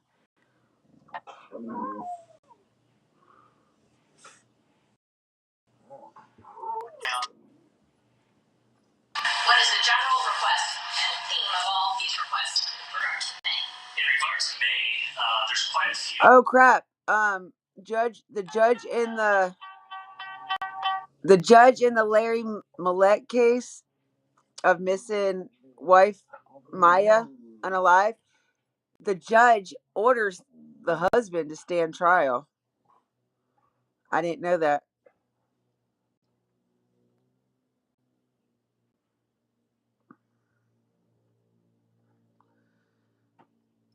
Somebody sent me and said must read.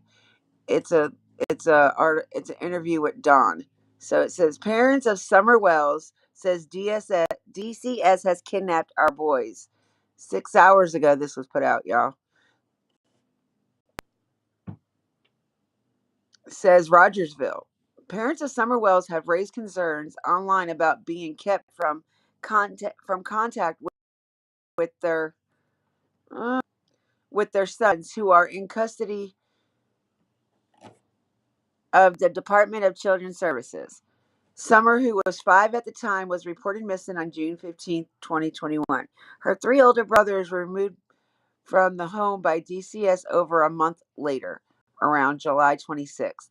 At the time, no exact reason was given for the removal. However, Summer's father, Don Wells, mentioned in an interview at the time at his home that his home wasn't safe due to the increased public interest in the case. On January 16th, in a post titled Last Straw on the family's blog at findsummerwells.com, Don and Candace Wells claim that DCS is keeping them from contacting their sons. Don was released from jail October 30th, 2022, after serving time for a DUI conviction that violated his probation. That doesn't matter what people think. Oh, it doesn't matter what people think of us, Don states. After 9 months, I returned to the loss of everything. My wife and I strip the house and start to rebuild our lives from scratch. And what is the first thing DCS does? They tell us we can no longer see or call our boys. Don then accuses DCS of mistreating his family. Here we are, an Amber Alert family, he says. Our daughter Summer is still missing, and DCS won't let us talk to our own boys, her brothers. It may seem like a harsh word, but the DCS have kidnapped our boys. If they treat us American citizens this way, considering our boys no communication, then what was the chance do we have of ever seeing Summer again if she is found?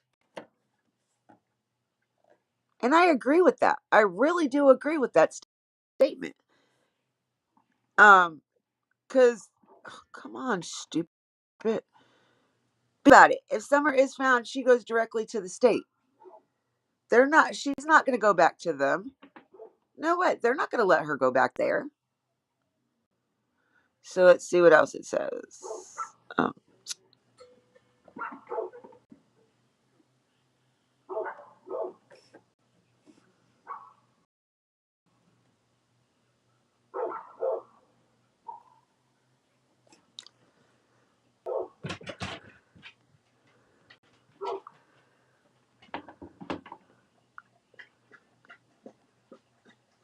uh-oh. What happened?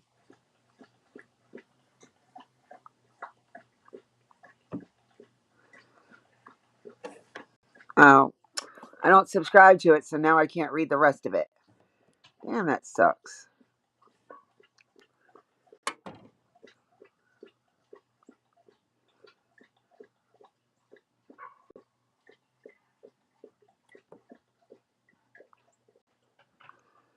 I don't know if there's anything else to it or not.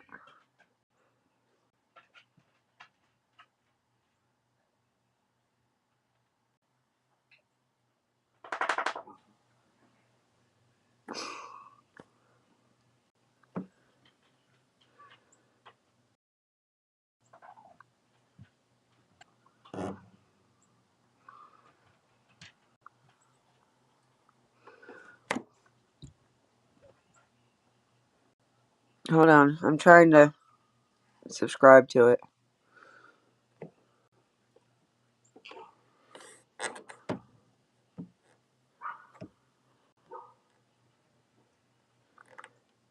Oh, let's get out of there. Google. Cannot find my nail clippers anywhere.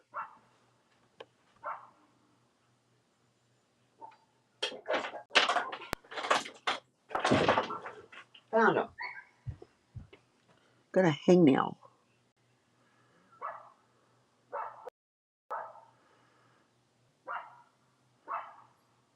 Shut up.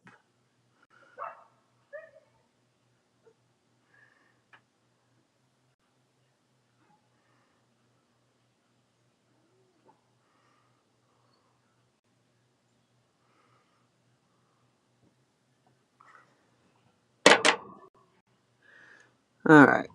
Let's see if it'll go through. That's up to you. You can make another one that gives you the option.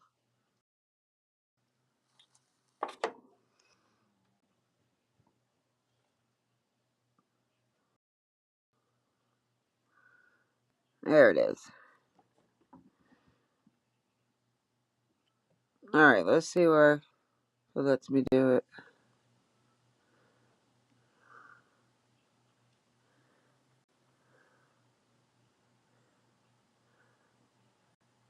Okay.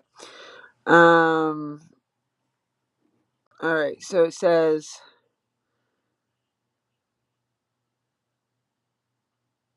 Don then accuses DCS of mistreating his family. Okay, I read all that. And it says, in the post, Don mentions recent articles about DCS and talks about the state of DCS system. He also talks about how others should be outraged as well. This broken system cash cow must have. We ask everyone who loves Summer Moon Utah Wells to cry out as her voice in demonstration of the state of Tennessee that this is wrong, beyond wrong. What they are doing to children and families, Don stated, yes, on the personal side, we see no reason they have stripped us of all of our communication with our boys. Don said he believes Summer would want him and Candace to fight for the family. But the picture is much bigger than us, Don writes. Say what you want about us, but DCS system is broken, and Summer would tell us to fight for the sake of her brothers, as well as all children in these articles are that we will be posting. Damn, I can't read. Near the end of the post, Don said a couple will no longer remain silent. It has been 1 year we went silent. We went quiet, Don stated. That ends. We're sick of it all. At the end of the post, Don includes a song titled Naturally, We Are Sick of It All, which he said explained their feelings as parents. Several links to the articles about DCS are also attached to the post. Leslie Earnhardt, Public Information Officer for Tennessee Bureau of Investigation, said the case is ongoing. However, no new information is available. Go fucking figure. The Kingsport Times reached out for DCS comment, but received no response before the publication deadline. Really? You think they're really going to answer? Come on. They're going to try to protect their shit no matter what. Fucking sorry ass piece of shit.